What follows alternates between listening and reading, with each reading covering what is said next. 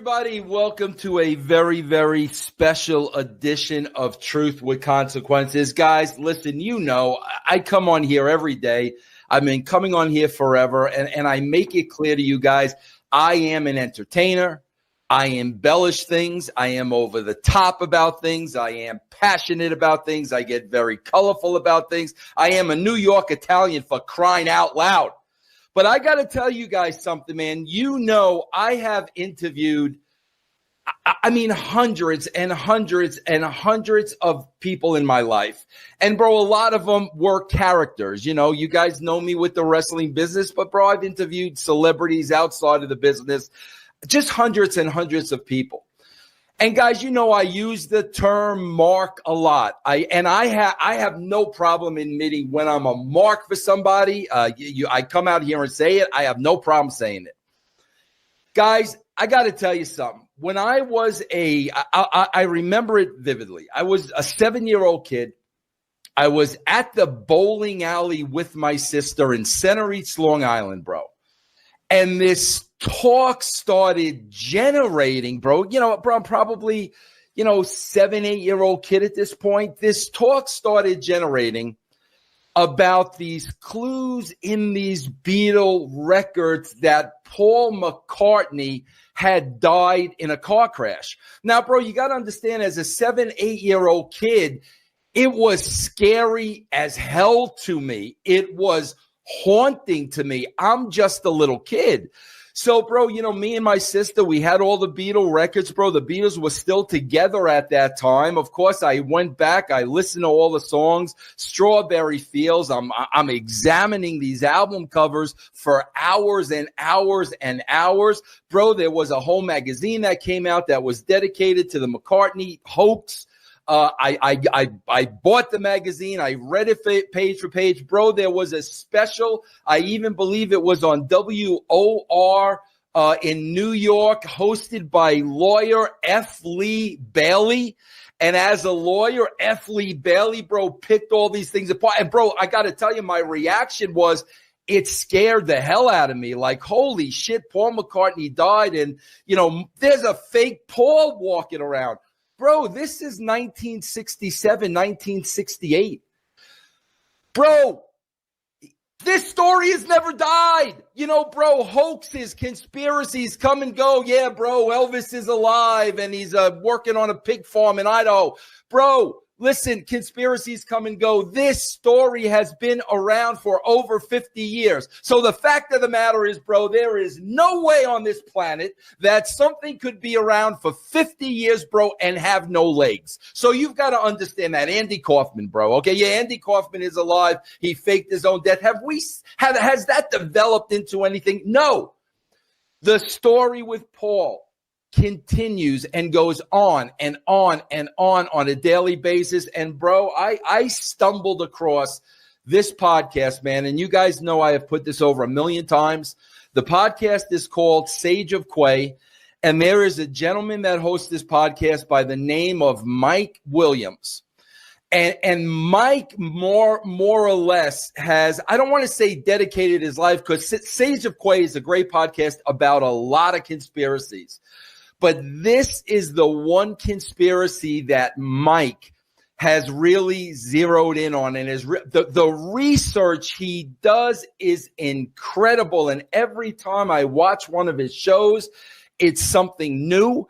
I've been wanting to get Mike on the show forever. He was gracious enough to accept the invite. Before we get this show started, I want to give my Patreon shout outs to Jason, Justin Peeler, Sean Presnell, Jeremy Gakin, Brian Adams, Wayne Noon, Ken Sorrell, Lion Ratton, Eddie Gonzalez, Gabber Nagy, and Scott Dryan. I think that's how you say it, Scott. I want to thank you guys for supporting me and supporting our Patreon program. Bro, I have him here with me right now, the great Mike Williams. Mike, I've seen 1 million of your interviews. Nobody ever gave you that type of an introduction. Nobody. You are right, Vince. Nobody has ever given me an intro like that.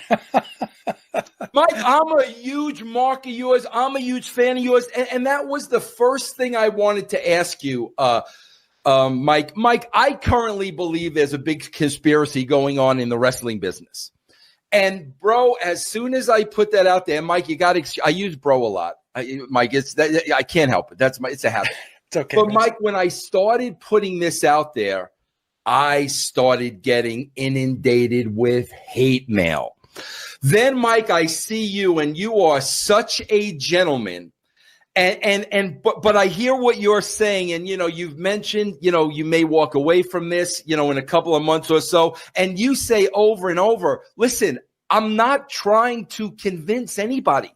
Whether you agree with me or don't agree with me, God, I am just giving you the facts, that I'm finding out in my research. I'm not trying to convince, and you don't, bro. You don't try to convince anybody of anything.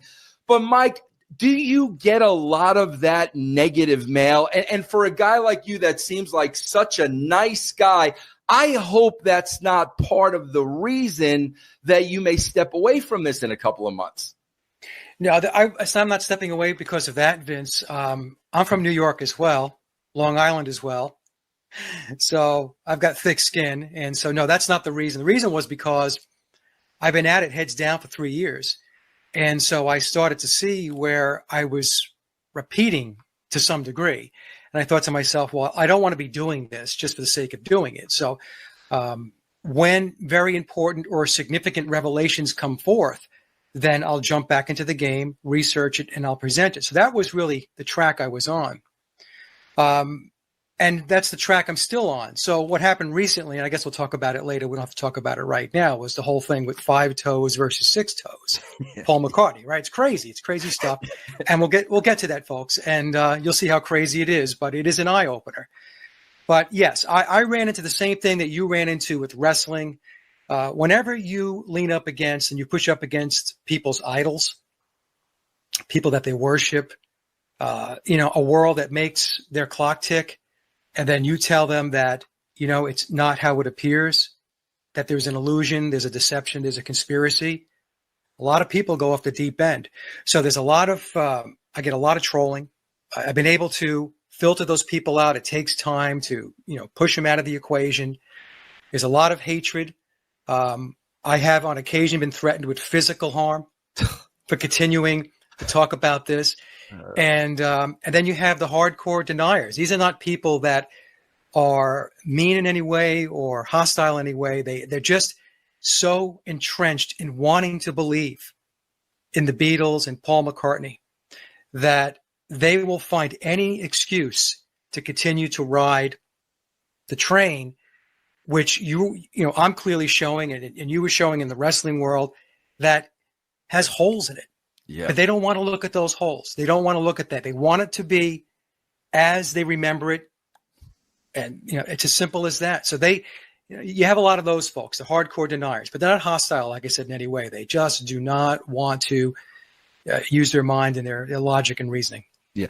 Mike, I was thinking about you just yesterday, and talk about holes. Just when you think you know everything, you find out something new, and you were on my mind yesterday. Okay, bro. And it's funny, the timing, what was happening yesterday and then where I was in this book, bro, the Memoirs of Billy Shears. Like, bro, we will get into this heavily, but I can't even put into words. But Mike, I'm thinking of you because I saw your show about a week ago. You're talking about bro, I just love the fact that when you refer to Paul McCartney, let me make this clear to everybody, because you're going to see this throughout the show. He's Billy to you. I mean, yeah. There's no ifs and buts about it. There's Billy and there's biological Paul for you. And I was completely fascinated, and you're going to enjoy this story, I think. I'm watching you the other day, and you're talking about, in May, you just went to see Billy in concert. 36 songs, and, you get into some of the songs. But you said something very interesting. I mean, you put over the fact that, bro, like, Billy is 82 years old. He's out there on stage. Bro, he's singing 36 years old. He's 82 years old. So, Mike, yesterday, I come on my computer not realizing it. Oh, happy birthday, Sir Paul. Sir Paul, happy birthday. and I'm seeing 77 years old. Right. So like I'm saying to myself, wait a minute, Mike doesn't make mistakes. Like there is no way Mike make mistakes. Mike said, Billy is 82, and now Paul McCartney is celebrating his 77th birthday. Mike, I'm up to the part in the book where Billy Shears says, and I never knew this before, and it blew my mind.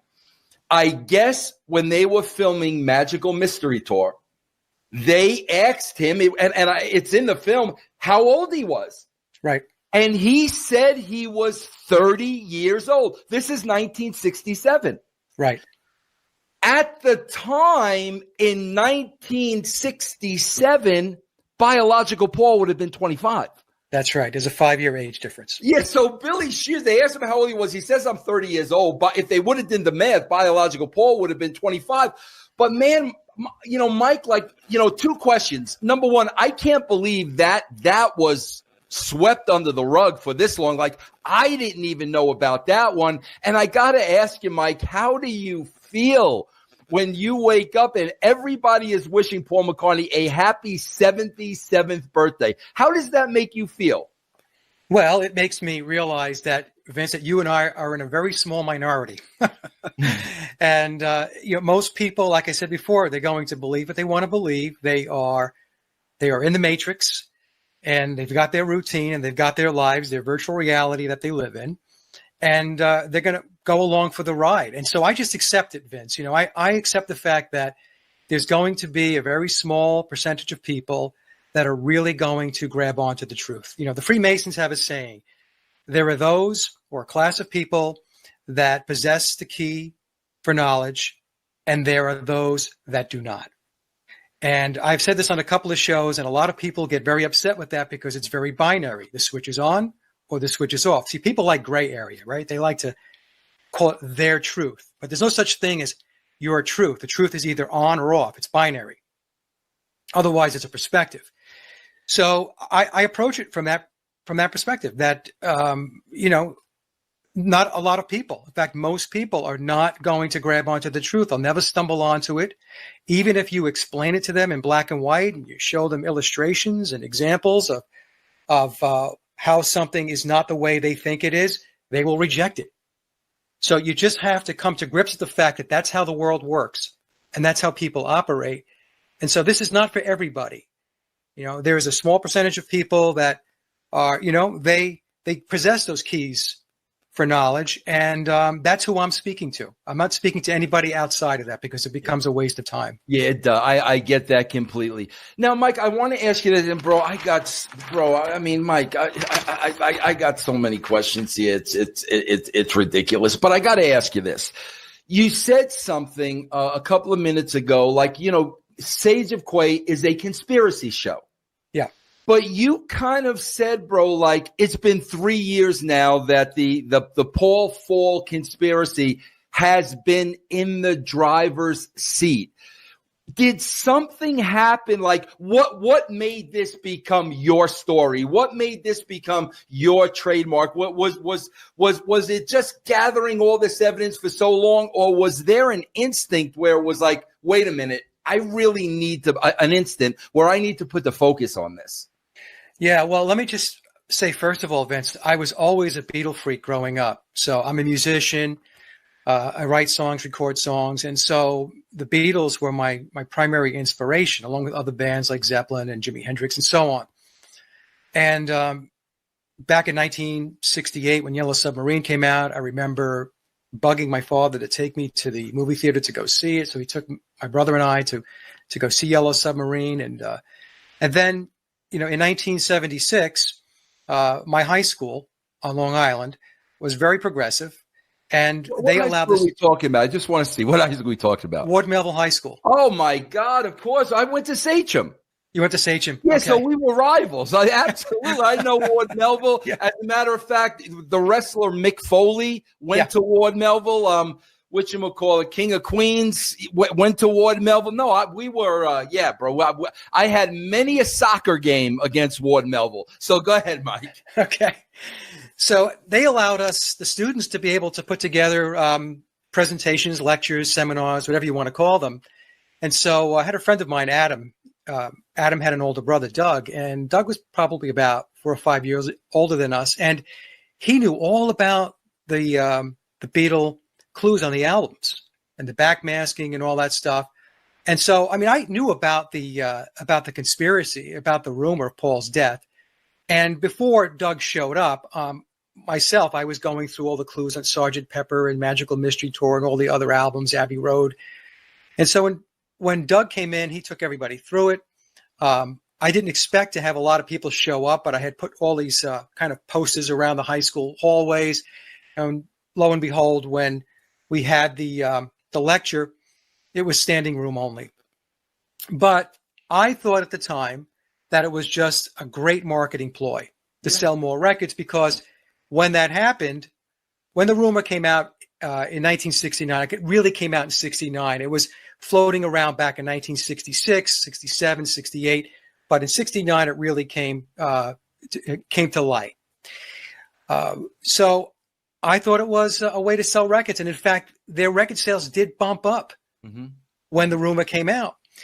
And then a lot of years went by, and, I believe that the guy that's playing Paul McCartney was biological Paul McCartney. And, I was playing bands and recording music and stuff like that. And then what happened in 2016, I was on Amazon and I was looking for some books, and I don't even remember what books I was looking for. And so Amazon pops up and says, hey, you might like this book. And it was the Memoirs of Billy Shears. It was the first edition, the red cover. So I'm looking at it, and I see it's published, self-published, CreateSpace. The author's name is Thomas Hugh Harriet. I don't know anything about this book. So I read the blurb. I'm like, okay, let me give it a shot. So I ordered the book, I read it, and I just couldn't believe what I was reading. And, the thoughts that came to mind was, well, I don't even know how this guy can write this book without getting sued. Because the McCartney enterprise is extremely protective of its brand. Incredibly protective.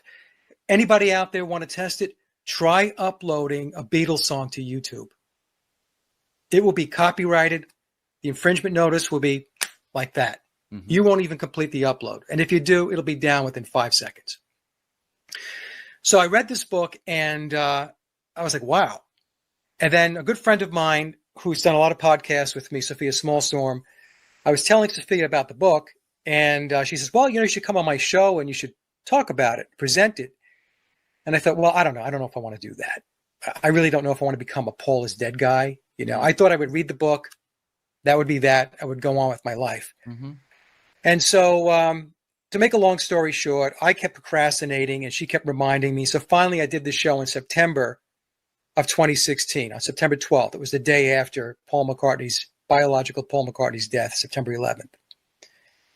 And it was a 2-hour show, and I did it. And I thought to myself, okay, well, the show's done. That's that. I can go on with my life.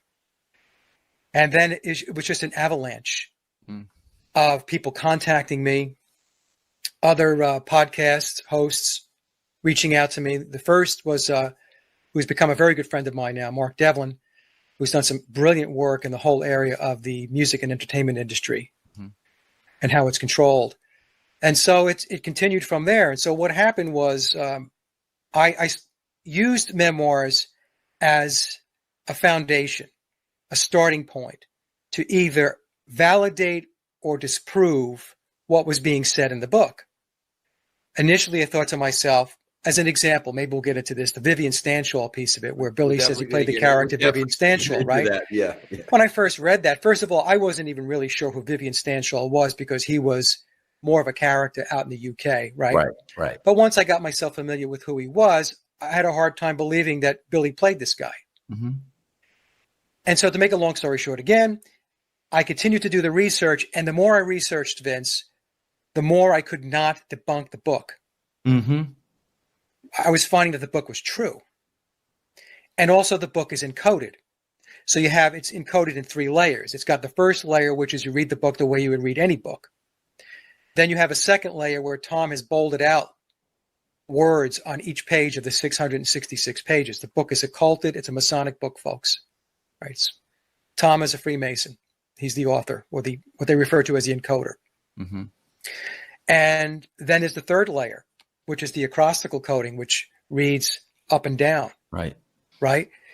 So when you read all three layers, each layer, the second layer reveals more, and the third layer reveals even more.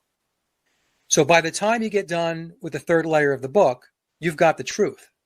At face value, the first layer, you're going to think that there are threads of fiction running through the book. Okay? And the way it's written in the first layer, you could conclude that. But if you take the extra effort, you go into the second layer, and then you go into the third layer, then you come to the realization that you've got the full story. What Memoirs is Billy's biography. Right? So Billy's reached a point now where his runway is very short. So he came out, he released the first book on September 9th, 2009. Mm-hmm. He got the green light because he's under contract. He has signed non-disclosures and confidentiality agreements to play the character. He is the primary permanent replacement, although others have played the role over time. Mm-hmm. He says this in the book. We can get into that a little bit. And since 2009, it's been rolling along. And when I picked it up in 2016, and I don't like saying this because I don't want to sound like I'm patting myself on the back, but when I did that show, the conspiracy peaked again. Mm-hmm. People got reinterested in the conspiracy. And then in September of last year, 2018, Billy released the second edition, which is the blue covered book. It's the one you just showed the audience. Mm-hmm. And the blue book, the newer version of it, contains a lot more information that the red book did not have. And that's because, again, Billy got the green light to be able to disclose more than he had in the red book. Mike, let me ask you a question. What is the purpose of the three encodings? In other words, if somebody picks this up for the first time, like you said, bro, okay, it's going to raise some questions. There could be some fiction in this, but it's an interesting read. So are you saying it was purposely encoded 3 times because basically it's going to take that person that deep to dive into this book? And not only that, Mike, but the thing that fascinates me about you that, Mike, I can't do. Number one, man, I can't do because I can't see and the words are too small. The footnotes. Your information, the information in the footnotes blows my mind. Right. So was that the reason behind the 3 encodings, that a Mike Williams would have to come along and really understand what this book is revealing? Well, I guess I'm a person. I don't want to say I'm the only person because I have a number of friends who I've teamed with who have also read the book, and they've really gotten into it. And we work together as a loose group of researchers to share information. What we have to understand about Billy is that he is a very high level Freemason. And in fact, he's probably out of the Masonic degrees. There's 33 degrees of the Scottish Rite. And in the book, it alludes to the fact very strongly that he's in the illuminated, what I refer to as the illuminated degrees, or the 12 degrees of the Illuminati. So let me just explain to the folks before I get them lost. Think of a pyramid. We always see the pyramid. So the first 33 degrees of the pyramid are the 33 degrees of the Scottish Rite of Freemasonry. The next 13 degrees, is that right? Yeah, next 13 degrees are the degrees of the Illuminati. So there's 13 degrees of the Illuminati. And above that, there are 20 more degrees of people and beings that we will never, ever know about. So when you add them all together, when you have the 33, the 13, and the 20, you have 66. So there were 66 degrees within the pyramid. And in the pyramid, it's the all-seeing eye, right? This is the controlling entity that controls the reality that we're in.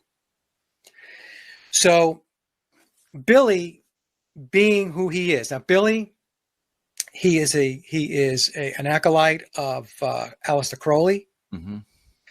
Because of that, he's heavily into mysticism, magic, the esoteric. Okay, so Crowley's religion was Thelema. So Billy is very, very well versed in mysticism and the occult. And so for him, this is how I've pieced it together. He enjoys presenting people with a puzzle. Mm-hmm. He enjoys testing intellect. So when he put this book out, when people read it, you can read it at face value and you'll get information, just reading it at face value, the way you would read any other book. But if you want more information, if you're really a truth seeker, if you really want to understand how this went down and who I am, and I'd say who I am, I mean Billy, then you're going to have to use your brain. Mm-hmm, mm-hmm. And you're going to have to think through it and process through it. And not only that, but you're going to have to go outside the book to go figure some other stuff out. Yeah. And if you have the gumption and the motivation to go do that, then you're going to be a whole lot smarter about this and everything else that goes on in the world. Because one of the things I keep telling people is this book is not just about the replacement of Paul McCartney. It's about the whole power structure that regulates this reality. So I call it the pyramid of power. It's the Illuminati. It's Freemasonry. It's Tavistock. It's mind control. It's social engineering. It's the drug culture. It's Crowley, magic, Luciferianism / Satanism. So you're getting everything wrapped up into one big bundle. And what the book does is it ties it all together. And how does it tie it together? It ties it together through the story of the Beatles and how biological Paul McCartney was replaced by Billy Shepherd, or some people will refer to him as Billy Shears or Billy Campbell. Mm-hmm. I always say I'm not very concerned about his last name. Mm-hmm. All we need to know is that biological Paul was out of the picture 53 years ago and somebody else stepped in. So that's why the encoding is very important, because it is a test that Billy is putting out there to see who gets it. What they want to do, Vince, is what I was saying before. There are those that possess the keys for knowledge and those that do not. They want to separate the wheat from the chaff. This is how the Masons think. Mm-hmm. I'm talking about the very high-level Masons going into the Illuminati. This is how they think. This is how they operate. And the other thing is the Illuminati subscribe to Crowley, to Crowley's religion of Thelema. And maybe we'll get into that in a little bit too. So that's why the book is written the way it's written. That's why a lot of people who do read the book don't take from it what I've taken from it, or perhaps what you've taken from it and other people. I don't know. It really is. It's something that's been put out there to test our ability to use our God-given gift of intellect and reasoning. That's how I look at it. Well, Mike, I think this is going to be a great balance, because I am a guy. First of all, Mike has studied this book on that third level. Okay. I have not. I got through the first level. And guys, I'll be honest with you. You know me. I don't know if I have the intelligence to go through this book and understand this book and encode this book the way Mike has. I really don't know that. But here's what I do know, bro. And here's where I think we're going to get a nice little mix, because I'm going to bring you back to logic. And then Mike is going to bring you through his knowledge. And I just want to say something before we kind of start at the beginning, but Mike said something very key, guys. Let's talk logic now. When I was a little kid, bro, and I realized this, it was probably about 69, Mike. I was probably about 8 years old. And as I got older, here's what I thought. It's exactly what Mike just said. I thought, okay, guys, this is a great publicity stunt. Bro, let's face it. The Rolling Stones were red hot at the time. They were on the heels of the Beatles. There was a lot of competition between the Stones and the Beatles. This is a publicity stunt. This is a great way to sell albums. That's what I'm thinking. But also, guys, what's happening as we get into the 70s, and then we get into the 80s, and then we get into the 90s. Now we're into the 2000s. None of the Beatles, even when George and John were alive, nobody ever came clean and said, yeah, it was a publicity stunt. We did it to sell more albums. I mean, bro, in 2000, for a, well, John was passed away by then, but, in 2000 for a Paul McCartney to say, yeah, it was a publicity stunt. The Stones were hot. The boys got together. We thought it was funny. We thought it was creative. That has never been said. And not only has it never been said by Paul, it was never said by any Ringo has never addressed it. George and John, he had never addressed. So here I am, and I'm saying to myself, okay, bro, it's a publicity stunt. In time, it will come out. But it has never come out. And they have never said that. So, right there, bro, like that raises an eyebrow. I want to start here, Mike. I think we have to start at the beginning because this is the first thing that I learned from you, and I was like, holy shit. Guys, you probably knew everything that I know. You know the album covers, 28 If, Strawberry Fields Forever, Backwoods, Turn Me On, Dead Man. You know all that stuff. We all know all that stuff. When I started listening to Mike, man, I realized, my God, bro, like, This is nothing. Like, everybody knows this. This is nothing. And Mike, where I think you have to start, if you think you should start somewhere else, the first thing that when I really started listening to you, I was like, holy shit, was the whole idea of Tavistock. Yeah. Is that the right place to start? Yeah, it's a good place to start, Vince. So the first thing I should probably, or the first answer I should give to questions people have is, why did they do it? So it's a massive psychological operation, and it's about social engineering and mind control. Tavistock is in the business of studying human behavior, steering human behavior. It's about social engineering and mind control. That's the business that Tavistock is in. And Tavistock has been in that business for a very, very long time.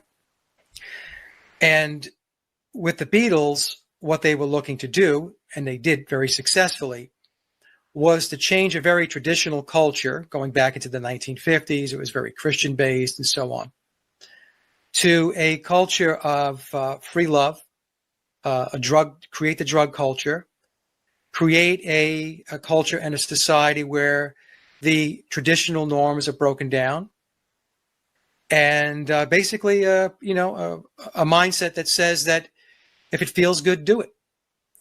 And when we take a look at what they have been able to accomplish from, let's just say, the time that the Beatles hit the scene, which is officially 1962, to the time they broke up, which is officially 1970. So if we take a look at that 8-year period of time, all we need to do is take a step back and take a look at how much the world has changed in that period of time. Mm-hmm. It's incredible. And the Beatles were a major force behind it. So Tavistock created the Beatles. The Beatles were never organic in the way that, just four lads came together and they were banging around. They formed a band, and then they were discovered by some guy, Brian Epstein, who owned a record store. And the way the story goes, he started to try to market them and see if he can secure a record contract. And lo and behold, they wind up with EMI, who, by the way, EMI, the record company, record label, has a very long history of being tied to British intelligence. So the Beatles are a creation of Tavistock. And also, like, from what I read, from what Billy tells us, at the same time, the Rolling Stones were created to more or less be the heels. In wrestling, we have baby faces and heels. So basically, the Rolling Stones were formed to be the bad guys, and the Beatles were the good guys, all through Tavistock. Yes, that's right. So they had to have the good boys, the bad boys, and play them off each other. Everything's about polarity and duality. Good, bad, up, down. This is how it works in the occult circles. So I also believe, based upon my research, and this is stuff that I'm still working on, Vince, that the Beatles, even going back to, I'm going to pick on Paul McCartney, biological Paul McCartney, and John Lennon, were possibly in mind control programs at very early at a very early age. In other words, they were being groomed and brought along way before the Beatles were ever on somebody's radar. So, they were being brought along, they were being tutored and schooled. A lot of people don't realize, if I pick on Lennon as an example, John was very well versed in the esoteric and mysticism. A lot of people don't realize that. In Memoirs, we have a drawing that John did of the Four Horsemen. How does a guy that we're told was a cut up in school, basically had a difficult time getting through school, where did he learn all that? Where did he and Paul McCartney learn to layer lyrics? Because all the Beatle lyrics are layered. Mm-hmm. In other words, they have this meaning at the top level, and then at the second level, it's like the book, it's a whole other meaning. So, and this got even stronger as time went on, when biological Paul died and Billy took over. The layering, in my opinion, of the lyrics became much more prominent. But the point I'm trying to make is that this is not something you learn on a weekend course. You have to be schooled in how to do these things. So if we take a look at John Lennon's family background, his father was basically not in the picture. His mother relationship and then his Aunt Mimi, this was very choppy. Biological Paul McCartney lost his mother at 14 years old. And if you take a look and you look up his father, Jim McCartney, you're going to be hard-pressed to find what that man really did for a living. So his background is very sketchy and I will say very suspect. So in my view, something was going on there. And we have to remember that the same people who put the Beatles psyop in play are also the same people who are writing the narrative, who are writing the histories, that are ensuring that the books and the magazines and the newspapers and the radio stations toe the line. People will say to me, oh, but I read so-and-so's book, and that's not what he said. I said, well, one of two things is going on there. Either the person who wrote the book is on the payroll, the Tavistock payroll, or if they're not, then they're using source material that Tavistock has put out. Either way, you're not getting the full truth. Now, I'm not saying that these stories, these histories, don't have a thread of truth, because the best lies need a thread of truth in order to come across as palatable and believable. So anyway, so then we have, if I'm right about John and Paul, and I don't know about Ringo or George, I haven't done enough work in that area to really comment on it. And then, they wind up going to Germany. They're playing at the Cavern. We have pictures of Stuart Sutcliffe making Masonic hand gestures. This is going back to, 62, 63, 1961. This is very early on. So something is brewing, something is going on, but you're only going to see it if you look for it. And when you look for it, it will be there. That's the thing. All of this stuff is hidden in plain sight. People think it's like magic, that I come up with this stuff or I'm looking at it. Where'd you find this? It's really not that hard. If you dig long enough, it's out there. It is out there. Mm-hmm. And it's just a matter of starting to connect dots and piece it together. So I do believe that the Beatles, from the onset, even when they were playing in Germany and in the Cavern, they were on Tavistock's radar. No doubt about it. Just like the Rolling Stones, by the way, and The Who. Yeah. And all the other bands that came out of the British invasion. Well, Mike, let me ask you this again, going back to the book and going back to what Billy says. I believe it was in Hamburg, but Billy talks about, I think specifically Paul and John. I think it was those two, but he talks about them at that point, the Hamburg days, making a pact with the devil. Yeah, 1962. Now, is that a connection to Tavistock, or are those two different things? It's all together, Vince. It's all intertwined. So when we talk about Tavistock, we talk about occultism, we talk about Crowley, all of this stuff is stitched together. You can look at it separately, but it all comes together. That's their world. The world of Tavistock, the world of occultism, the world of Thelema, which is Crowley's religion, all of that stuff, it all comes together at the end of the day. It's all connected. So yes, in the book, he says in 1962, biological Paul McCartney and John Lennon entered into a pact that was overseen by handlers and occultists, priests. And the ritual was performed. And once the ritual concluded, the priests and the handlers went back to report back that the ritual concluded properly. And at that ritual, what John and Paul said, or what they agreed to, was that they would give their lives for the success, the fame, and fortune of the Beatles. Now, they were very young men at the time. There's no question about it. So the question comes up, did they really know what it is they were getting themselves into? I've been asked that question. And my answer is, I don't know. I wasn't there. I didn't know these guys personally. But it's very, very possible that they did not understand what they were getting themselves into. In other words, they didn't understand how serious it was to engage in that kind of satanic ritual. And, it's interesting, Mike, when you talk about that, and then when I read that, and, and they basically say, there's going to be a sacrifice.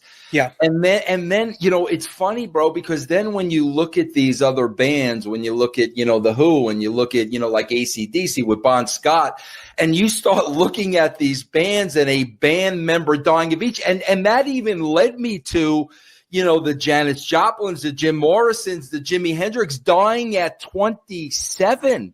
Right. The 27 Club.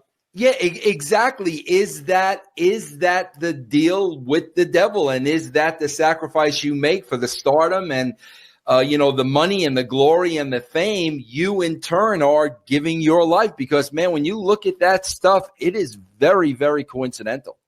Yeah, that ritual is referred to as the crossroads, going to the crossroads.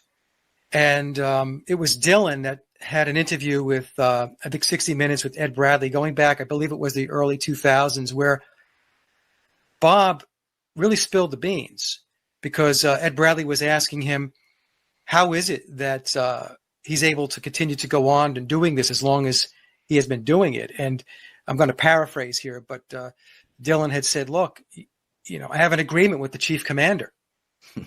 And Ed Bradley said, the chief commander? Who's the chief commander?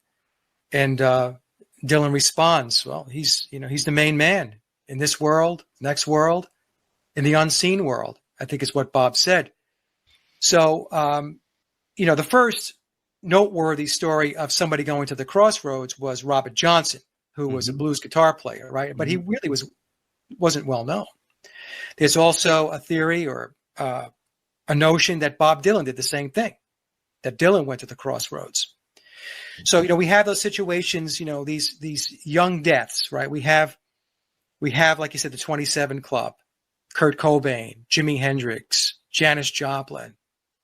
And then people don't really think about, what about John Bonham of Led Zeppelin? Mm-hmm. How about Brian Jones of the Rolling Stones? Freddie Mercury of Queen. And people will say, well, Mike, Freddie died from AIDS. I don't see how you think that's a ritual. What you have to understand is that the ritual is not they put you on an altar and then they drive a stake through your heart. Right. Mm-hmm.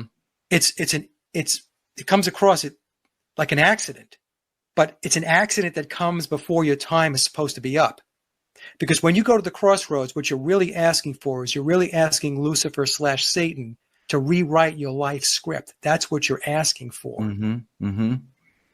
So Lucifer or Satan or whoever the chief commander is going to say, okay, well, I can rewrite your script if you want, but it's going to cost you. Yeah. And it's almost like when you look at the deaths of all those people you mentioned, it was almost like they were killed by their own demons. Yeah. Freddie Mercury living that lifestyle, you could look at that like it was demon. You didn't even mention Amy Winehouse. Right, Amy Winehouse. Bon Scott. Yep. I mean, the list goes on and on. Their demons is kind of what did them in. Mike, I guess the next point, man, we have time to do this, right, Mike? Yeah, you just keep going, Vince. Okay, I guess the next point, so Tavistock, Mike told me about Tavistock, and I was like, holy shit. Here's the next thing Mike told me about. And like I said, bro, the the 28 if and all this bullshit. Like, bro, please. The McCartney dreams. Yeah. Would that be the next point? Should we go to that next, or am I missing something in the middle? No. So we had the ritual, and then so the ritual in 62 with Paul and John participating meant that Paul had 4 years of runway. That's it. And so I'm believing that these nightmares and these dreams that he was having, recurring nightmares and dreams about his own death, were the result of having that ritual. So he was being haunted. He knew his time was up. He knew he was closing in, right? At some point, wheels have to go up on the plane. Right. And he knew it. But it wasn't even the dreams of his own death. It was the dreams of his own death and being replaced. Yes, and being replaced. Exactly. That's right. And being replaced. And during that time, Mike, he actually met Billy Shepherd. Yeah, he did. He met Billy back actually in 1962. He was actually introduced to Billy by Denny Lane. Mm-hmm. So Denny Lane is up to his eyeballs at this thing. I had somebody comment on my YouTube channel just today and said, "Do you think Denny Lane knows about this?" I'm like, yeah. Denny Lane knows all about this. Yeah. So, so when Billy played with the Diplomats consisted of Billy, Denny Lane, Bev Bevan from ELO. Mm-hmm. All right. So, we've got some heavy hitters in this band. The interesting thing with the Diplomats, if I could just for a second, is they were fairly big back in the day, back in England. But then they just closed up shop. They did record an album. It's locked in a vault someplace. It hasn't been released yet. Billy in Memoirs mentions that maybe someday they will release those tracks or they will release that album. We'll have to wait and see. But yes, so Billy and the Beatles go back to 1962, and Biological Paul knew Billy, and Billy knew Biological Paul. Now, I don't know whether, they were going out and having beers together, but they certainly were acquainted. Okay, now, Mike, I want you to verify this fact, and I'm trying to walk everybody through this because I want you to have a thorough understanding. Because Mike, I'm sick of people telling me I'm out of my freaking mind. Yeah, it's very logical. Mike, I got this from somebody else. I don't remember who. I watched these videos when they come on my YouTube. Now, somebody, and they showed stills of this, that while this is going on, 62, Beatles, Ed Sullivan, New York, Shea Stadium, that the Beatles have like a fan club. Yep. And that one of the people who wrote a good deal of the copy for the fan club was Billy Shears. Is that true? Yeah, Billy Shepherd. Yeah. Billy Shepherd. Now, again, guys, logic. Once 66 came along, did that Billy Shepherd disappear off the face of the planet to never be heard from again? Yeah, that's something I get asked too, Vince. I get that question. Well, whatever happened to this guy, Billy Shepherd? So right. let me just say, first of all, we're going to refer to Billy with 3 different names that get bantered around. Billy Shears, obviously, because that's how he introduced himself on Sgt. Pepper. Mm-hmm, mm-hmm. Billy Shepherd, which is the name he uses in the Memoirs of Billy Shears, and then the long-standing surname of Campbell, Billy Campbell, that's been bantered around for a long time. So like I said, I don't get hung up on the last name. But yeah, it's interesting with the fan club articles and stuff like that. I think it's possible, Vince, that it wasn't the Billy we know today that was writing those articles. I believe it's very possible, like I said, because Tavistock has put this all together. It's a massive psychological operation. It's massive. And they could easily have had anybody on the staff involved in the operation write the articles and just stamp Billy Shepherd on it, knowing that in the future it's going to be used as some point of reference or some point for research. This is what they do. We have to understand that with these psychological operations, what they don't do is they don't live in the moment. Things are planned and strategized for years and decades out. So they will plant information knowing that 10, 20, 30, 40, 50 years from now, it could be a source of some researcher or somebody to go chase something down a rabbit hole. You see what I'm saying? Absolutely. No, without a shadow of a doubt. Now, Mike, again, I want to stay in order, Yep. and I don't want to jump over anything, but we can't go past the diplomats. And you did not mention him, Phil Ackrell. Phil Ackrell. Yep. Okay. Now, again, this is where I really tried to break this down and process this, and this is where it gets confusing to me. On that day, September 11th, 1966, does Phil Ackrell disappear? Yeah. So now what happened with Phil Ackrell? So let me just back up for the audience. So we have this band of diplomats, which most people listening to this are not going to know anything about. But you can go online. You can read all. I did it last night. Yeah. You can go online, read all about their history. They existed. They existed. They absolutely existed. And there was a guy in the band by the name of Phil Ackrell. That guy is Billy. Okay, so the Diplomats were an early iteration of a band in which Billy was getting his chops down, working with Denny Lane, Bev Bevan. Okay, so he played a character called Phil Ackrell. Phil Ackrell is not a real person. He's a character. In Memoirs, Billy explains that he leased or rented the name to a gentleman by the name of Phil Ralston later on, who picked up the part.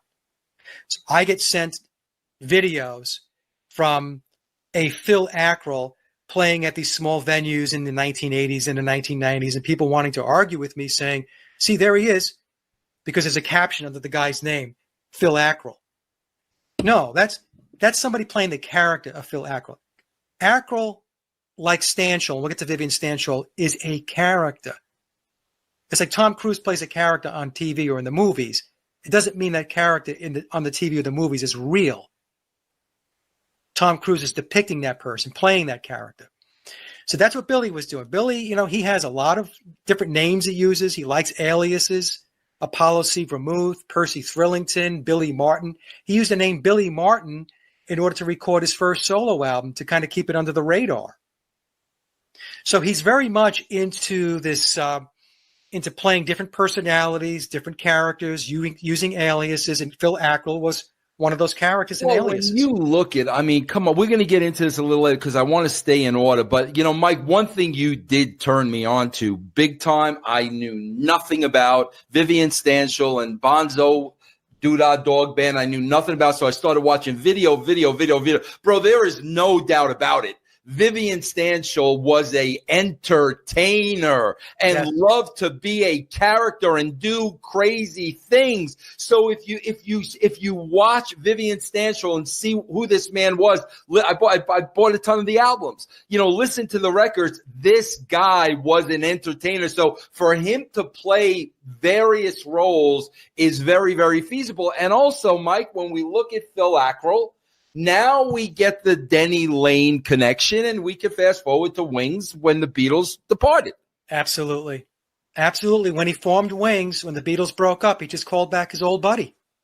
They re-teamed up. And we know that interview with Denny Lane. Oh, yeah. Yeah. Yep. You want to explain that while we're on the subject so people can connect the dots? Because I know we'll forget about it later. Okay, so there's two situations. The first one is an interview that he did on another YouTube channel. It's not mine. And he did a show, and he went backstage, and the guy was interviewing him, and the guy says to him, look, if you don't want to answer this question, I understand. So Denny's like, go ahead, ask whatever question you want to ask. So he says, what was it like to play with Billy Shepherd? And so Denny says, Billy Shepherd? You mean Billy Shears? And so they banter back and forth a little bit. And but during that 1 minute dialogue, it was about a minute, the thing that Denny Lane never said, or the name he never mentioned, was Paul McCartney. Right. He didn't say, when the interviewer asked him, what was it like to play with Billy Shepherd? Denny didn't say, Billy Shepherd? Who's that? You mean Paul McCartney? No, he said Billy Shears. Right. Then he never mentions Paul McCartney's name. Right. And I think at the end of it, he says, well, who the hell is Billy Campbell anyway? So because the interviewer had said, oh, Billy Shears Campbell. So the interviewer was kind of jumping to conclusions. And then if you watch that clip, Denny has this little smirk on his face. It's the duper's delight kind of smile, right? Yeah. He knows he's pulling this guy in. Denny's having a little bit of fun. And at the end, he says, well, who the hell is Billy Campbell anyway? Yeah. So what Denny was telling us is that we've got this guy. He's not Paul McCartney because I didn't say it was Paul McCartney. I told you he was Billy Shears. Right. And you have to understand, this is a technique called masterfully speaking that the Masons, this is a technique that they use to speak. They can tell a ton of truth by masterfully speaking. And basically what it is an encoded way of talking. It's basically, what is it that you didn't say? Right? And we clearly see this. We'll talk about this later, but the perfect example of this is Letterman. Yes. Oh, the Letterman interview. Yeah, and we'll talk about that. I want to stay in time. Okay. But perfect example of that, Mike. Yeah, the other one was a good friend of mine, Walt. He works at concert venues, and Walt and I did an interview, I guess about 9 to 12 months ago, and he had emailed me beforehand. He goes, hey, Mike, Denny's playing at a venue here where I live, and I'm going to be doing some of the backstage setup. He says, I'm going to see if I can catch him, because a lot of times we can catch the artists, and we could talk to them a little bit. So he did. Denny was putting his guitars away, and Walt was there, and Walt has a great personality, So he says, hey, Denny, tell me a little bit about Billy Shepherd. And so Denny did the same thing. He goes, Billy who? And he goes, oh, you mean Billy McCartney? So there we go again with Denny not saying Paul McCartney and taking Billy's first name, merging it with McCartney. And again, it's what Denny's not saying. Denny's not saying, oh, I played with Paul McCartney. Yeah. Right? He called him Billy McCartney. So anyway, the point being is that, like I said, these clues are all out there. You just have to take a step back, pause, and break it down and listen. You have to listen. Don't fill in the blanks, right? Listen, and it'll come together. Okay, so now let's get up to speed. Paul's having these horrific dreams that he's going to die, and he's letting his bandmates know it. The Beatles know it. He's having these dreams, horrific dreams. He's going to die, and he's going to be replaced. And he's letting them all know about it. And it almost becomes an obsession with him. Right, Mike? Yes. Am I missing anything there before we get to – okay, then we get to September 11th, 1966. They're in the studio. There's an argument. Take it from there. Yeah, so John wasn't there. He was in the studio, and I think John was in France. And the way the story goes, at least the way Memoirs tells it, is that Paul was given the song assignments for the next album, and he got agitated with Brian Epstein because of the number of songs that he was asked to crank out within a certain period of time. So he gets in the car. It's raining. He's driving down the road. There's a hitchhiker. The gal's name is Donna. That's where we get the song Lady Madonna. Maybe we can get to that a little bit. And then there's a car crash, and both of them die late at night, the day of September 11th, 1966. And so it took a little bit of time to be able to identify the bodies. Paul, the way the story goes, was decapitated, and he was very, very badly hurt and mangled in the accident. And so that was that. And so when it happened, there was then this this move very quickly to get a replacement in place. And so within, I think it's 5 days, they had Billy in front of John Lennon in France with Brian Epstein, banging through the terms and conditions in which Billy was going to take over the reins of the Beatles. Because at that point, the band up to that point was pretty much John Lennon's band. When Billy took over, one of his requirements, his demands was that he have sole control of the Beatles' creative process. And so they had to get John to relinquish his role, his part in playing that role, and turn it over to Billy, which he did under duress, I should add. Yeah, I want to stop before we get there because, see, to me, like that's one of my red flags that I want to talk about. But I want to back up a little bit. So he gets killed in a car crash. We all know about you. You might want to tell people about Sailor Sam. Yeah, because that's a hint that not too many people know about. Okay, so Sam was a reporter. We're not told what newspaper he worked for, but he had figured out that there was a car accident and that Paul McCartney had died. So he was making phone calls to Brian Epstein to confirm the story. And to make a long story short, what happened was Epstein had become very agitated with him, and he was having difficulty shaking this guy because this guy knew that Paul McCartney, biological Paul McCartney, did indeed pass away. So what they did was they paid him off. And they sent him on a little cruise. That was part of the payoff, a nice little vacation somewhere. So Billy writes about Sam in the song Band on the Run, Sailor Sam. Mm-hmm. So whenever you hear the lyric Sailor Sam in the song Band on the Run, Billy is referencing the reporter Sam, who at the time was going to go to press with the story that biological Paul McCartney was killed in a car crash.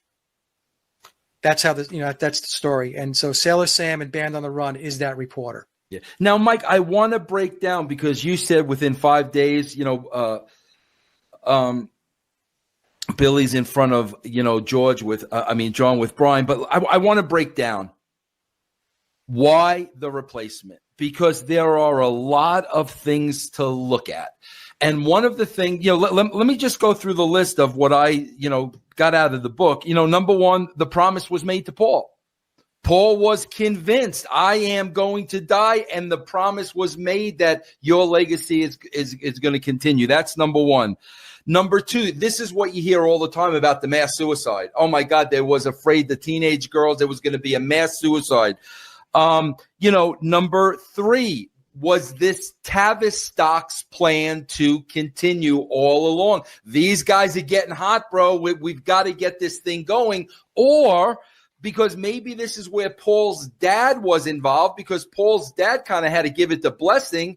Was this really all about dollars and cents? And this was a money-making, churning machine that they did not want to stop. It's all of the above, Vince. So the way I approach this is, as I mentioned before, the pyramid of power, called the deep state, Tavistock, their planning is extremely in-depth. They don't leave anything to chance. So the way I look at this is that the whole thing, the pact that John and Paul made, the ritual, knowing that he was going to pass away in 1966, this was all known because of this ritual that they did. And if we back up before that, the whole grooming process I talked about before, right? So they're moving, when I say they, referring to Tavistock, to Deep State, they're moving this along. And so they knew that once they reached that point in 1966, they had to flip the switch, and it was going to be part two of their project plan, or phase two of their project plan. Phase two was the psychedelic era. Mm-hmm. Now, the reason for the rituals is because the rituals give their intent and their will. And again, when I say there, I mean the deep state, Tavistock, the occultists, the people that are involved in this, who are running the psychological operation. It gives their intent and will power to manifest. That's why they do these rituals. So now some people are going to say that's a bunch of bullshit. They won't believe it. I always tell folks it doesn't matter what you believe. It matters what they believe, because they're running the show. Mm-hmm. You're not running the show. They're running the show. This is what they do. This is how they operate. This is what they believe. So phase one of the Beatles was the Beatles prior to becoming famous. That was the Beatles back at the tavern back in Germany. Phase two of the Beatles were the Beatles that exploded onto the scene from 1962 through 1966 through Revolver. Please Please Me through Revolver. Through when they stopped touring. When they stopped touring, exactly. Right. So phase 2 was the recording and touring. Phase 3 was the Billy era. And I am thoroughly convinced, Vince, Billy coming into play was always part of the project plan. He was in the pipeline. So they didn't scurry. In other words, they didn't scurry around and say, oh, biological Paul McCartney was killed in a car crash. Who are we going to find that's going to fill his shoes? Well, it's almost like we didn't even talk about this, Mike, but when you Billy Pepper and the Pepper Pots, right? Was that his practice? Yes. Doing Beatle cover tunes. Tell people about that. All right. So, Billy also had this other band called Billy Pepper and the Pepper Pots. Of course, Billy Pepper, Sgt. Pepper. And they were Mercy Beat albums. Yeah, they covered Beatles songs. Beatles songs, right. Yeah, half the albums were Beatle cover songs, and the other half, they were original compositions by himself and a guy by the last name of Frazier, who was a buddy of his. So, so we had, so that's a good point, Vince. So, you had the Diplomats, you had Billy Pepper and the Pepper Pots, you had all this stuff going on, So Billy wasn't just a Johnny-come-lately, somebody they yanked by the scruff of the neck and pulled in. He was in the pipeline. And not only that, Mike, we didn't even add this. Like, not only was he in the pipeline, this was one of the greatest studio musicians in the game. I mean, he didn't learn this along the way. I mean, Billy Shepherd was a studio musician and great at his craft.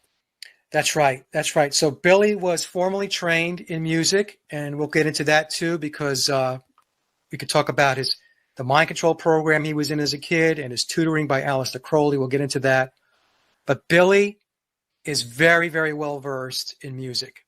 Read, write, and score music. Now, we were told that the Beatle narrative is that none of the Beatles could read music. Well, none of the 4 original Beatles could read music, but Billy certainly can. So, when Billy came onto the scene, he teamed up immediately with George Martin, who was the Beatle producer. And, George, of course, was a highly skilled musician himself, along with being a producer. And by the way, Jane Asher, biological Paul's girlfriend, her mother was George's music teacher, just to make it a little weirder. Yeah. Okay. So Billy is, by trade, he's a wind instrument musician and a piano player. Yeah, and we see that on the cover of Sgt. Pepper. Sgt. Pepper, on the cover of Sgt. Pepper, folks, take out your album, brush it off, and take a look at all the instruments the Beatles are holding. Those are all of Billy's wind instruments. He plays those instruments. And in fact, if you go back to some of the old Vivian Stanshall performances with the Bonzo Band, he's playing those instruments. So Billy is he's very skilled.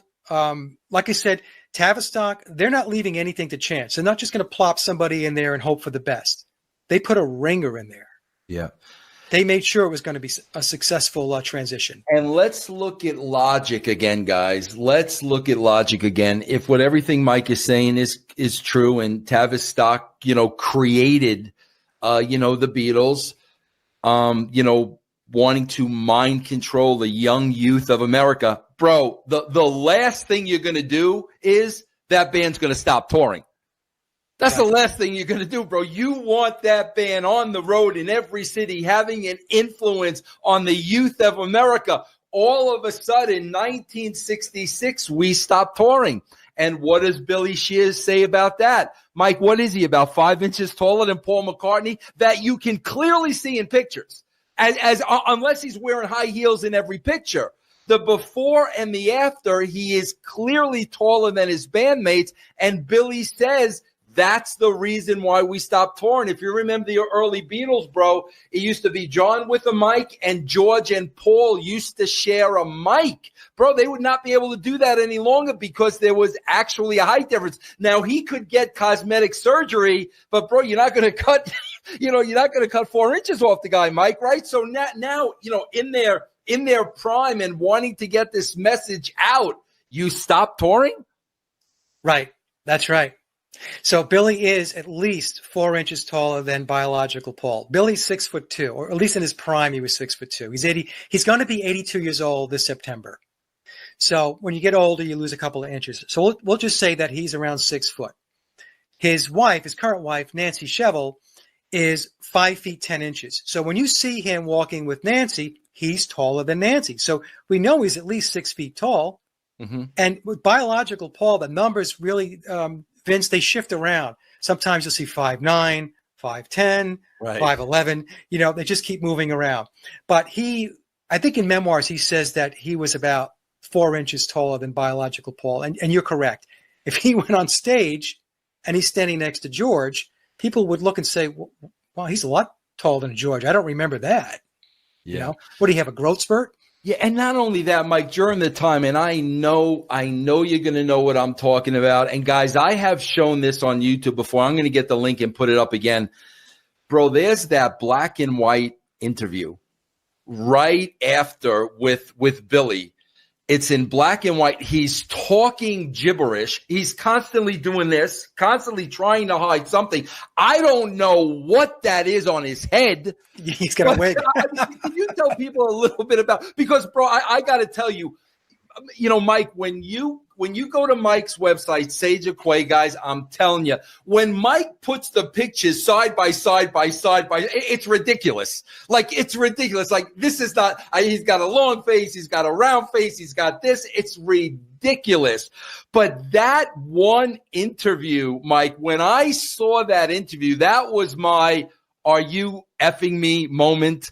Yeah. I mean, I don't even know why they did that, because that interview right there would raise every question that anybody would have. Yeah, they rolled it out because they had to start introducing him. And you see a very, very different Paul McCartney. You see a guy that is very aloof, eccentric. He was very much into the avant-garde scene in England at the time. And then you had biological Paul. He was a kid from Liverpool. And you see a very, very different personality emerge with that interview. And you're right, Vince. He's touching his face. He's kind of rambling on. He's got this wig on his head. He's got this piece on his head. You can clearly see. No doubt. No doubt. Yeah. And right? So the question is, I mean, how do you not look at that and say, why is Paul McCartney wearing a wig? Right. And that's when he was going through the transition. I want to back up to the red flag now. Mike, are we cool with time and everything? Yeah, Vince, go as long as you want. This is awesome for me, man. Yeah. Here's my red flag. Not that this convinces me otherwise. Mike, especially after the Beatles went their separate ways, and we see John Lennon. And we see a strong John Lennon. We see him, speaking out against the war. We see the bet-in. I mean, bro, there are great interviews I have on DVD on, Dick Cavett. This is a guy that, bro, isn't afraid to say what's on his mind, to the point of, the FBI and J. Edgar Hoover was supposedly looking into him. This is a guy that spoke his mind. This is the one first problem I have where Epstein brings Billy to John. I think he's in France, right? Yeah. Seeing John's personality from like 1970 to, I believe he died in 81, those 10 years when you saw John Lennon and he was a rebel and he was a spokesman and he didn't care about consequences, he's kind of rolling here, Mike. And like he kind of agrees to give Billy control of the band. And as I'm reading this part, again, I'm not doubting what Billy is saying in this book, but I'm having a hard time. Like, bro, the success the Beatles had at that point and who John Lennon was at that point, he's rolling to a studio musician more or less and agreeing to give him control of the band. And bro, I know the circumstances were Paul just died. He's not in the right state of mind. He's shook. This is a shock to him. But the Lennon we see later on, it doesn't seem like he'd do something like this.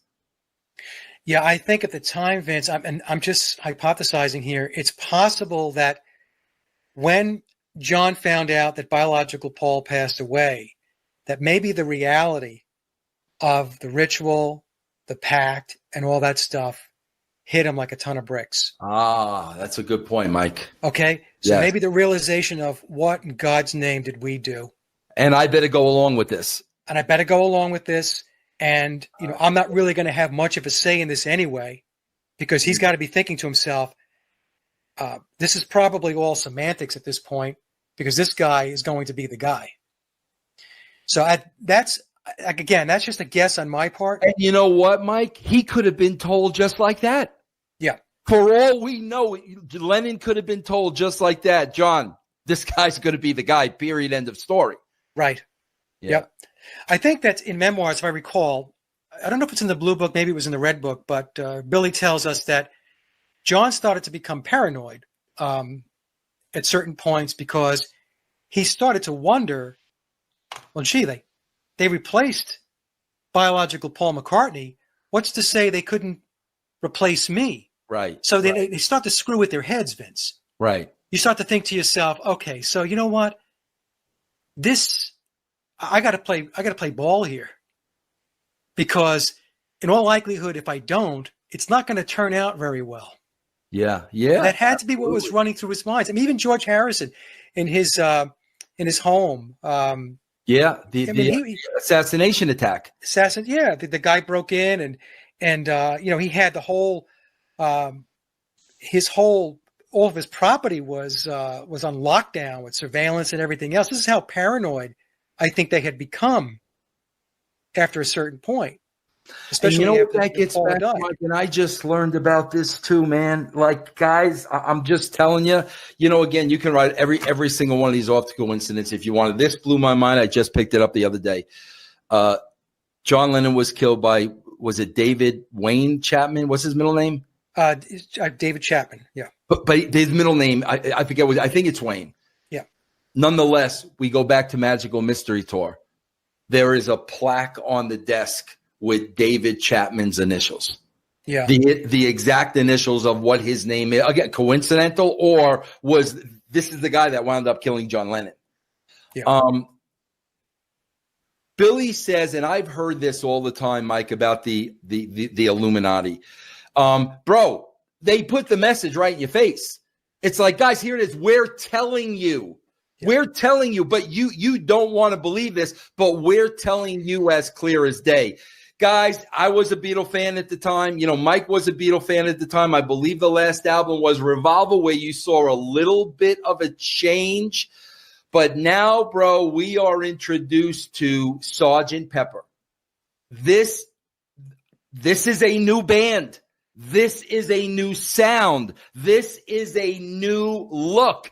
And they are telling you, ladies and gentlemen, Billy Shears. They are telling you. They're making it as clear as day. Ladies and gentlemen, Billy Shears.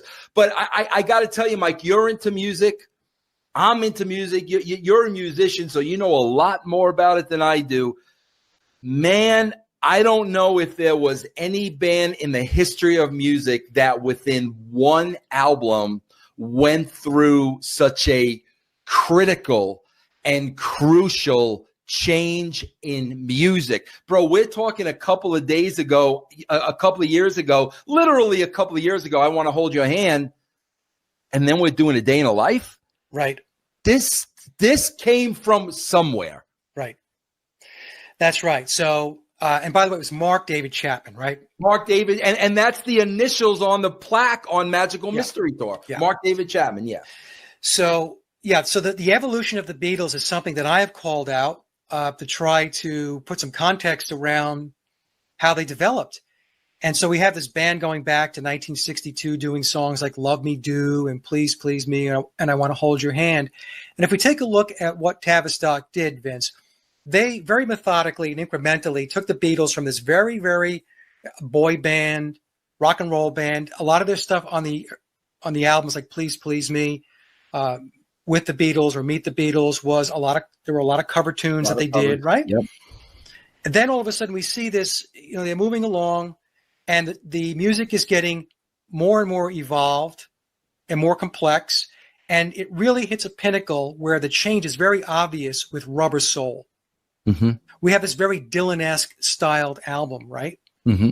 And then they move to Revolver, which is now the introduction into Eastern music and also into the psychedelic era. It's the intro into Sgt. Pepper with Tomorrow Never Knows, the John Lennon song.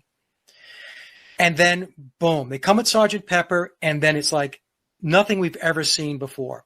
Now, what Tavistock did with Pepper was they knew that in order to do this, they had to just overwhelm the senses of the people that were going to buy the album and listen to the Beatles.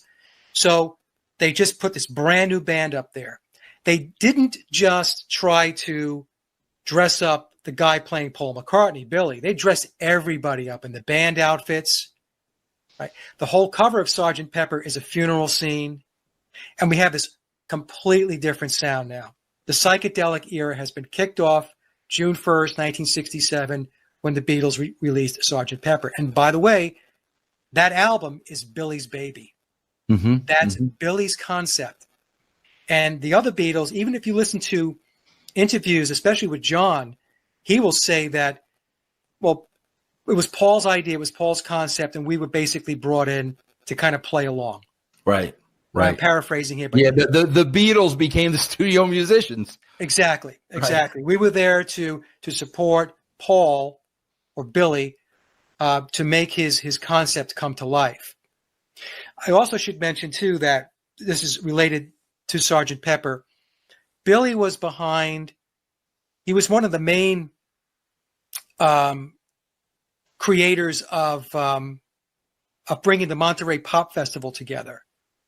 Okay, one of the masterminds behind it, along with John Phillips of the Mamas and the Papas. And so the Monterey Pop Festival is considered the start of the Summer of Love, 1967, which is really the official start of the drug culture. And Billy in Memoirs explains that he was working along with the CIA to get the distribution of LSD distributed at the Monterey Pop Festival. And local law enforcement was told to stand down, don't lock anybody up. So this was tops down, completely tops down, coming from the deep state, the CIA. This is what the Monterey Pop Festival is going to be all about. Kick off the psychedelic era, and we're going to do it by handing out LSD. And, Billy was involved in that, and he admits to it in Memoirs. This is not something I'm making up. This is something he's telling us in the book. So we have the Monterey Pop Festival. That's when we really get to see Jimi Hendrix at the Monterey Pop Festival. And then, of course, going back to Sgt. Pepper, which is a landmark album. It's considered the psychedelic album of all time. And then with its little brother, Magical Mystery Tour, which followed, which had a lot of great songs on it too, but it was in Pepper's shadow. Okay, Mike, here, maybe you could, this isn't something that you would know the answer to. This is really, I think, your just opinion and your feeling on this. Okay, biological Paul passed away. They replaced him with Billy Shears. Billy Shears is now running the band. There is a dramatic change in the Beatles. Yeah. Okay, now we start with all the hints on the records. And the fascinating thing that Billy tells you is, bro, in the book, man, I swear to God, like, as I'm reading this book, I'm a writer, Mike, and I've written a couple of books. And I'm reading this book. I'm like, bro, this guy either has a magnificent imagination, which is out of this world, because how he could possibly make this up, I can't even comprehend. The beautiful thing about Billy is now he goes into, Mike, what did you call it when they play it backwards? Backtracking or backmasking? He goes into it. He explains it to you. This is how we did it. We did it that way. We put these messages in. Mike, here's something that puzzles me a little bit. Why? If they replaced Paul McCartney, wouldn't you kind of want it to be like a thief in the night so the Tavistock plan goes on accordingly? Why would you all of a sudden, there's a funeral, there's the old Beatles, there's the new Beatles, Paul's back. Why? What was the purpose behind putting the hints out there? Yeah, I think, Vince, I'll give you my opinion on this. I believe there are two reasons. The first reason is because the Illuminati subscribe to free will, what they refer to as free agency. Billy tells us this in the book. So in other words, what that means is we're going to give you the truth. We're going to tell you the truth. Now it's up to you to use your God-given gift of intellect and reasoning to figure it out. Either you pursue the truth or you make a decision that you're not, that you're going to continue to be deceived. And those that are deceived and stay in that space, they refer to as profane. So the Illuminati subscribe to free will and free agency, which means they must receive our consent in order to move things forward. All right, guys, that was the end of my interview, part 1 with Mike Williams. Bro, we will be back next week. We will go deeper and deeper and deeper. We will peel back the onion, bro, and we will get to the truth. Paul McCartney or Billy Shears, bro? Who is walking around today, bro? We will get to that next week. Join me, bro. Don't miss it. See everybody next week. All right, Patreon supporters, this is your extended content in this part 1 interview between myself and Mike Williams of Sage of Quay. Bro, I told you, there is a mind-blowing interview that took place in 1967. Supposedly, this was the first public interview with Billy Shears. And what I'm going to do, bro, is I'm going to send you a link. And we're going to watch along a video where it's going back and forth between Biological Paul, 1966, and a year later, 1967, with who is supposed to be the same Paul. But is it Billy Shears? Totally, totally different look, mannerisms, choice of words. I want you guys to watch this along with me and decide for yourself. Guys, I'm going to send you the link to this video. Once you cue it up, we are going to start about 19 seconds in. So I am going to hit play. It's made it more hectic. It's made all the Now, this is Biological Paul, bro, in 1966. One of the things you notice about Paul is, bro, very baby-face-ish, very, very rounded face. Except for the first show in Memphis, which was a bit down, you know, but so even though everyone is sort of getting on very now, bro, well, this is a year later. It's a bit too controlled, and this is what is fascinating to me. Paul seems to be talking you can't do just that, blubberish, bro. Why not? The face is very, very, very long. Do you see the difference, bro? This is a year apart. This ain't a few years apart. This is a year apart. Here in this shot, bro, that is clearly Paul's hair. You could see the rounded face, bro, the baby face. I said, well, yes, but you're not allowed to do that. He said, well, you know, if look at this, bro. Just the language is different. The covering up the face with the hand, the longer face, bro. And bro, that is a wig, bro. That is not real hair. That is a wig. And it's just not true anymore. You know, they don't work all those rules. Because there's this thing about, you know, when America gets violent, gets very. I mean, bro, like, you know, we can write this off to cosmetic surgery. But then you got to ask yourself the question, why? Why is Paul getting cosmetic surgery in 66? Bro, Paul would have been about 24 years old. Good-looking guy. Why is he getting cosmetic surgery? Why is he wearing a wig? Why has the shape of his face changed dramatically, bro? You know, it's just a straightforward endeavor kind of thing, just to do something. I mean, my gosh, bro, the thing that always catches me when you go back and forth is just the difference in the face. See, we're not, when we say anything like that, we don't say it as older people seem to think to be offensive. We mean it helpfully, and if it's wrong, what we say, okay, it's wrong, and people can say, you're wrong about that one. But in many cases, we believe it's right, we're quite serious about it. Bro, notice the part in the hair is even different. In 1966, Paul, the part in his hair is completely on the other side of his head. But it's that they're talking about things that are a bit new. They're talking about things which people don't. I mean, that mustache looks fake, bro. Do you mind being asked questions? For example, in America, people keep asking questions about Vietnam. Does this seem useful?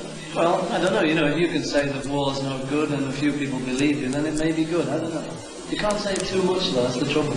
And so. Wow. I'm telling you guys, every time I see this, I say all the time, we can write this off to plastic surgery, but why? Why would a young Paul McCartney, bro, at 24 years old, get his entire face reconstructed? It just doesn't make any sense to me, bro. Freak out music and all that. Don't immediately take it as that, because first reaction is going to be one of fear, Look at that, bro. Look at when you put these side by side, long face, round. I'm telling you, bro, the one on the left is a wig. They say the lips are different here. I don't see too much of a difference. I see a little different. You see a thinner lip on the left, bro. Yeah, I mean, the eyes do look different. He looks more wide-eyed in the younger shot. Man, that's fascinating, bro. Just the shape of the face, the shape of the nose.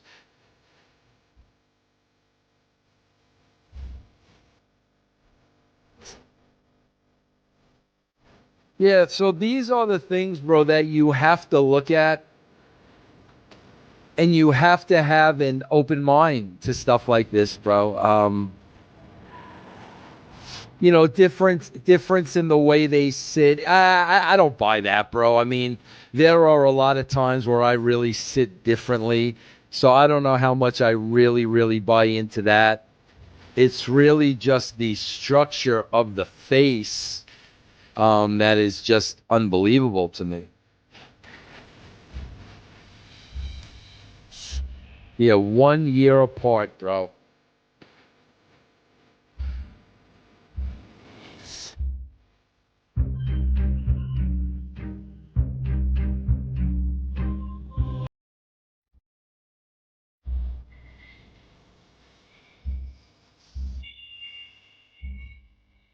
So that is it, guys. That is one of the that interview always blows me away because there is clearly a difference. There is clearly a physical difference from 1966 to 1967. Guys, next week, man, part 2, Mike Williams. Guys, please join me. It's going to be interesting as hell. Mike is brilliant. He has made this his life for the last 3 years. I hope you are enjoying this, bro. And again, personally, bro, I want to thank you, man, for being a member of Patreon. Take care, everybody. Number nine, number nine, number nine, number nine, number nine. Good day, everybody. Welcome. This is Vince Russo, and I am about to play part 2 of my Paul McCartney conspiracy with the great Mike Williams of Sage of Quay. Did Paul McCartney indeed die in a car crash September 11th, 1966, only to be replaced by a replacement, a body double, so to speak, Billy Shears? We all know about Billy Shears, Sgt. Pepper. Guys, this is riveting to me. I have been following this story since I am a kid. Michael Williams is a genius. He has dedicated 3 years of his life to this. Mike doesn't have an ego. Mike doesn't have an agenda, bro. Mike is just presenting facts to a very interesting case. And I want to talk about that for a second, bro, before I start part 2 of the interview. Bro, you know, I've got a lot of mud slung my way after the first part of this interview. Vince, what are you talking about? Vince, you're gullible. Vince, you're a jackass. Vince, you're this. Vince, you're that. You know, guys, not for anything, bro. Open your mind. Because let me tell you something, bro. If you think that everything is the way it seems, you are out of your mind. How do I know, bro? Because I worked at the WWE. I knew what was really going on backstage. I knew certain things that have never made it to the public, bro. But what do you know? Oh, WWE, great wrestling company, Vince McMahon, genius promoter, yada, yada, yada. As my good friend Bruce Mitchell would say, blah, blah, blah, blah, blah, blah, blah. Meanwhile, bro, you got no idea. You got no idea. So, bro, this case of Paul McCartney, bro, this is 50 years strong. Okay, if something's going on for 50 years, I don't care what it is, it has to have legs. So here I am, here Mike is. We are just providing you with some information and facts. Quite frankly, bro, I don't give a horse's ass whether you agree with me or not. It is unimportant to me, bro. It doesn't matter, and I'm not going to sit here trying to convince you of anything, bro. I am convinced that something really wrong is going on here, but that's me, bro. If you don't, that's cool.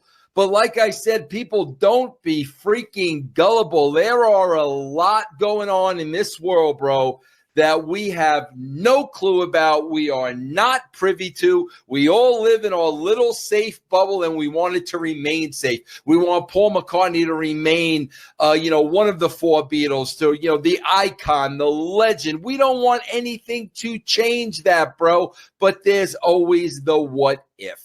And that's all Mike is presenting here today. Before we bring Mike back, I want to give a shout out, bro, to those who join the Patreon program, bro. Guys, without you, we can't do this. We need your support. And I want to thank right now Chloe McLeod, Mark Martucci, bro, little Paisan action there. Wesley Landon Woolsey, a.k.a. Mr. Woos. I know all about Mr. Woos from Twitch. I see him all the time. And, of course, Robert Braverman, who I know has been following the brand for a long time. Thank you guys so much for supporting Jeff and I on Patreon. All right, everybody, without further ado, here is the great Mike Williams, and here is the second part of the interview. Is Paul McCartney dead? Enjoy, everybody. If they replace Paul McCartney, wouldn't you kind of want it to be like a thief in the night so the Tavistock plan goes on accordingly?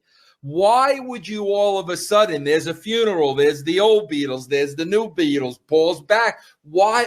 What was the purpose behind putting the hits out there? Yeah, I think, Vince, I'll give you my opinion on this. I believe there are 2 reasons. The first reason is because the Illuminati subscribe to free will, what they refer to as free agency. Billy tells us this in the book.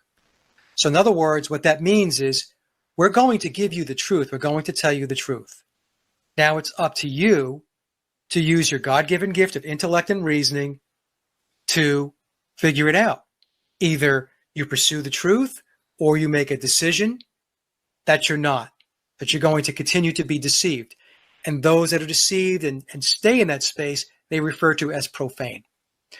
So the Illuminati subscribe to free will and free agency, which means they must receive our consent in order to move things forward. So consent can mean that you just ignore it. Yeah. Hey, we told them, they don't want to listen. Right. I told you. And so all these clues in the songs are telling us Paul is dead. Paul is dead. Paul is dead. And people are just blowing right past it. I was guilty of it myself. So that's the first thing. So in other words, those clues are about consent, that they can continue, that Billy can continue to plow along doing what he's doing because he has agreement from the masses to continue on as Paul McCartney. The second piece of it is a bit darker. I also believe that the reason why the clues are there is because it continues the ritual. It's a ritual.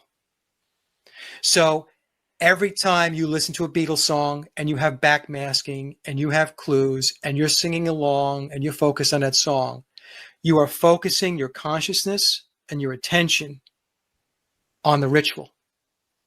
It's like, think of it as engaging in some kind of mantra or some kind of chant. George Harrison admitted to this in the song, My Sweet Lord. At the end of it, he's singing about Krishna. And George said the reason why he did that was because people would sing along.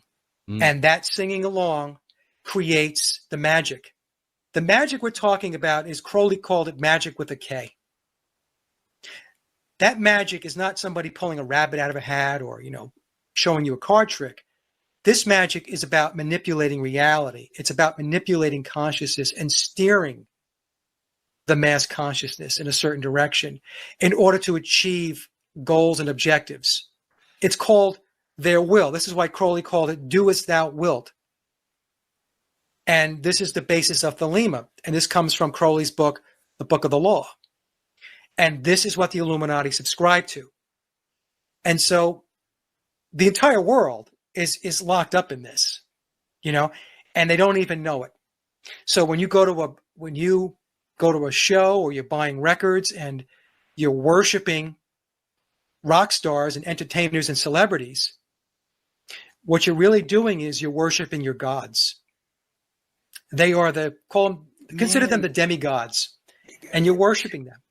You're giving them your money, right? Money is what they call money, currency. It's a current.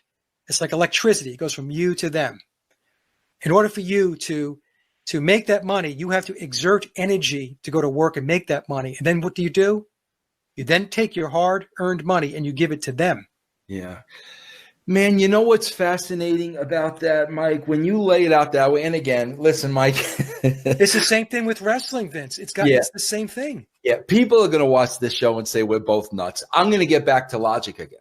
Okay. Because what you just said, I never thought of, I never looked at. But here's my question while I'm reading this book. Bro, every single song has messages in it, bro. Obla di, obla da. Every song, bro. Every freaking song. Bro, not only that, Donovan. Yes. Wrote about it. The Rolling Stones wrote about it. Elton John and Bernie Taupin wrote about it. So I'm sitting here, I'm saying, wait a minute. Now I'm confused because this is supposed to be a secret, but yet they're all writing about it. And like I'm saying to myself, bro, you think it would come to a point where, okay, bro, enough. You know what I'm saying? Bro, there were death clues in Egypt Station. Right. So it has gone on from 1966 to today. And I think it's exactly what it is. It's the subliminal. Yes. It's the getting that message across over and over and over again, because why else would you do it? Yeah, it's repetition. It's repetition, and it becomes part of your psyche. And don't forget the Who. Yeah, right, exactly. The song Won't Get Fooled Again, Billy tells us, is a Paul is Dead song. The new boss, same as the old boss. The new Paul, same as the old Paul. That's how it's to be interpreted. And what they did with the Beatle lyrics is a lot of times they switched he and she to kind of camouflage. Yeah, right? yeah. Remember, it's layered, right? So the first layer, you're thinking he, she, but then they would just manipulate the he, she, he. And that's how they were layering the songs. And you're right. I mean, if you look at Memoirs in the back of the book, I have it here, this unbelievable number of songs that Billy takes us through in the book. And it's mind-boggling. It's mind-boggling. It's mind-boggling. It's every song, man. Every song. Yeah, every song. And the one thing I want to add, Vince, a lot of people who want to say that the book is fiction and all this stuff, one of the things that you have to understand is in order for those lyrics to be in the book, Tom Harriet had to receive permission from those artists to put those songs and the lyrics in the book. So he had to receive permission from Paul McCartney, Billy. He had to receive permission from Biological Pauls, whoever's managing his estate, Elton John, the Rolling Stones, Donovan, The Who. So otherwise, he would be up to his eyeballs in lawsuits. Okay. And it's funny too, Mike, because I'm reading this book and I'm just like, bro, like they keep letting more and more people in on it.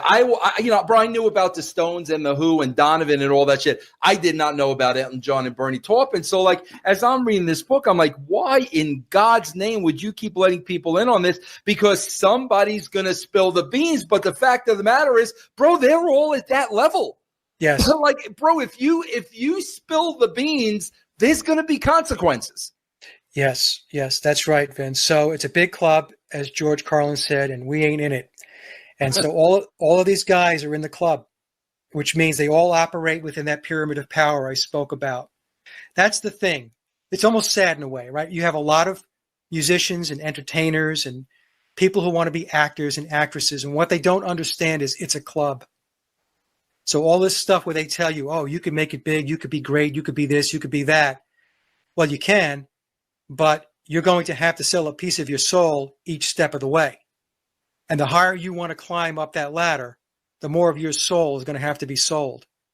And many of these guys, when we talk about Denny Lane, we talk about Billy, we talk about Mick Jagger, we talk about Jimmy Page, all of these guys are like card-carrying members of the pyramid of power, right? They did not obtain the opportunities that they received and the fame and fortune that they received because they just happened to have a lot of luck. Okay. Yes, they had to be very good at what they did, and there is a competition. They operate like a corporation. This is how the pyramid operates. Within a corporation, opportunities arise, and people within the corporation have to compete for those positions to get promoted and so on. Works the same way. I asked this to a very high-level Freemason. I said, I've deducted that the Masonic structure operates like a corporation. Am I right or wrong? He says, you're correct. That's exactly how it works. So they do have to compete. But the thing is, as they secure these opportunities and they move up each step of the ladder, more and more power, more and more benefits, more fame and fortune and wealth comes their way. And that's how it works, The one question like I kept asking, and again, when you talk about, the more you talk about Billy, the more you talk about like the more I believe like this is almost like something out of this world. And because I'll tell you, one of the things, like as I'm reading this and I'm going through these pages, it's not that I'm going back and forth in believing. It's not that, but I'm going back and forth in my questions. I'll give you a perfect example. Mike, my heyday in wrestling was 1999. Wrestling at that point, it was called the Attitude Era. Bro, the world was watching wrestling. I was writing it. Okay? Huge boom period.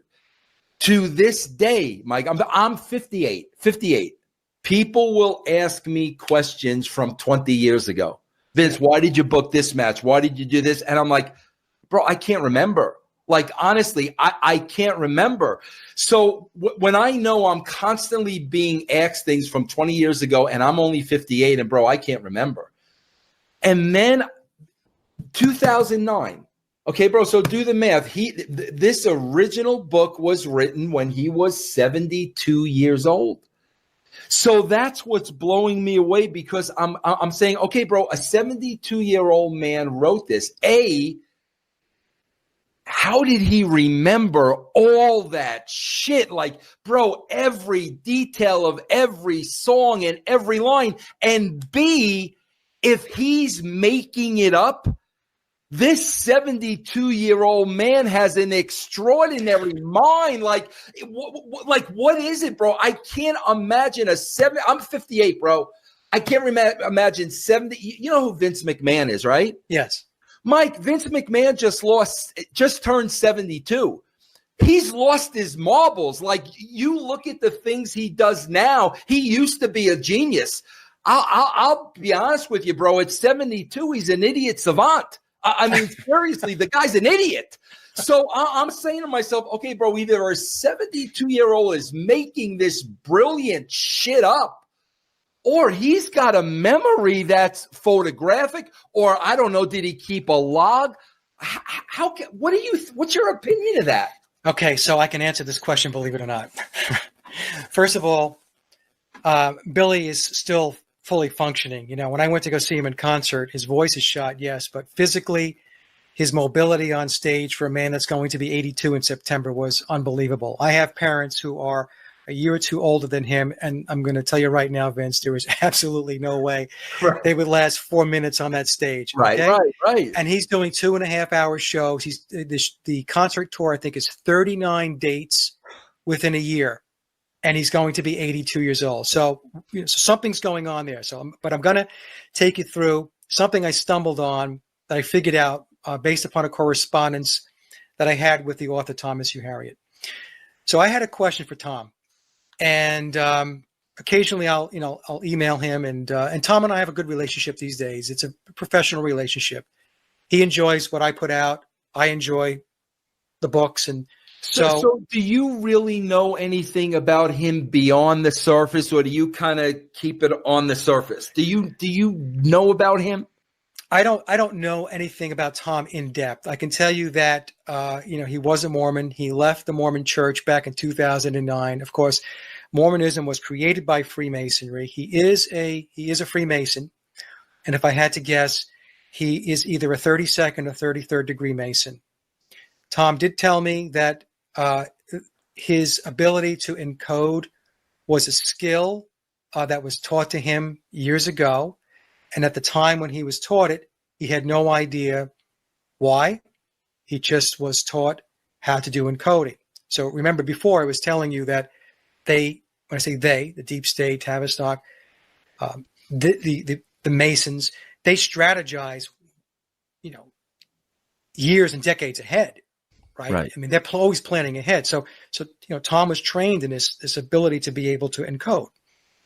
So that's all I know about Tom, other than the fact that he has been extremely gracious whenever I've contacted him. He has signed non-disclosures, obviously, and confidentiality agreements in order to do the book. So he will write to me if I have questions. He will tell me what he can. He has been very open where he can be, but there's other times when he cannot talk about certain things. And I understand that, so I don't press him. Now, one of the questions I asked him had to do with I think it had to do with Phil Ackrell, going back about a year and a half, 2 years ago. And Tom wrote me back and he said, Mike, I have to go back to the boxes and take a look and go through the files and see what was sent to me on that. Okay, so we now know he was sent a bunch of information. He was sent boxes with files. So that tells me Billy's life is extremely well documented. And I don't believe it's just Billy writing about himself. I don't think it's Billy writing a diary. Because Billy is in this system, and Billy is blue blood. Billy goes back to William Wallace. Mm-hmm. William Wallace, for those who don't know, he's the character that Mel Gibson played in Braveheart. Mm-hmm.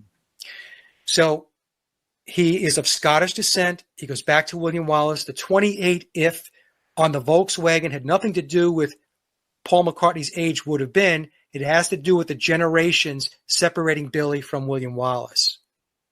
Mm-hmm. Okay? So the point being, Vince, is that Billy's life has been documented from the very beginning, which means he was slotted and being groomed to be in a position of influence and power at some point down the line. He was brought along. He was tapped. He was identified at a very early age. When that happens within this system, and this is a system that people who are listening to the show are thinking, this guy Mike is absolutely out of his mind, okay? I'm telling you, there's a whole other world out there that we're not privy to, that we do not operate in. There's two worlds. There's the world for those that live outside the pyramid, and there's the world that exists for the people inside the pyramid. Billy's inside the pyramid. He's documented, Vince, up the wazoo. Okay? And like I said, it's not because he was writing a diary. He may have a diary. I'm sure he does. But it goes way beyond that. So when Tom was tapped to write this book, when he was selected to write this book, all this stuff was sent to him. And that it was Tom's job to take these files, which I'm sure were not just thrown to him like a bunch of receipts you go to the IRS with, right? These were very orderly, chronologically put together. And then Tom had the job of pulling it all together and then putting it into the book and encoding the book. 666 pages, 66 chapters, 66 footnotes. It's all occulted. So that is how that's how the book got written. Although I am told by Tom that Billy's not suffering from any kind of loss of memory, that he is still very focused on what he does. He's very focused on his business because McCartney is an enterprise. He's not just a guy that runs around writing songs. And I mean, that's what he does, but he's big business.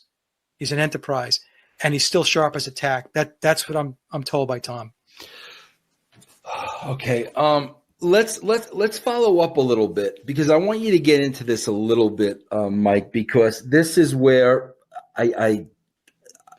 it's hard for me to understand. Yeah. Has Billy ever been? I've never seen an interview, and I'm sure he has been. There has definitely been. We talked about the height. You want to tell me about the 5 or 6 toes quickly? Yeah. So I was doing an interview with Tina Foster, and Tina's another researcher. She does great work. And during our discussion, she happened to mention that she was clued in a while back that Billy, or a version, I don't want to say Billy, a version of McCartney, because it's not just Billy. There are other characters filling in and playing the part over the timeline. Billy's the primary replacement, but there have been others. Has 6 toes. So I wrote it down. And I said, wow, okay. So I went and I did some research, and lo and behold, I find versions of McCartney with his shoes off, and he has 6 toes. And you've put those pictures up on Sage of Quay. You can see the pictures for yourself. You can see them for yourself. I blew them up. I even have numbers. You can count the toes. But here's the thing. And people say, well, so what? He has 6 toes. Well, the so what part of it is this. Biological Paul, and I have pictures of his feet also, he had 5 toes. So either along the way he grew a 6th toe, or there's another person, at least one other person, right, playing the part. Yeah. Okay. So that is a very, very key proof point as far as I'm concerned, Vince. The 5 toes versus the 6 toes. There's no way of getting around that one. Mike, are you familiar with wrestling at all? A little bit. Yeah. Did you know a wrestler by the name of China? Yes. Okay, well, if you look at China earlier, I was very close with her, Mike. We were very, very good friends. But when she came in, she had like a very square, manly face. Okay? Bro, they basically smashed her face and rebuilt it because she wanted more of a feminine look. Because she had a jetting jaw and very masculine. And she sent me the pictures. I mean, she was wrapped like the mummy. I mean, she had her face, broken and rebuilt. I mean, my God, bro, it is as clear as day. The younger Paul, the biological Paul, the round baby face. All of a sudden, bro, we got this long horse face. Has he ever been asked about cosmetic plastic surgery? Because I can't find anything where anybody has ever asked him that or he's addressed it. Yeah, nobody will ask him that question because Billy, everything is vetted, Vince. He's been at a level for a very long time where, there's not going to be a lot of just people outside the inner circle that are going to get that close to him, especially to ask those types of questions. It's just not going to happen. In fact, I was trying to see if I would be able to meet him at the concert. Okay. I did actually put a feeler out to see if that would be possible. And the person that I contacted, and I'm not going to say who the person is, said, let me see, Mike, what we can do. He said, my initial take on it is that the answer is going to be no. He says, but we don't know with him sometimes because sometimes he'll make a decision that surprises us all. And so I ended up not seeing him. And I'm sure the reason for that was because I'm one of those people that are outside the inner circle, and I am one of those people that know that I shouldn't know because I'm outside the circle. Do you know what I'm saying? Yes. So it's like bringing an outsider into your home, Right. and then trusting that outsider to toe the line.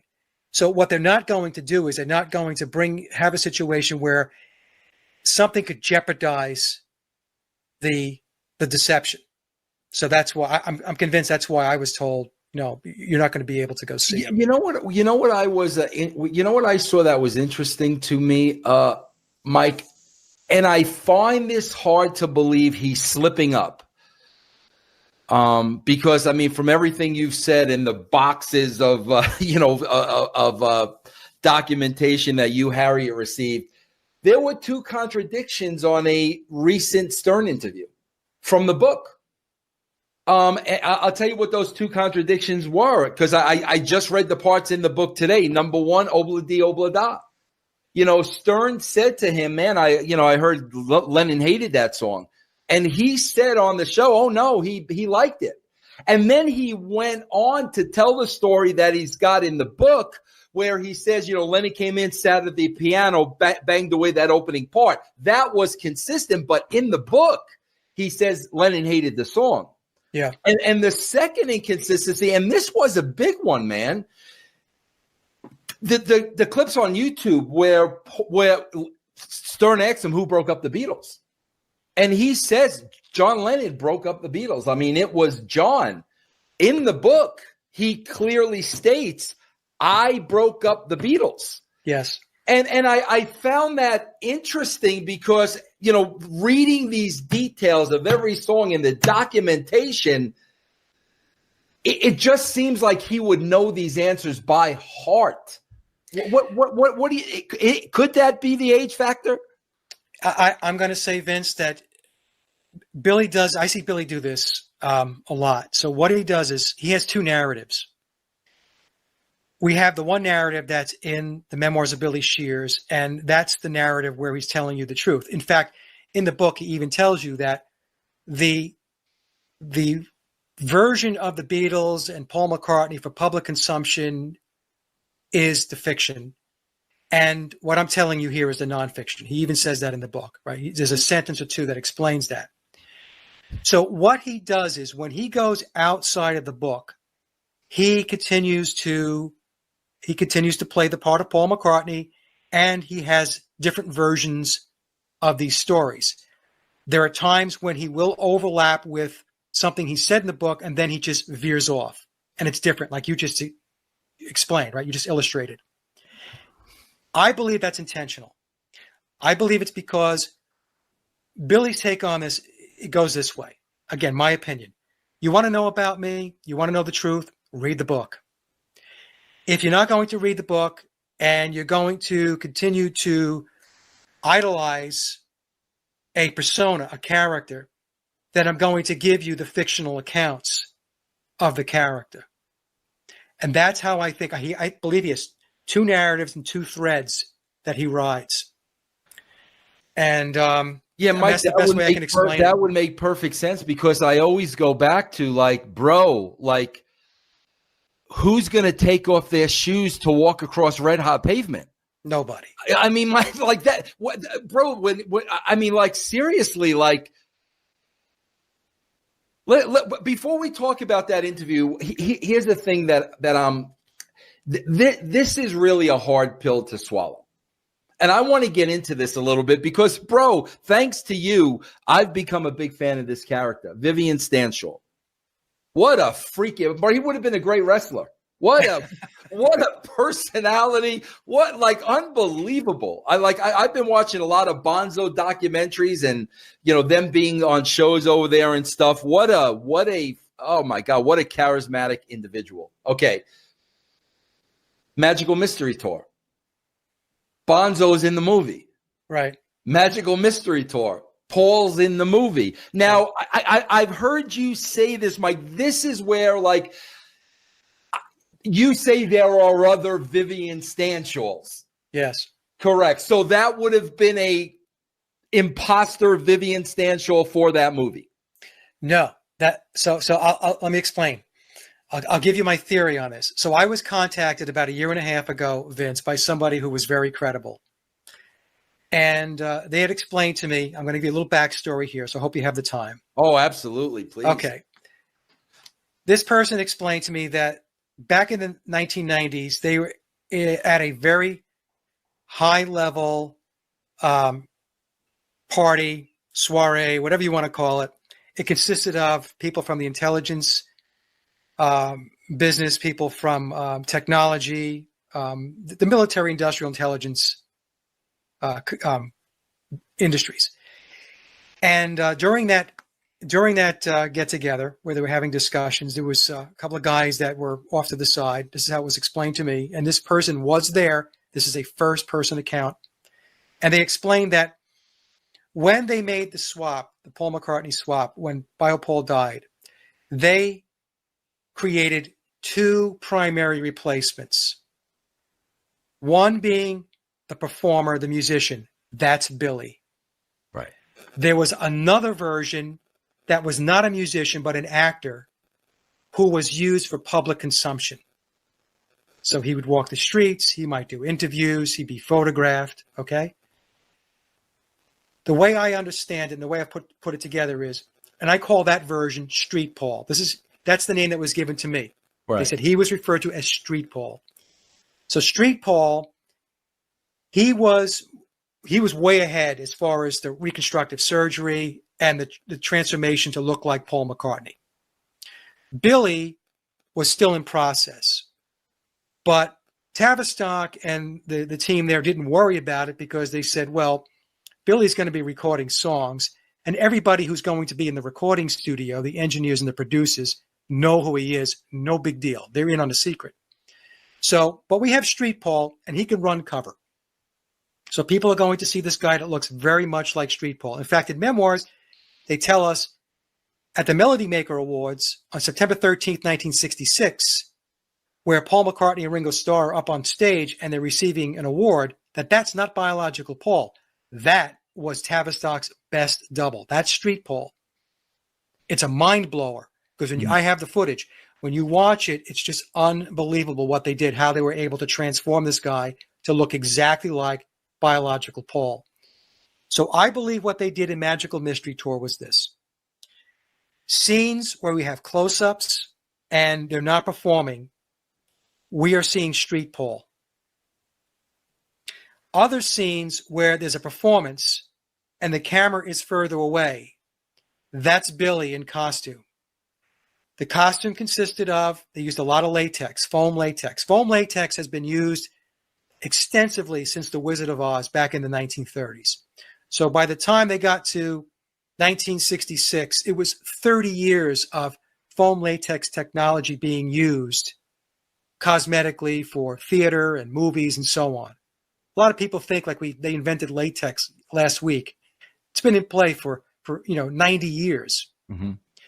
So I believe in Magical Mystery Tour we are seeing two replacements. We're seeing Street Paul, and then we're seeing Billy when there's the performances, like when they're singing I Am the Walrus, that scene, I believe that to be Billy.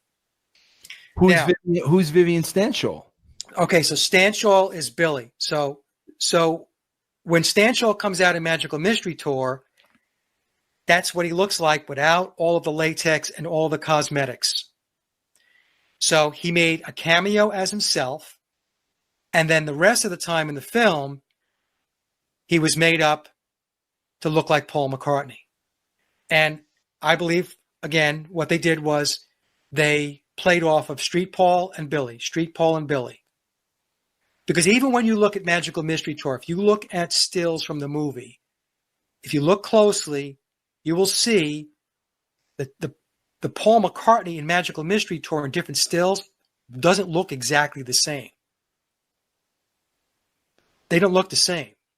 So because you're not looking for that. You're not looking for it. See, what they did was, which was brilliant, was they put him in the context of the Beatles. So what happens with people psychologically in the mind? They say, that's Paul McCartney. Right. You have no reason to question it. Right. But once you start analyzing it, so Magical Mystery Tour, Billy's in it. He does a cameo as Vivian Stanshall, and he's also playing the McCartney character, but not in the close-ups. In the close-ups, that's Street Paul, because Street Paul, like I said, was more advanced in the transformation. In fact, I don't even want to say more advanced. They nailed it with him. He was all set. He was ready to go. Now, Mike, here's where you blew me a little. Here's where you blew me away a little, because here's where you made me believe that you're in on this thing, Mike. You tell us about Vivian Stanshall, who allegedly passed away, but Vivian Stanshall did not pass away. The year of his passing is the year he killed the character. That's correct? Right. Yep, he killed the character. Right. Well, no. Well, Vivian's. Go ahead. Explain this. Okay. So let me explain. So the reason why I set it up with the two primary replacements with Paul McCartney, the reason why I did that was because, and a lot of people will say, Mike, you know more about this. You must be, you're in the inner circle. You're an agent or whatever doing this stuff. No, I got contacted by somebody. Now, I do not discount the fact that this person who told me the story about the two primary Paul replacements was not somebody that was sent from the inner circle to me as a source in order to get me to understand how it worked. You see what I'm saying, Vince? Yes. Yeah. Yes. Okay. So I put it together. I think I sent a version of that video, that presentation, which I put up in December of 2018. I sent it to Tom. I said, let me know what you think. He emailed me back and he said, I think you're going to like the new Memoirs. Okay, so Memoirs was a pre-order on September 9th of 2018, but it didn't show up until after Christmas, right? There were delays in getting the book out. So I did not have the book when I sent Tom the presentation. When the book finally came out, the same exact template was used for Vivian Stanshall. 2 Vivian Stanshalls. There's one Vivian Stanshall who's Billy, who plays at the Bonzo Dog Band with Neil Innes. By the way, Neil Innes is the main protagonist of the parody Beatle band, the Ruddles. Mm-hmm. It's all tied together, okay? Monty Python, all of those guys, they're all kind of in on it. George Harrison was very connected into the Monty Python group. Yeah. So we've got Billy playing with the Bonzos, and what Billy did was he hired an actor/musician to play Vivian Stanshall. He hired this guy to be a lifetime actor. The reason why Billy did this was because the McCartney role was taking up a lot of time, and so he needed the McCartney character and the Stanshall character to coexist. So he hired this guy. This guy was on Billy's payroll. So this was the person, we'll call him Street Vivian or Street Viv. Yeah. This is the guy that was married to Quay Longfellow. This is the guy that had kids, and he had a dog by the name of Bones. I'll get into that in my next presentation a couple of months out. Think Skull and Bones, okay? So he put this guy in place. Then when Linda was diagnosed with cancer, Billy said, you know what? I'm just going to retire the character. That's what I'm going to do.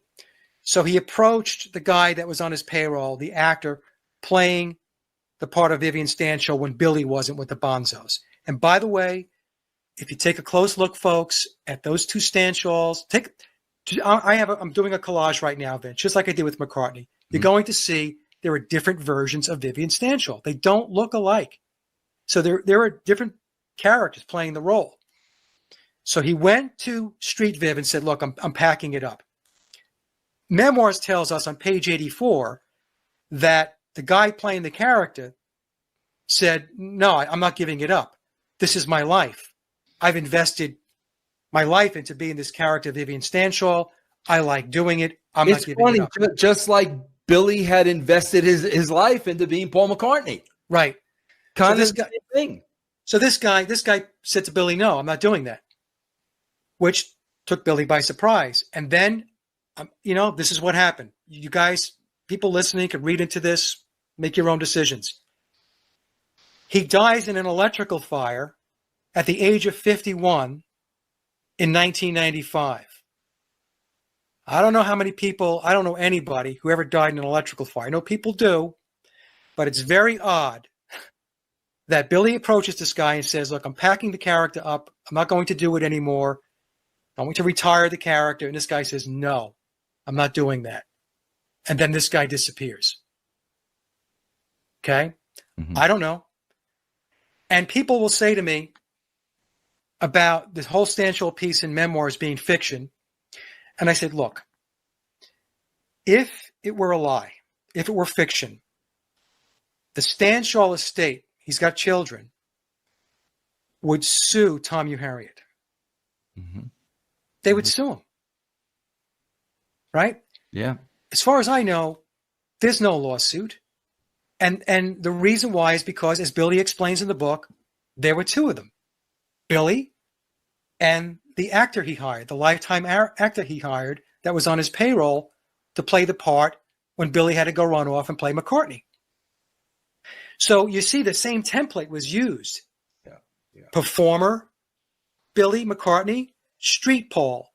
Then we have performer Stanshall with the Bonzos, Billy. And then we had Street Fib, who was an actor / musician, but not a musician like Billy was.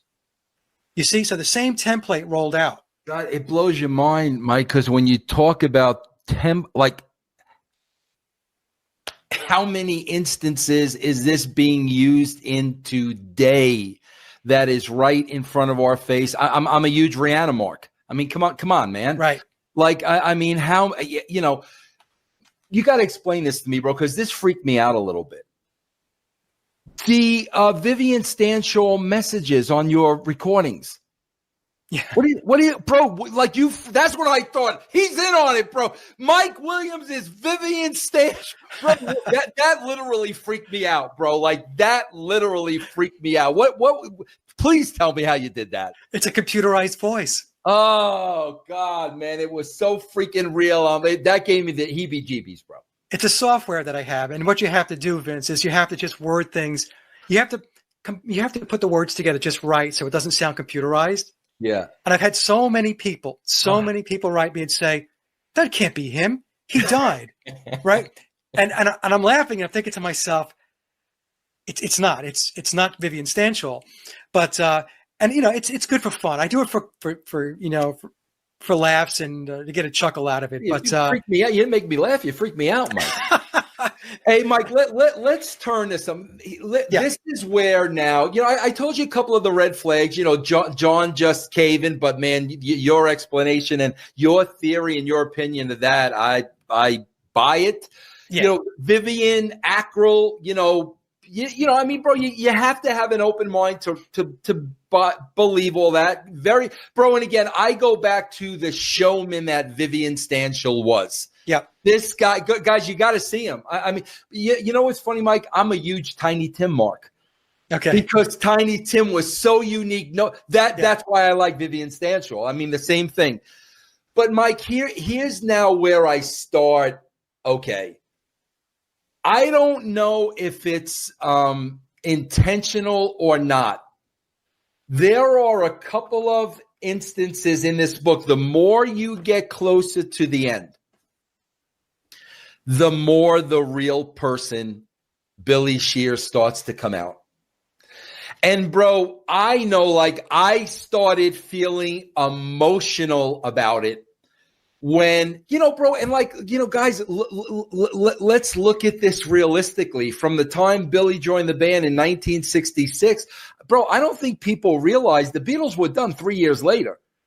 Yeah. So there was, whether either they didn't get along or, bro, they only had a 3-year run with Billy. But here's the first thing, Mike, where my heart started opening up a little bit. He really starts talking about, and he doesn't hit you over the head with it. It's as he's telling the stories. They kind of start detesting him. Especially John Lennon, they start detesting him. They start making fun of him. With the obla di obla da, Desmond, calling him right. Desmond and Boogaloo and all this stuff. And like all of a sudden, bro, he is a guy. I mean, you guys got to really wrap your head around this and think about this. Okay, bro? Here's a guy, bro, that's being, as far as Paul, Ringo, and George are concerned, this is not Paul. This is not their friend. This is a guy that came into the group, took over the group, 1,000 times more motivated than biological Paul, telling them what to do, producing them. I mean, this guy, Billy, really took control of the operation. Okay, bro? From what I'm reading, Paul, Ringo, John never really got over Paul's death. They never really got over it. And with Billy being this perfectionist, that I'm going to bring the Beatles to a new level and kind of taking charge and being the guys and telling them what to do, the combination of them really missing Paul and starting to detest Billy because of his drive. As you're reading the book, bro, he's starting to feel more and more like an outsider. Yeah. Now, guys, you got to understand, think about this for a second. If this book, The Memoirs of Billy Shears, is correct, Billy Shears exists. So this was a man who gave up his entire life. Billy Shears no longer existed, bro. Gave up his entire life to become Paul McCartney. Now, bro, of course, he even talks about it. There's fame, there's fortune, there's money, there's the sexual prowess. He can get any girl he wants. He talks about all this, but he's also now talking about, I gave up my life. Not even arguably, I brought the Beatles to the next level. Me, I did that. I gave up my identity. I gave up my family. I gave up my life. And these guys are ridiculing me. These guys are making fun of me. These guys are detesting me. And, bro, he makes it clear, and I believe him. The money, the wealth, the fame, the fortune, I don't think that meant absolutely anything to him. I think, bro, for Billy Shepherd, this was his dream job. I mean, bro, if you're going to give up your identity, this better be the dream job.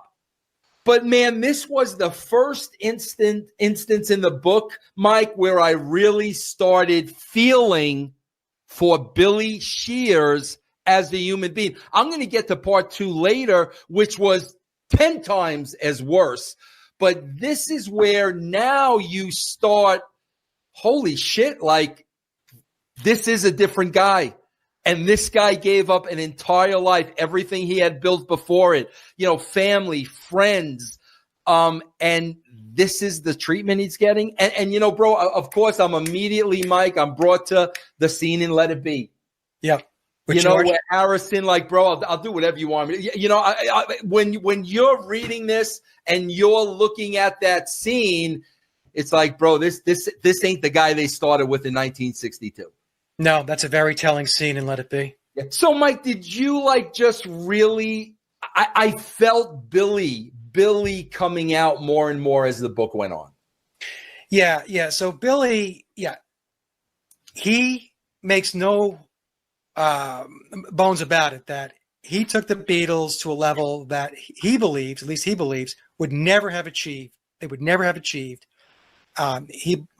He makes no bones about, Mike makes no bones about it. He was better than biological Paul. Makes no bones. Says it numerous times. Yes, more talented, more of a skilled musician, and so on. He definitely says that. And the Beatles would have ended in 1966 if it wasn't for him taking the reins. Plain and simple.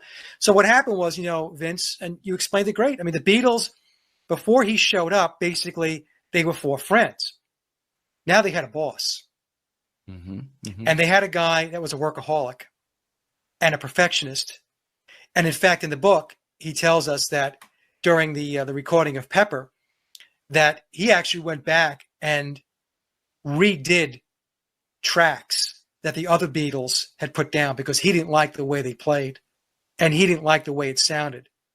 So he says he was in that studio late at night, midnight, 1 a.m., 2 a.m., working on Pepper, day in and day out. I believe it was 9 months worth of time. And, if we think about all the McCartney songs as a Beatle from 1967 through 1970 that people enjoy, that's Billy. And Billy drove them. And keep in mind, Mike, I didn't even add this. Billy's not getting credit. Right. That's right. So, like, as the songwriter, musician, Billy is not getting credit for any of this. That's why he's coming out now, because can you imagine going your whole life, the last 53 years, writing the music that he's written, and nobody knows who the hell Billy Shepherd or Billy Shears is. Nobody knows who that person is. Everybody thinks a dead guy wrote the music. Somebody who passed away 53 years ago wrote all that music from late 66 on. So now people are going to argue with me, and there are going to be people listening to this and say, well, he deserved it because he entered into this knowingly and it's been a deception. I understand that argument, but I also understand that in the world in which they operate in, I'm talking about Billy, the elites, the blue bloods, that's their world. That's how they operate. That's how the music and entertainment industry works. We can go and take a look at any number of actors and actresses who didn't use their real name. They had stage names that they kept. This happens all the time. So, I mean, I understand the argument both ways.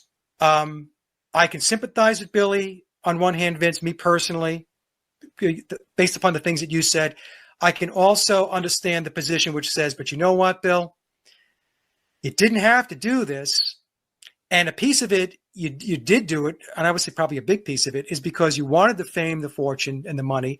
And as time went on, as you got older, you sat back and then you started to reflect and you started to become more introspective about your life. Because when you're in your 30s and 40s and you're doing this stuff, you're thinking to yourself, you have your whole life ahead of you. Yep. You're living in the moment. You're making a lot of money. Like you said, you got the women, you got the fame and fortune. People are loving you. They're treating you like a god. And then, boom, you hit your 70s. You talk about Vince McMahon, right? Yeah. Right? Bro, I'm that way at 58. Yeah, you reach a point where now all of a sudden you become very reflective and you're looking back and you're thinking, nobody knows who I am. Yeah, jeez. Yeah. What's my tombstone going to be? Blank? And so that's why this is coming out now. So obviously, I mean, I don't know this for sure, but I mean, it has to work out this way. He received the green light to start to disclose who he is so that when he passes away, people will know that the person that was in the Beatles from 1966 on, late 66 on, and all through Wings and the solo career was Billy Shears or Billy Shepherd. So I think that that's something that the powers that be, they believe that they owe him. That's something that's in the contract that because he can disclose. Can you imagine, Mike? Can you imagine like accomplishing what he accomplished for the last 50 plus years and not having a legacy as Billy? He's got no legacy. No, there's no, his legacy is a facade. Right. Mike, here's the part of the book, and this was like the last thing I read. Like I said, but I think I got 30 pages left, but this was the last thing I read. Now, I read this thing, and this was my conclusion from this. 3 things. Number one, either whoever wrote this book is a absolutely complete asshole. That's number one. Number two, biological Paul is alive and well, and he is the one orchestrating this whole thing. Okay, this is biological. He made this shit up himself so he could have a career well into his 80s. And me and you, Mike, would be here talking about it today.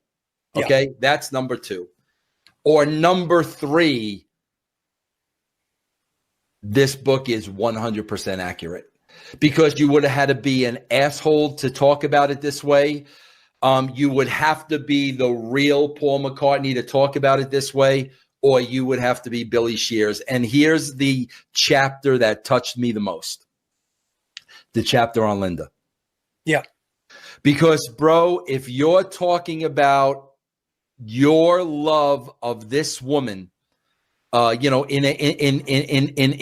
book form for the world to read, and just pouring out how you feel about this woman and, your soulmates and everything she meant to you. And like, you're making this shit up, like you're an absolute asshole. Okay. Yeah. Now, if you're Paul McCartney, biological Paul, you could be feeling that way about Linda, obviously. But if you're Billy Shears and Linda knew who you were, I love that story you told yesterday. Billy, guy's here to fix the guitar. Right. Okay, bro, then that part, I mean, man, that to me, Mike, the depthness of his love of Linda, that superseded any red flag I had. Because, bro, if you're making this up, you are one heartless SOB. Yeah. No, it comes through in the book that he absolutely loved Linda and they were in love. It also comes through, Vince, that he loves his kids and his family. That's the other thing. And so, so, I mean, look, you mentioned 3 options here. So I believe it's option number 3, obviously. First of all, the book is loaded up with too much detail for somebody to make it up. In other words, if you're going to make something up, you'd have to connect all of the dots. And in the book, everything is connected. Yeah. It would be Mike, this is like, seriously, guys, if you read this book, and I'm going to recommend it strongly, the only way I could put it, bro, is, you the imagination, bro, you got to be Stephen King times a million to have this type of imagination. It's not believable at all, bro. That somebody literally could sit down and make up these 660. It's not believable. No, it's not believable. And that's what I tell folks, Vince, when they say to me, well, I don't know if the book is true. It's fiction. I said, have you read it? I always get crickets with that, by the way. People who always say that. Yeah, they haven't read the book. I say, look, do yourself a favor. And it's not because I'm hawking the book. Like I said in the beginning of the show, I used the book because I stumbled upon it. And when I read it, I decided to use it as a springboard for my own research. That's it. I had a very difficult time disproving the book and debunking the book. I found that as I went into the research, I was validating it. So if you're really interested in this conspiracy, again, and it encompasses so many things, so many aspects of how our reality is being controlled. Read it. Just pick it up and read it. I mean, what harm can it do? If you decide you don't like reading it or whatever, just, I guess just put the book down and go do something else. But if you really want to try to get a handle on what this is all about, take your time, read it. 666 pages. Yes, it's a big book, but you're not in a race. Take a couple of weeks, couple of months and read it. All you have to say is, if Vince Russo can read this book, you can read this book. That's what they'll understand that. I want to, Mike, we're going to wrap this up soon because I swear I could talk to you for 8 hours. I mean, there's no question about it. I want to tie up some like little loose ends, stuff around this story. First of all, and I had this question for you, man. You get granted to go backstage. Okay? What do you say? Tell me, Mike, you got 5 minutes. Bro, there's you and him in a room. 5 minutes. What do you say? I've been asked that before. And I guess what I would say is, I would say, hello, William. It's a pleasure to meet you. And I read... And hope he wouldn't say anything. I would tell him, I read your biography. I very much enjoyed the Memoirs of Billy Shears. You know? Would you really say that, Mike? That would take a big set to say that, Mike. Yeah, I would say that because that's who he is. You see, that's the thing. That's who he is. A lot of times we're just afraid to confront what the truth is. You know, I don't want to say that. I don't want to offend him. But the thing is, I know at this point that Billy wants people to know who he is. Now, on page 326 of the book, there's a footnote. And in that footnote, it says that Billy enjoys. Let me just see if I can find it here for a second, Vince. Bear with me 1 second. So page 320. I'm going to look while you look. 320. Would you believe I opened the book up to page 326? Yeah, look at the footnote. So if you look at the footnote and you go to the second paragraph, it says some videos at www.jamespaulmccartney.com impressed William, but one troubled him when it said he hates Crowley. And so it goes on from there. Well, www.jamespaulmccartney is my URL. It's my domain. Mm-hmm. It points to my Paul is Dead YouTube channel. Right. So I had no idea this was going to be in the book. So Billy is watching my videos. Mm. So, and the reason why I'm bringing that up is not to pat myself on the back. It's to say that I wouldn't have a problem. He'll know who you are. Saying, hello, William. He knows who you are. Yeah. So he knows I know who he is, and he's watching my stuff. So I am jumping to a conclusion here that wouldn't work, but I'm thinking, well, you know what? I think that we can have a conversation. I don't think it would be a very long conversation. Right. You know, but I think that he would acknowledge the fact that I have pieced the puzzle together to a large degree, and that's what Billy's all about. I mentioned earlier, Vince. He likes to put the puzzle out there. He likes to play, bro. This wasn't my next question, but you're leading me to the next question. He likes to play. Look at the Letterman interview. Yeah. He's telling you that would be me. Like he's telling you that would be me. And a lot of people, Mike, are basically saying that Letterman is in it, as deeply as Paul is, Letterman's Illuminati. Otherwise, because, bro, if you and I are sitting next to him and he's answering it that way, we're just going to let that go? Right. I mean, that was all contrived. Right. I mean, that back and forth. And like I said, bro, he's telling you, yeah, bro, the pavement was red hot, so I took my shoes off and walked across it. Like, okay. And then when he says, for Letterman to go through that line of questioning and say, yeah, that would be me, and Letterman not respond? Right. So Letterman asks, so they claim that there's a double. And Billy says, yeah, right. Well, that would be me. Yeah. Right. That's Masterfully Speaking. And so he's telling us. And so what's interesting about it is, the audience is laughing and chuckling and they're not getting it. But Letterman is a high-level Mason. Yeah. Okay. He is also. So you have two very high-level Freemasons sitting next to each other, masterfully speaking between the two of them and playing the audience. And there are going to be people that will understand exactly what's going on. Once you understand the technique, you can decode it.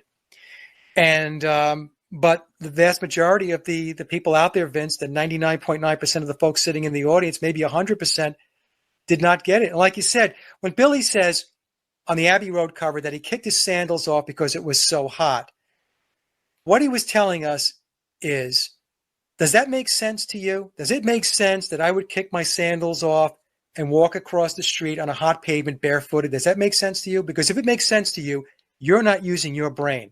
Right. You're not thinking. So what Billy's telling us is think. The reason why I walked across the street that way is because I was supposed to walk across the street that way. It was part of the photo shoot.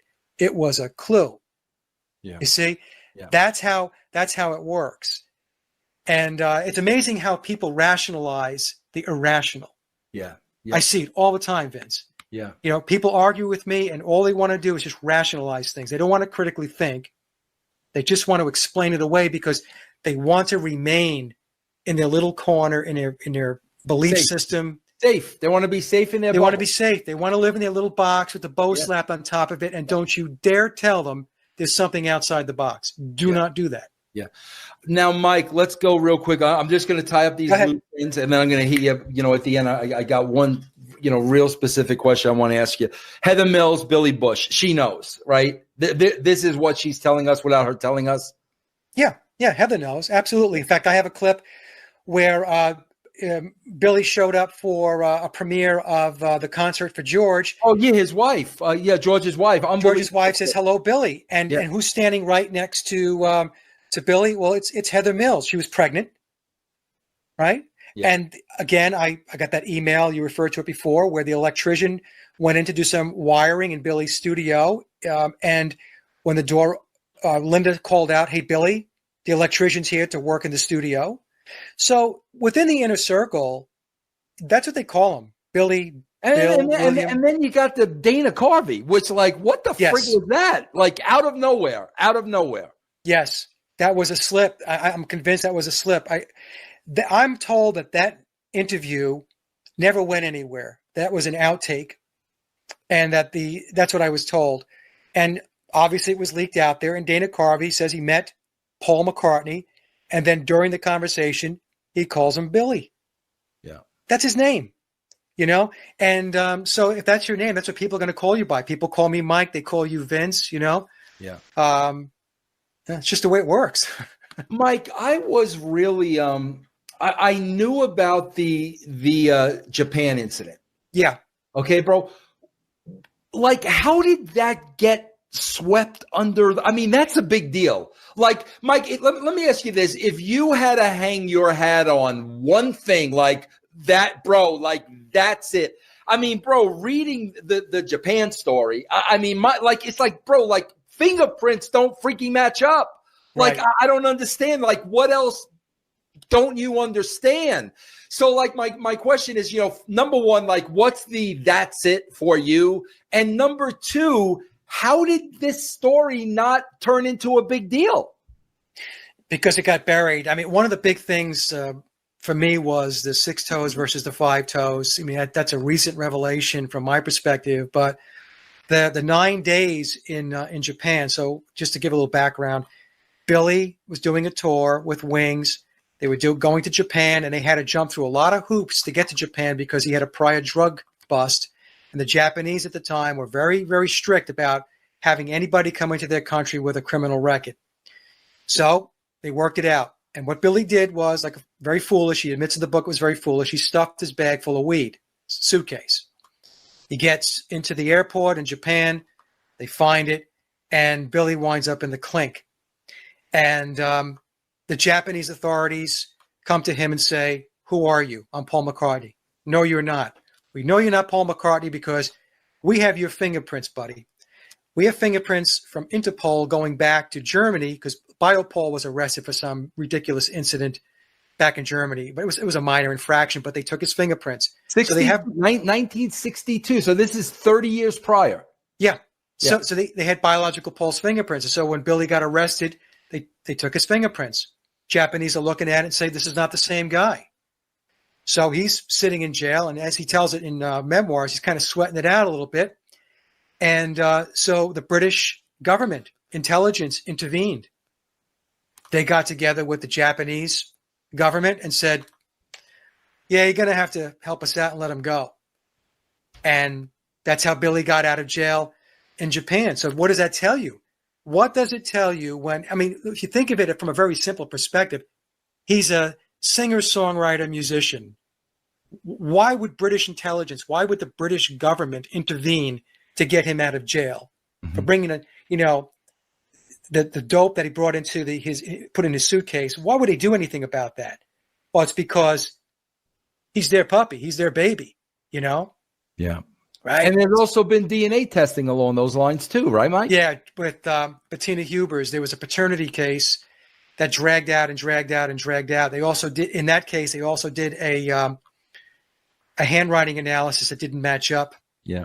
And somehow that case, Billy was able to walk away from it. The way he walked away from it with the DNA was the mother was claiming the child was biological Paul's child, and she didn't realize, the mother didn't know that this wasn't the real Paul McCartney. So he had to submit DNA. And when he did, it didn't match. So she claimed they sent an imposter. Billy got off the hook by saying, see, she's claiming it's my kid. I'm Paul McCartney. The DNA doesn't match. I'm not the father. That's how he got off the hook. Right. So she's shacked up with somebody else. And as much as she wants to believe that that's my kid, it's somebody else's kid. It's not mine. And technically, he's right. It's biological Paul's kid. Yeah. And he even talks about in that book, like, bro, you could have DNA tested me 100 times. They wouldn't have been my kids. It was the other guy. Right. And he says in the book, I'm going to ride that reasoning out. Whenever somebody wants to do any kind of DNA, okay, fine. It's not going to match, which means I am not the father. Right. You're not going to prove I'm not Paul McCartney. I'm just going to prove that I'm not the father. Right. That's how he's angling this thing. And the handwriting, the signatures didn't match up. And that perplexed the German courts. They were like, well, what, how did that happen? Yeah. So I don't know how they got through that piece of it. I have to be honest. I guess they just kind of shrugged their shoulders, and then who knows, him being him, they probably gave him the benefit of the doubt, and there you go. Case closed. Everybody goes home. Mike, I got two more questions left here. Yeah. Here's one. Because as you dig deeper and deeper in, more people start contacting you. You're still getting new information on a daily basis. Are there times, bro, where you are concerned about your well-being and doing this, or is it the complete opposite? Do you feel, Mike, that you were chosen to get this word and to get this story out? Yeah, so I have to measure things, Vince. So I get information that comes in, and information that doesn't resonate with me, I won't do anything with, right? Because, you do have to have that concern that you don't really know who you're dealing with on the other end. So I'll give you an example. So going back about a year and a half, 2 years ago, somebody writes me and said, we have an entire dossier on Heather Mills. And we want to send it over to you. And I didn't respond. And it was a no thank you, basically, by not responding. Because I'm not interested in receiving a dossier on somebody, because there's only one way you got that dossier. And it means that you either got it from a place that you weren't supposed to get it from, or you're getting it from people that I don't want to deal with. Mm-hmm. I don't want to get involved in. So when people contact me, and something intrigues me or interests me, I have a dialogue with them. It's typically email. I ask them a bunch of other questions, because what you're looking to do is you want to see if their storyline and their logic stays together, right? I'm looking for if something starts to crack. If it starts to crack, goodbye. I have nothing else to do with those people. So I have to be very careful about and very prudent with what it is I decide to engage in. Now, do I worry about it? No, I really don't, not so much, because I know that Billy wants to get the word out, because Billy wrote the book. Okay, so I think this would be a lot different if I were doing this work and it was 1967, or if it was the 1970s. Then I would say that I probably should be spending my time doing something else, because it wouldn't be a safe place to be. I'll just leave it at that. Okay. Right.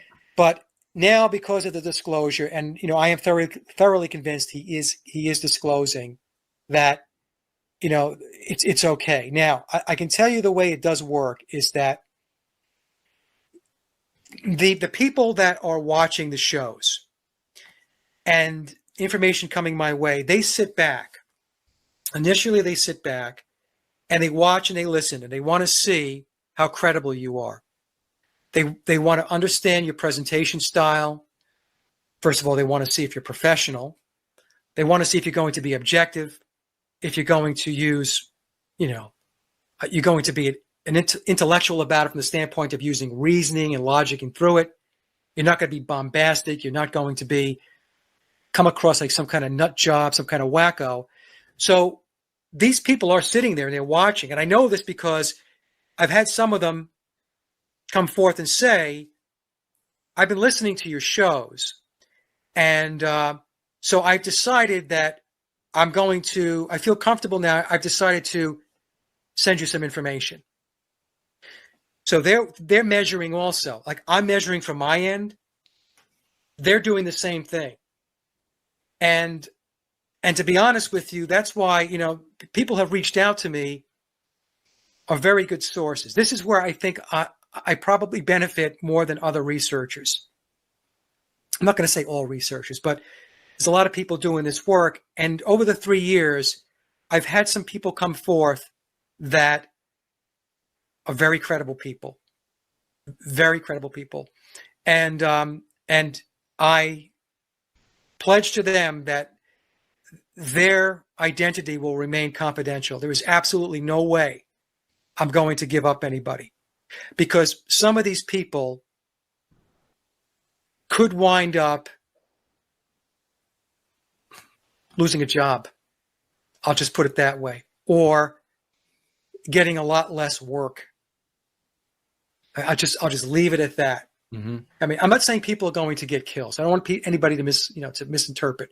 But what I'm saying is there are ways to torpedo somebody, right? To pull the rug out from under them. Right. And the best way to do it is you get blacklisted and you get work taken away from you. Yeah. Especially if you're in the business, right? Yeah. Dries up, you're fucked. So, right. So you have to, you have to be very careful. I have to be very careful to make sure that I don't put anybody in that position, and I won't put anybody in that position. Yeah. Mike, this has been tremendous, man. I swear, I love the work that you do, man. I'm on top of you. I go to Sage of Quay every day. I promote it. I tell people to go there. But listen, man, if you don't have an open mind, don't. But the reason I love you, Mike, and I'm a fan of yours, is because, it's exactly what you said. People can look at Vince Russo, oh, that crazy Italian from New York. He's out of his mind. He doesn't know what he's talking about. You obviously have put a lot of work into this. You have thought this out. You are so intelligent. You present this in such a calming manner. There is no agenda to bring people one way or the other. It's here it is.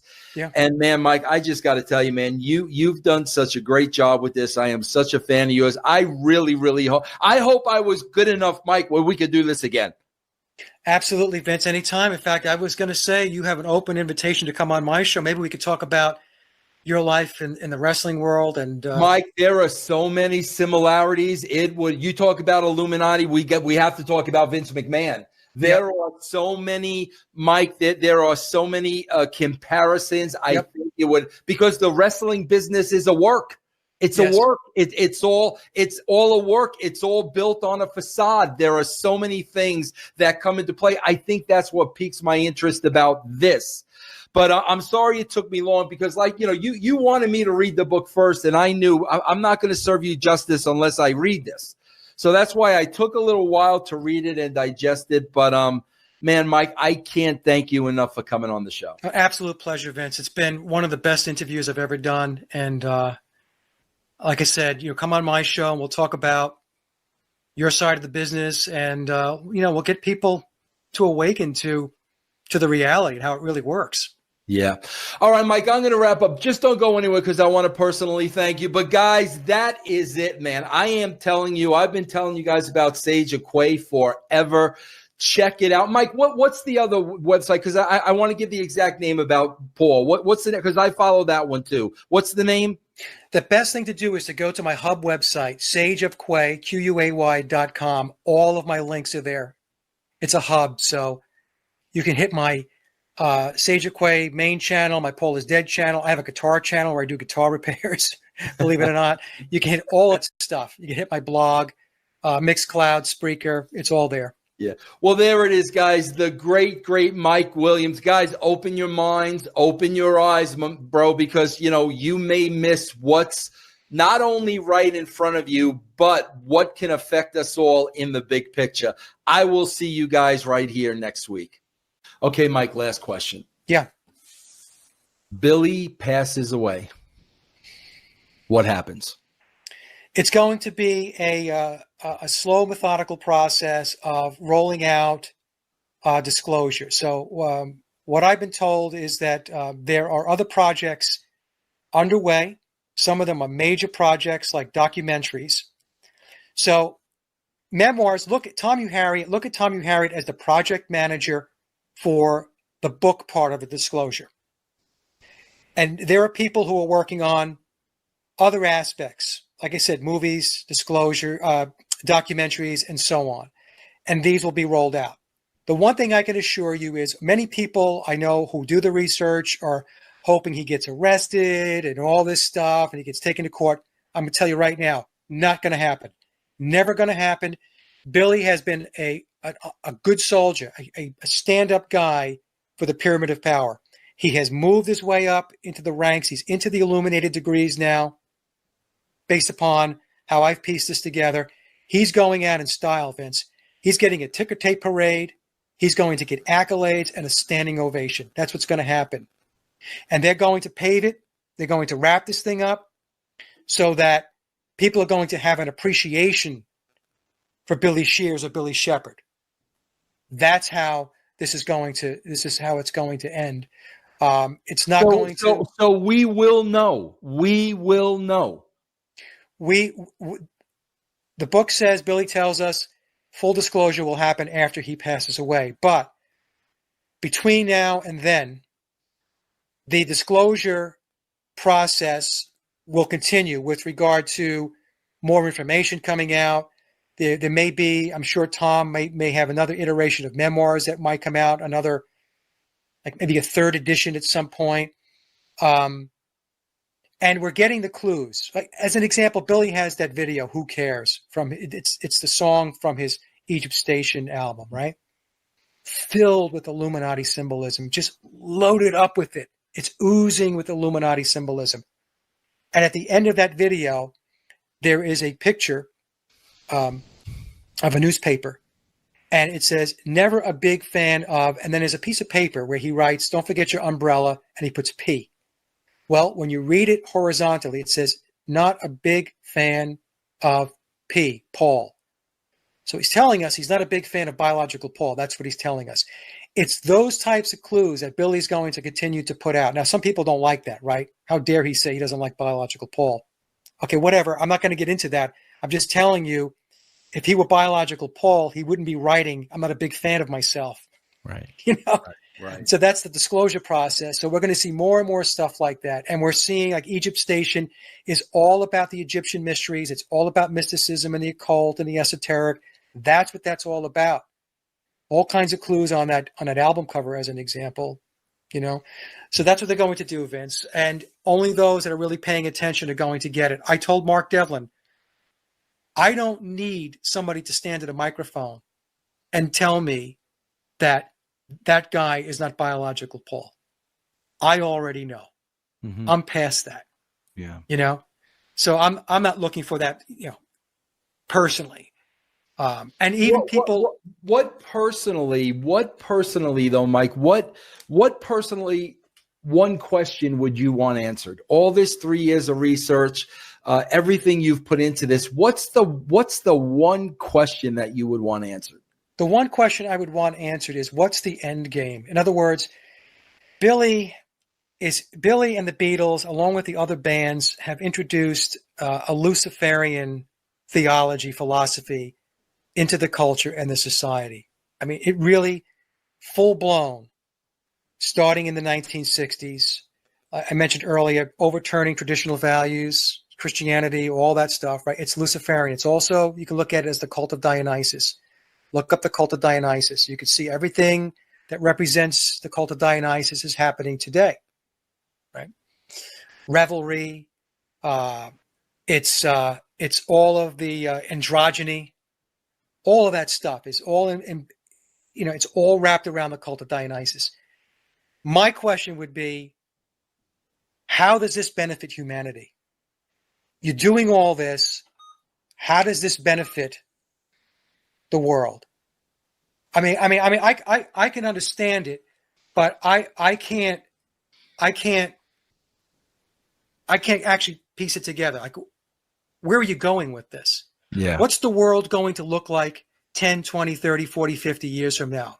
Right. Because we have seen unbelievable changes in our culture, in our society, Vince, going back. Like you and I are close in age. I'm 60, you're 58, right? Mm-hmm, mm-hmm. Think about when we were kids and how it worked with the family and all that stuff in school.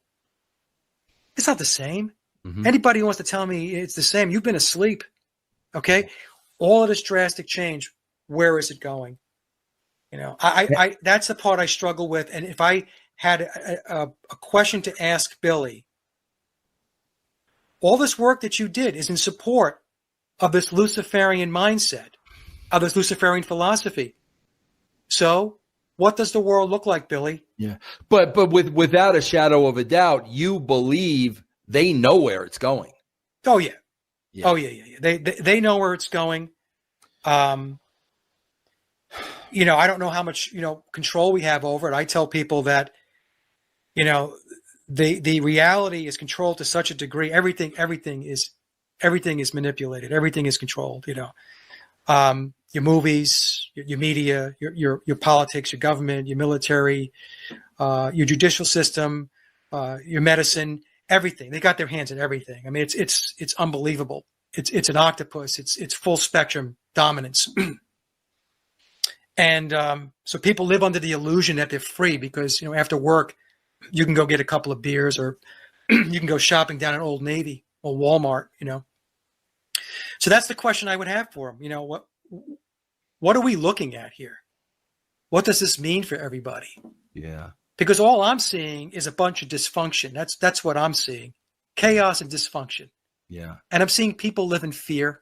Yeah. Well, people but live in chaos scarcity. and dysfunction could be the smokescreen for the big picture. Yeah. Right? Yeah. Because a lot of this chaos has been created. Yes. Yeah. Yeah. That's great, man, Mike. I don't have an answer to it. I have thoughts and stuff like that, but that's for another show. Mike, in the words of the great John Lennon, how do you sleep at night, bro?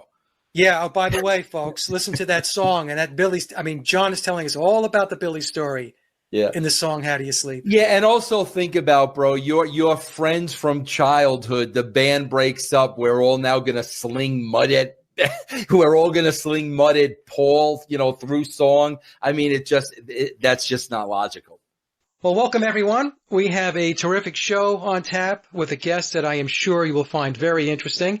My guest is the one and only Vince Russo. Vince is an author, podcaster, pundit, and of course, very well known from his days as a mover and shaker within the professional wrestling business. And we're going to spend some time getting Vince's perspectives on how entertainment shapes our reality, whether we are aware of it or not. So Vince, thank you so much for accepting the invite. It's good to see you again. Oh, Mike, I'm happy to be here. Listen, I told you on the last show, I don't know if anybody has ever told you this before. Mike, I'm your biggest fan. I want to clarify that from the jump. Mike, the thing about you and a lot of people from my world, russosbrand.com, a lot of my subscribers, they all said the same thing. Man, he's such a likable guy.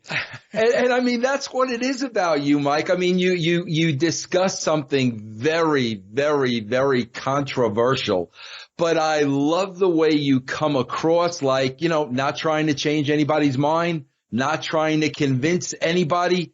Here are the facts. Do what you want with them. That's why when you start talking about trolls, I could understand people trolling me because I'm a big loudmouth from New York. When you say people troll you, I really get hot because I'm like, how the heck can anybody troll Mike? He's such a great guy, man. Well, as you know, Vince, anytime you lean up against someone's belief system, you're going to get pushback. It's the nature of the beast, and it goes with the territory. So anytime you put yourself out there into the public eye, there's going to be that segment of the population that will have an issue or a problem with whatever it is you're presenting or bringing forth. For a lot of people, the Beatles are gods. And when Mike comes along and questions the storyline, people react. And some of the reaction is not productive. It's over the top. It's nasty. It's ugly and, and all that stuff. And this includes people in the Paul is Dead research community itself. You would think there's unity, but there's not. So I just keep going and pushing forward, and I'll do what I believe is the right thing to do. So I'll just follow my heart. But I have 3 more presentations planned, which will take me out to the November time frame. And then I'm going to transition back to my main channel where I cover a lot of different topics, like this show, for instance. The Paul is Dead topic has reached a point of diminishing returns for me. And I put a lot of content out, so for anyone who's interested, it's all there. But the time has come to move on and to explore other topics. We'll see.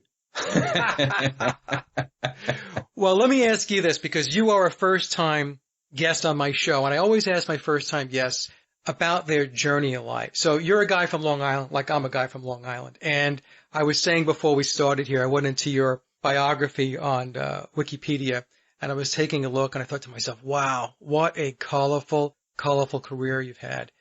And so how did you wind up from being this kid on Long Island to getting into the pro wrestling business? Because you had a very, very long career there as well. Mike, I think you'll find this interesting because it kind of goes back to, I think, something we're both involved in, which is entertainment. Okay. Mike, I actually had one of the very first mom and pop video stores on Long Island. It was in Coram, Long Island. Man, I'm going way back to the late 80s. It was called Will the Thrills Video. I was so successful in the one store in Coram, I opened up a second store in Lake Ronkonkoma. Okay? Mike, this is before Blockbuster.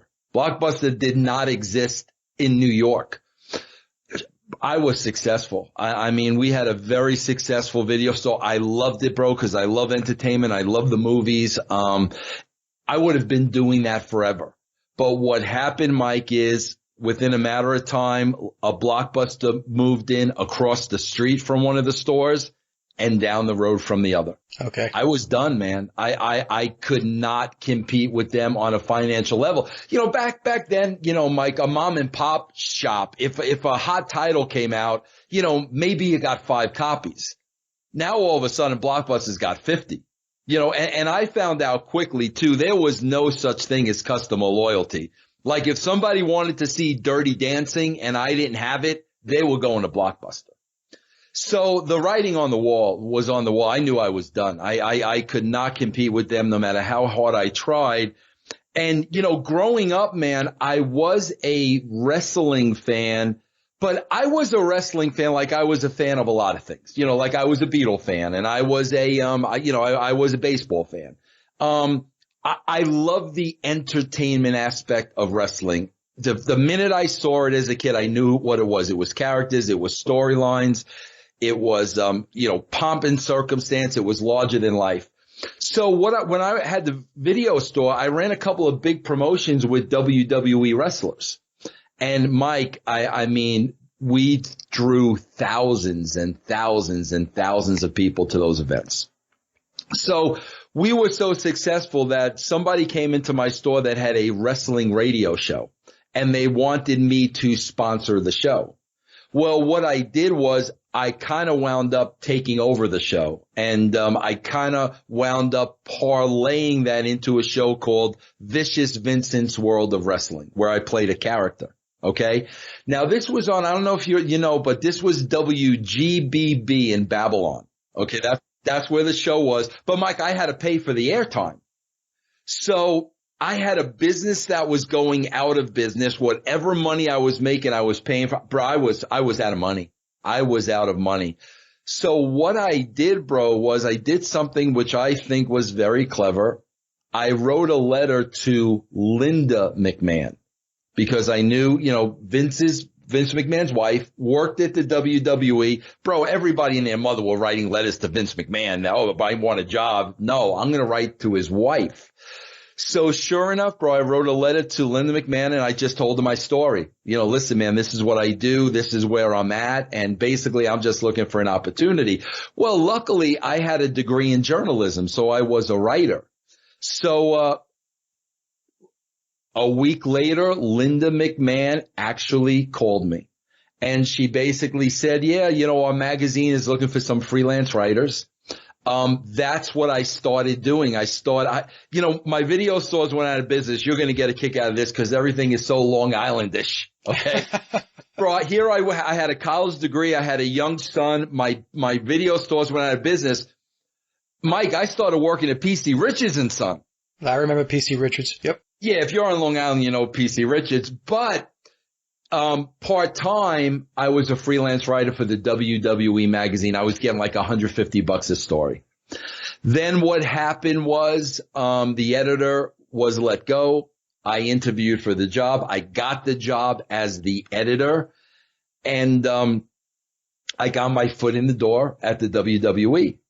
Now, Mike, this is something that's going to be very interesting to you, and I think your listeners as well, because this is the part of it they don't know. Okay? When I got into the WWE, when I got in the offices in Stamford, Connecticut, I was a fan with a fan's perspective. Okay? Mike, I walked into a world where Vince McMahon was surrounded by his minions. And the more I viewed this world and I witnessed this world, I saw, and I still use the term to this day, there was a wrestling bubble. And inside this wrestling bubble, Mike, they had no idea what was going on in the real world. They were so out of touch with what was going on in the world and what really attracted a television viewer.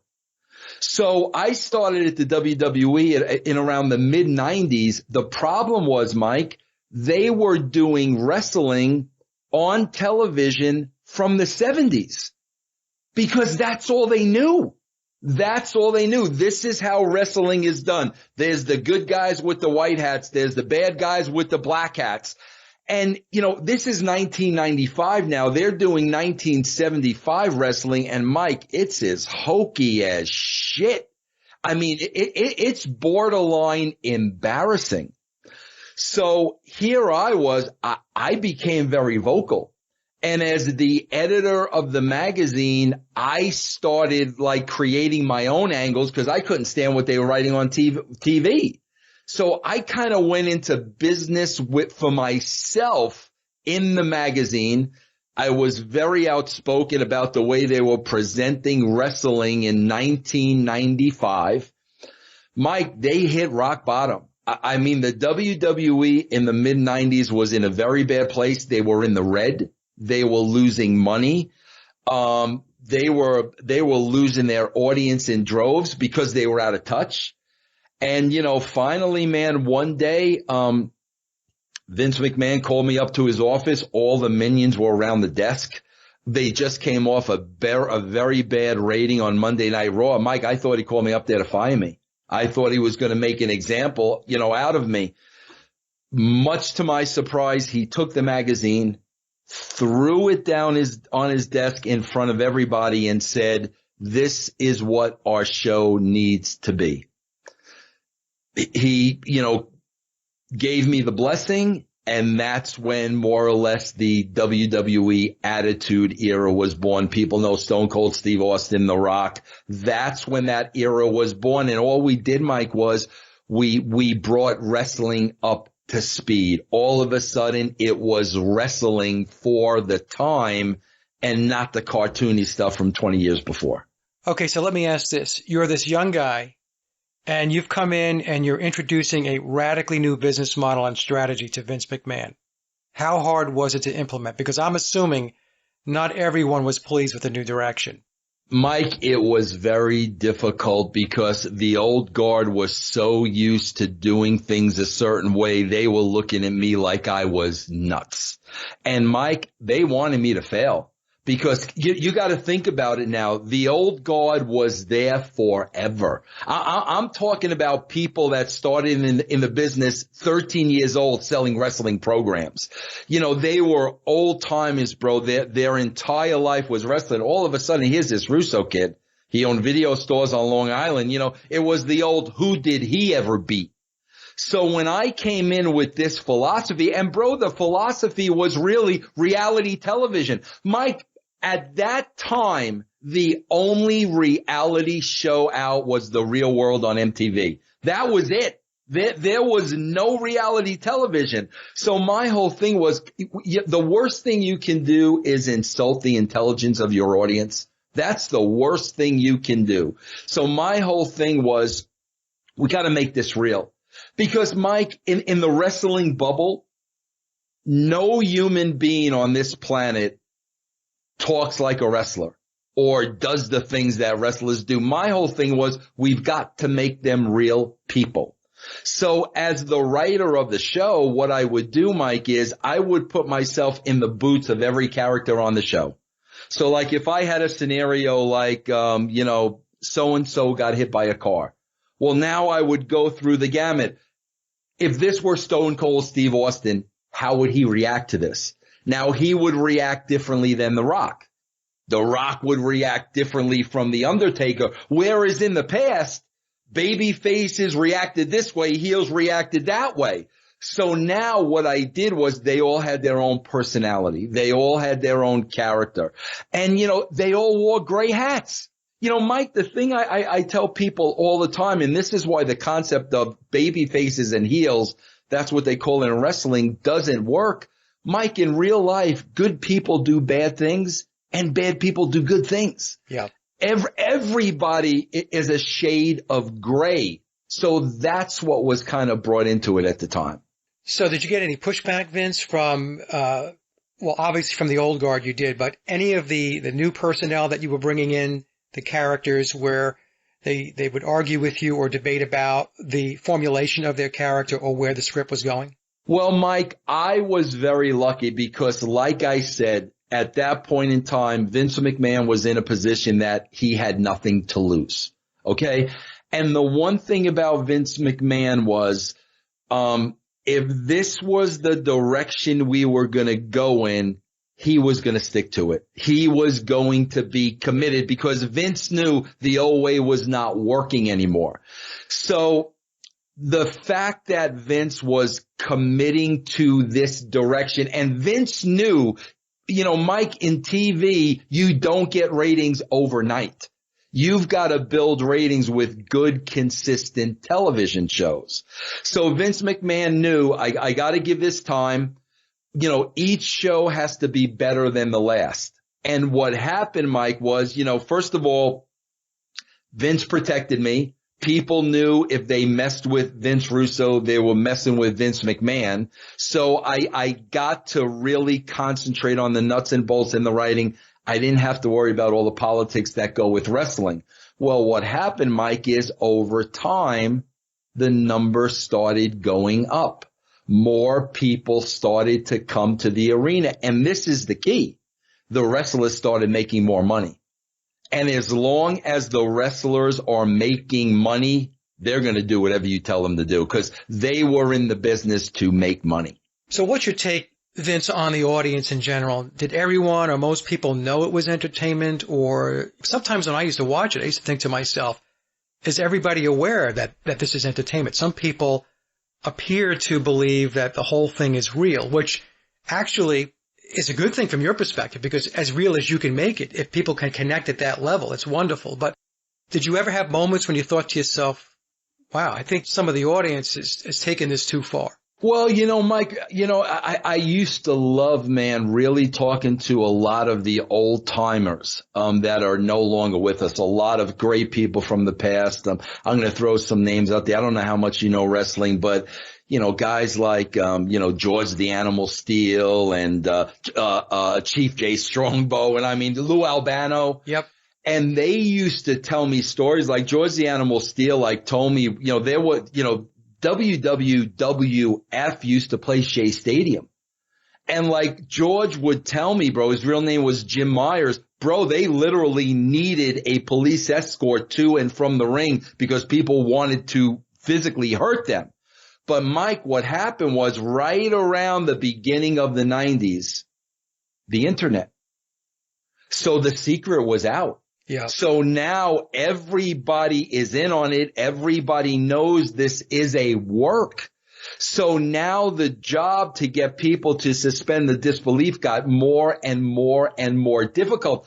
That's why, Mike, what I would have to do is when a wrestler was ready to come up to the WWE, I would have to sit down with them and really dig deep to find out who they were. And to find out what made them different from everybody else. The reason why I did that, Mike, was bro, these guys are not trained actors. So their character has to be an extension of themselves. They've got to take their personality and blow it up a million times over. So when they go out in front of the people, they believe what they're saying because there's a seed of truth to it. So because if the audience doesn't believe what they're saying, we're dead. They're not actors. So they kind of got to play off of something that's real. And that was really, really the key. Finding out who they were and just blowing it up. That's how people got to hate me so much on television, Mike, because, I went on TV in WCW. And that's why so many people hate me to this day. They think I'm the character. And you'll appreciate this, Mike. I went on WCW television in 1999 as myself, Vince Russo. My accent, I'm a New Yorker through and through. So, Mike, I knew, people hate New Yorkers. People want to hate New Yorkers. So my whole point was, if you want to hate New Yorkers, I'm going to give you So I took me as a New Yorker, but just blew it up.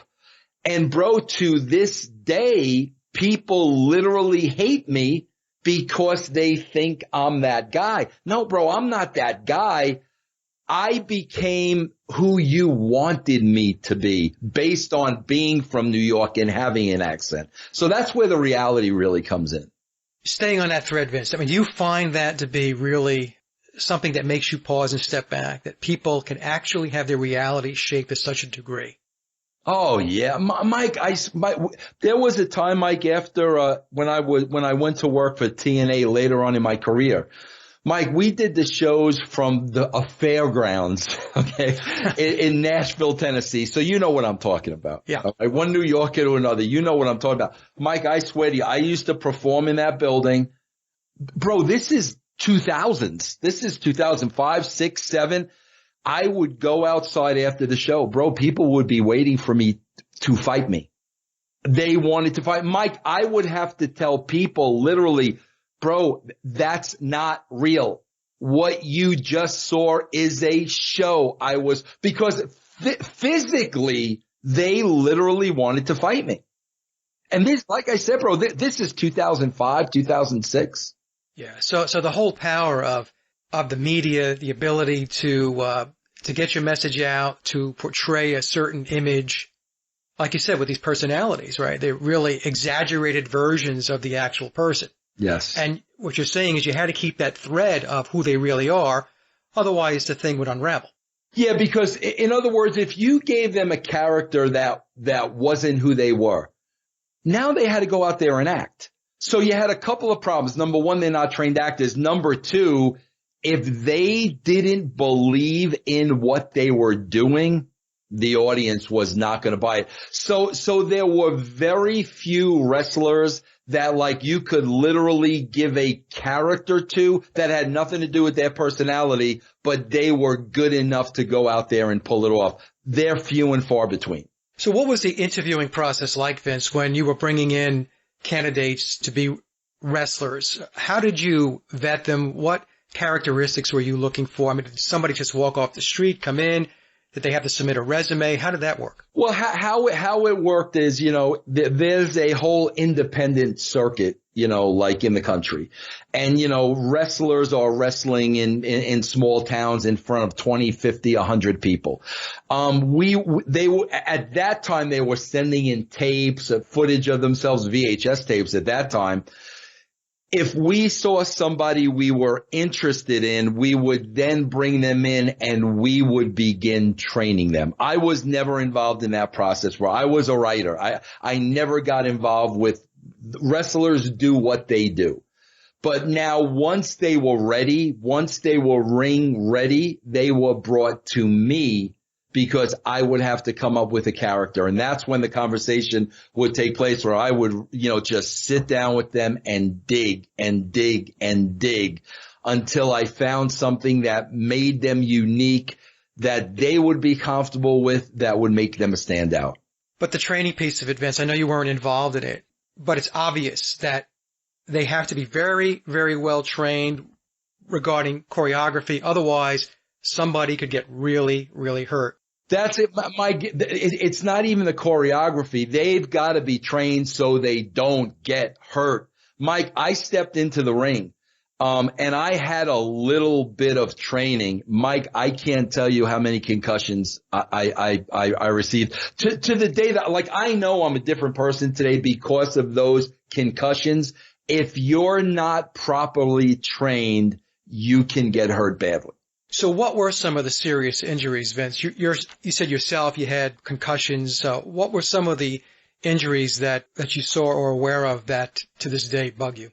Well, Mike, this is where you really get into the ugly underbelly of professional wrestling. This is the part of it where I get heat because I'm not supposed to talk about things. It's supposed to be everything you see on TV. It's not.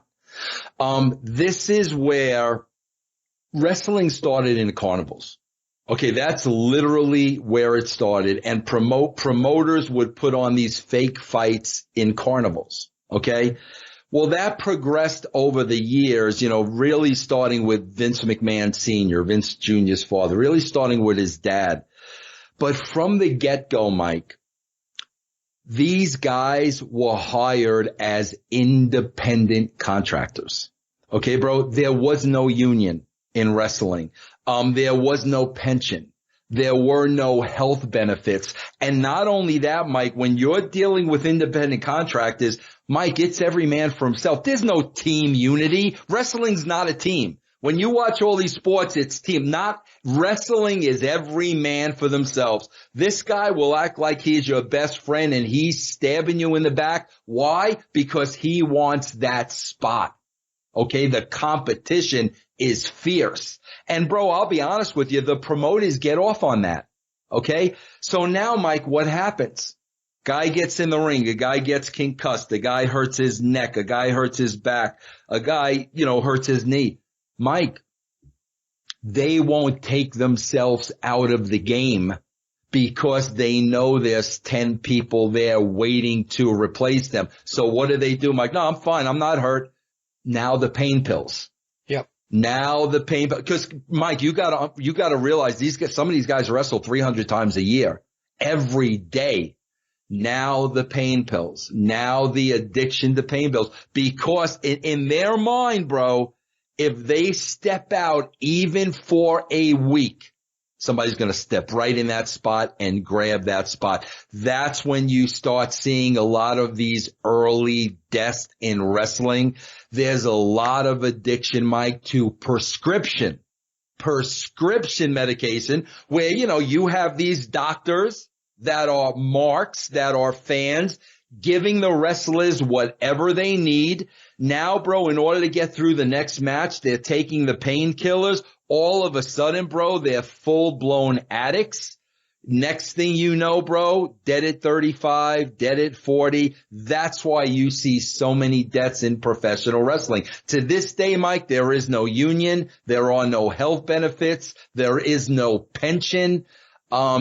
It's unbelievable, bro, in 2019, the stuff that they get away with in wrestling, that any other form of a company, it would be absolute ludicrous.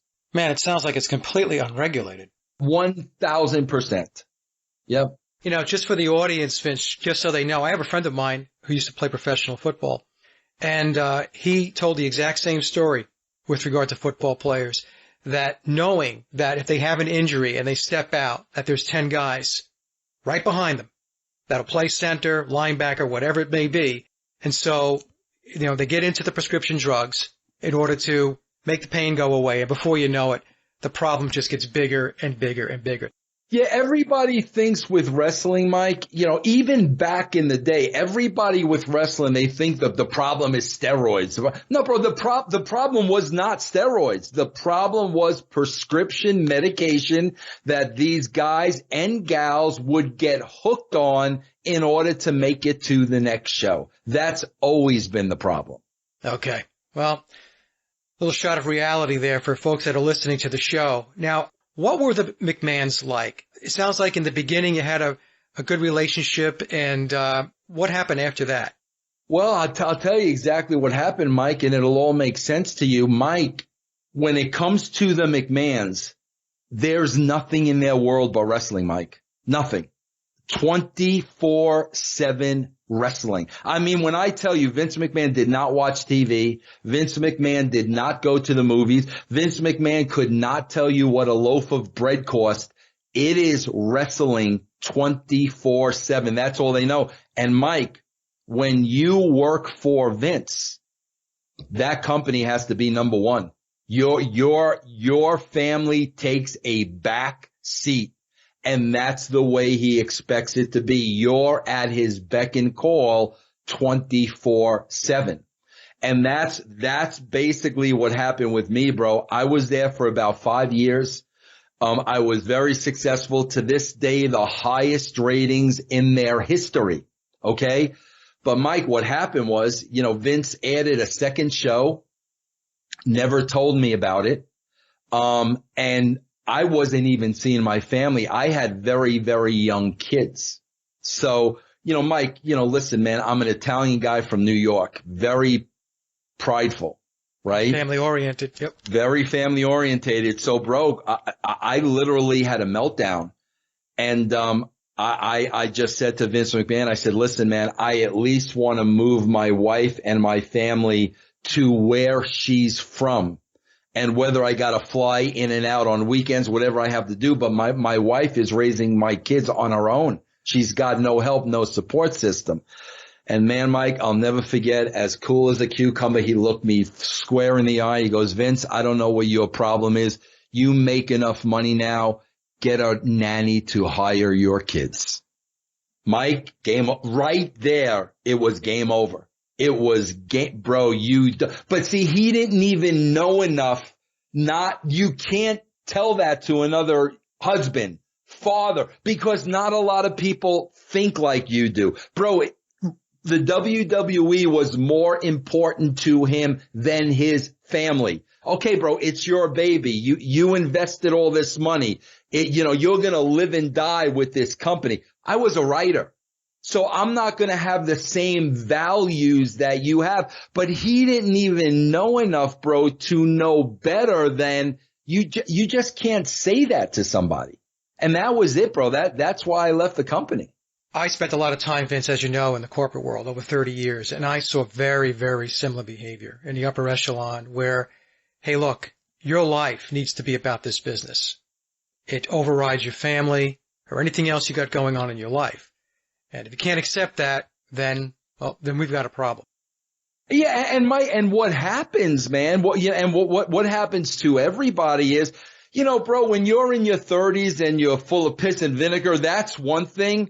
But as you start getting older, bro, and you see those kids getting older and older, bro, those priorities. I mean, it happens to everybody, bro. Never happened to him. Bro, the guy just turned 74 years old. You would think he's still at every single TV. He's starting the XFL. You would think it's 74 years old. Do the math. Okay, bro, maybe I have 15 years left. You know what? I'm going to spend these 15 years enjoying life. Now, bro, I know he enjoys that, but I mean, Mike, I'm 58.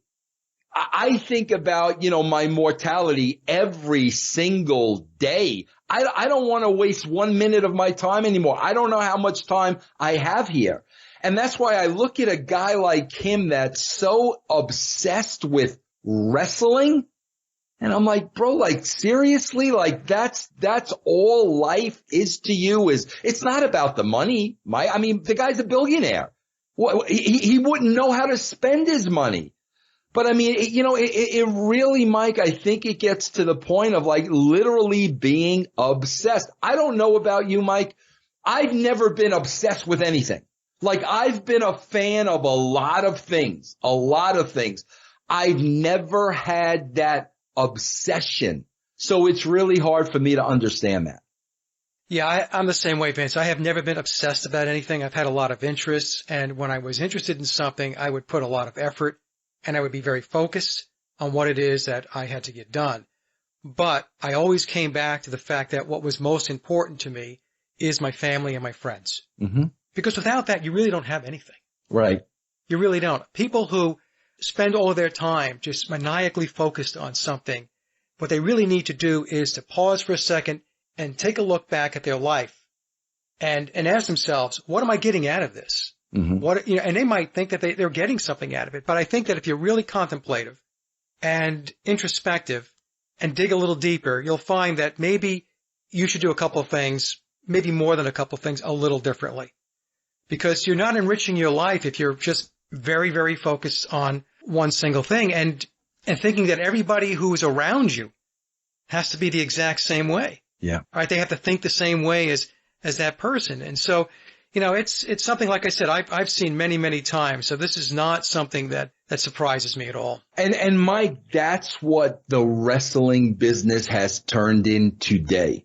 The issue, and this is why I am so hated today. The issues that they have today, they've lost their entire casual fan audience. They literally changed the game, where there's no more psychology involved in matches. There's no more characters. There's no more storyline. They call it performance art. So it literally has become Cirque du Soleil. So all the casual fans like me that watched it for the characters and the art of the storytelling, must see TV, they're all gone. So they've gone from about 10 million people a week to about 2.5 million people. They've gone down to a niche audience. Now all these people now that watch wrestling, Mike, they're all obsessed with it. Like 24/7. That's all they talk about. They're obsessed with it. I know guys that have, we call them in the wrestling business dirt sheets, where they do podcasts. They give all the inside information and stuff. Mike, there are guys my age that are obsessed with this. And I'm like, bro, at the end of the day, these are fake fights. Right. Like when we were kids, Mike, and we used to wrestle in our bedroom, that's what this is. You're getting obsessed over fake fights, and it's superseding everything else in your life. Mike, that blows my mind. Yeah, that's because, Vince, a lot of people do not sit back and reflect on life. They never ask themselves, why am I here? What's my purpose? And we were talking about age before. And you're 58 and I'm 60. And what a lot of folks don't realize is a lot of people don't make it to 58 or 60 years old. Mm-hmm. Yeah. So if you're at our age or a little younger, a little older, whatever it may be, you can't take for granted that you're going to be here tomorrow. So I think that it's in anybody's best interest who is, like I said before, so focused on something that it has commandeered their entire life, that you need to press the pause button and sit back a little bit and maybe take a look at reprioritizing some things that are going on in your life. Mike, I'm a firm believer in God. I really didn't become a Christian till later on in life, but God recently, he showed me something that has made it so simple for me. Every time, if I get upset about something, or if I say, now I start asking myself this question: is it going to matter when I'm dead? You know what I'm saying? Like, my wife gets upset, the dog lays on the couch, and I'm like, is it really going to matter when I'm dead? I mean, I'm 50. I don't know how much time I have here. And it's the same with these people obsessed over fake. Bro, are they going to matter when you're dead? What's really going to matter when you're dead? What's going to matter, bro, is the impact you had on the world, the impact you had on your kids, the impact you had on your family, the impact you had on your friends. That's what's going to matter. And like I said, Mike, I've never been obsessed over anything, so it's very hard for me to understand.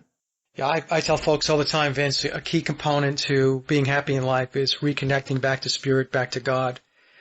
So many people, they give it lip service, so they never even think about it, And but look, to each his own. Each person has got to find their path based upon their own trial and tribulations. Mm-hmm. Absolutely. Right? Absolutely. Yes. If you stumble enough times or you realize you come to the conclusion that you've been on the wrong path, then you'll make that turn. Right. So about your family and all of this, right? So we're talking about the pressures that were put on you and the expectation that you had to eat, breathe, and crap wrestling. What was that like for your wife, and what was that like for your children? I mean, did you buffer them as much as you possibly could, but did your wife ever go to you and say, Vince, maybe you should do something else? Well, Mike, first thing is I kept them as far away from the business as possible. See, Mike, and two, people always have an issue. The people that hate me in wrestling, they always have an issue with this. Mike, it was my job. That's it. I looked at it as a job. When I was in the wrestling business, I was not obsessed with wrestling. It was a job. I went to work every day. I did the absolute best that I could. Just like when I owned my video stores. Just like now when I do podcasting. It's a job. So I never let that spill over into my life. I kept my family as far away from as possible as I could from the business. But Mike, what I really tried to do to accommodate it was the time that I did have with them. I mean, I tried to give them 200%. But I got to tell you, Mike, it's things like I'm 58 now. Mike, I miss my kid's first home run. I never forgot that. And now when I look back of how ungrateful Vince McMahon was, I'm like, what were you thinking? Like, what were you doing? You literally put your family on the back burner. I can't change that. But that's why I try to tell people, I don't want you to be in my spot. And that, I gave this company and I gave this man everything I had, bro. And I ignored what should have been the most important thing. I did not give that the proper time. And, bro, that stuff stays with you. It doesn't go away. I can't remember my kids growing up. I can't remember them growing up. My wife's got to tell me stuff all the time. I can't remember it. Vince, we all have those moments, and you think back and you think to yourself, well, I should have done this better. I should have been there. The way we have to approach this is that it's life. But the most important thing is that you get to a point where you realize that type of lifestyle cannot continue. Right. That's the most important thing. I have the same thing. I look back, I think to myself, because I had a career. I wasn't here. I wasn't there. I was doing this. I wasn't doing that. And then, I'm older now and I look back at it and I said, what was I doing all that for? Yeah. Yep. We know what it was for, folks. It was for money. You need it, obviously, to be able to survive, but it cannot get to a point where it becomes the controlling entity or mechanism in your life. Right. Because you will miss out on a lot if you're driven by that. Now, the other thing I wanted to cover with you is when we look at the wrestlers outside the ring, were there any that were personal friends of yours that you got along with really well and had a friendship with? Mike, it's another thing about the wrestling business. There are no friends, man. It's all a facade. Mike, it's all a facade. And you know how you know that? I'll tell you how you know that. I was the head writer. Okay, bro. So in their mind, Vince was the guy that could make me or break me. When I was the head writer, Mike, everybody was my best friend. Mike, being a New Yorker, see, people don't understand this. Being a New Yorker, I was smart to that. Okay, I knew that, bro, you're not my friend. Like, you want me to write you in the show. Like, you're not my friend. And bro, it's just comical because I knew that. I knew it was all a facade. I knew it was all phony bullshit. And Mike, the day I left the WWE was the day my phone stopped ringing. Yep. And that's how it is, bro. There are no friendships. The old thing, keep your enemies close. It's bizarro land, Mike. It really is. To this day, I call it the wrestling bubble. They have no concept of what a friend is. They don't understand what friendship means. Mike, they all cheat on their wives.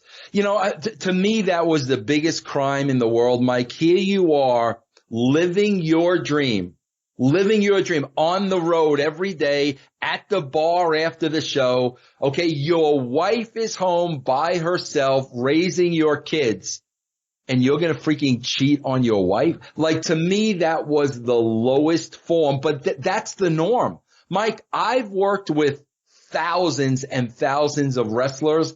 I think I knew one person who stayed loyal to their wife. That's the world. And, like I said, Mike, the older you get, you're like, man, I don't want to be a part of that world. I don't want to be a part of it. Yeah. And, Vince, I follow you on Twitter, and I know that, and I've discussed this actually in the last show too, and we talked about criticism of me, criticism of you. How do you deal with it? Do you deal with it differently today than you did back then? Because, many times, folks, the criticism, as much as we don't want it to affect us, some of it can be very hurtful because it's not true. It's fabricated. People just saying things for the sake of trying to get a rise out of whoever it is that they're attacking. So how do you deal with it today, Vince, versus how you used to deal with it way back when? Oh, Mike, it's complete night and day. I mean, back in the day, bro, when I was that, guy in his mid-30s, bro, you want to go toe-to-toe like we'll go toe-to-toe. I mean, bro, if you attacked me or you said something to me, bro, I was gonna bite your head off. And, bro, I always knew I'm going to win because, bro, like from where I'm from, New York's dog eat dog, bro. Don't think you're going to, politic and backstab me behind my back. I know what you're doing. I know what's going on. And, bro, I would let people have it. Okay, bro, let them have it. But now, bro, like as I get older, Mike, here's the worst thing. This is the most hurtful thing. This is how society is today. Okay, but this is how I deal with it. Mike, I'm out there like on a daily basis. Before I came on this show, I just finished doing a show called That's Life. That's Life is a show I do every week. It's the most important show I do. I want all roads of all my other shows to go to this show. This is where I talk about life. And I literally talk about God. And I believe my path in life took place the way it did because God knew, Vince, I want you to develop a following. I want you to develop a base of people that will only understand me through you. You can talk their language. You're not going to beat them over the head with the Bible. You're so rough around the edges. You're a sinner. But I can get my word to these people through you. So, Mike, I have no problem saying I'm a believer in God. God first. I do a show about God. Well, bro, the problem today, the most hurtful thing with social media, bro, is I knew, Mike, once I went out there with my belief, I'm going to be attacked by the world. I mean, you accept that. That's part of the game. The war that you got to put on the armor of God and say, let's go. But Mike, how they attack you today is you're a homophobe. You're a racist. You're a sexist. That shit that to my core, it's the most hurtful thing that anybody can say. Mike, I have somebody running my website who literally is a transgender. And I love her to death. Mike, I was a guy that put the WCW title on a black man because, bro, he was being suppressed and he was never given the opportunity. I came along. I gave him the opportunity. It's the proudest moment in my life that I was able to do this for this individual. But my point is, no matter what stuff like that is on your resume, that's ignored. And then you're a racist, you're a sexist, you're this or that. That's the hardest thing to deal with. The way I deal with it today is I know, bro, once I accept it, I am here to glorify God. I am here to spread his name, bro. That's why I'm here. And that's what you're going to get. Because the world does not want that. Like you said earlier, Mike, the world wants you to believe money is everything. Expensive cars, big houses, success. That's everything. That's what the world wants you to believe. So when you have somebody like me saying, bro, wait a minute, they're going to throw everything they can at you. And that's knowing that, bro. God just gives me the strength to get through it. And I just ignore it the best I can today. That's all you can do. There's a lot of black-hearted people out there. That's my conclusion. So what I try to do, Vince, is I need to stay elevated. I need to stay above and focus on the positive. Because if you dive into their crap, into their nonsense, then you're connected into that very negative, dense stuff. And what is that going to do? That's going to take somebody like yourself or me or anybody else who's trying to do good in life. It's going to bring them down. And that's what they want. Exactly. So the best thing to do is what I do is I try to ignore them as much as I possibly can. Every once in a while, I do have to step out and maybe set the record straight on something, but I try to do that extremely sporadically because you also don't want to bring any attention to the people that are engaged in this type of negative stuff. Right. Right. So it's really a fine line. It's a balancing act, I think, when you're trying to deal with that type of stuff. It really is. Yep. The worst thing is now though too, Mike, it's like, my son, Will, he's my oldest son and he's very, very creative. And like now he's trying to establish a presence on social media. I know he's going to get all the Vince Russo shit. You know what I mean? And that's the part of it. Like, really, like, come on, man, and he's hearing it, I mean, people have already gotten his phone number and they're texting him stuff. And I'm like, that's the part of it where like, I want so hard to be able to protect him. But like the first thing I had to tell him is, bro, if you put yourself out there, this is what you're going to get, Yeah. Many people, they have no boundaries. Yeah. And they think nothing of doing stuff like that. I spend a lot of time protecting my friends and family, isolating them from the work that I do. Because, look, I'm doing it. I know what it's like to be involved in the arena of the public. So I'm willing to deal with it. But I don't want to bring anybody who doesn't want to be there to have to be involved in it. Right. Because a lot of times, look, there's a lot of good stuff. So let me just, I don't want to paint a negative picture here. There's a lot of very, very, very good people out there, positive people you like to interact with. So that's the vast majority of folks. But you have this segment. It's a small segment. But that small segment is very, very nasty. It can be very, very ugly. Yes, it is. Yes. So, Vince, when you look back at your career, what would you consider to be the highlight of the career? And then we'll get into what would you view as the part of your career that presented personal challenges to you that you had to work through? Well, no doubt, Mike, the highlight of my career was there's a wrestler, he still works for the WWE today, very, very popular. His name was Booker T. And, the African-American guy. When I went to WCW, there was such a level of politics going on that somebody like him, bro, that was a happy-go-lucky guy. He was a company guy. He did whatever you asked him to do. There was a thumb on him. He was never going to be able to get through to a certain level. And I remember, one day I went into a creative meeting and there was probably about 6 guys there. And I said, if you could put the title on anybody right now, who would it be?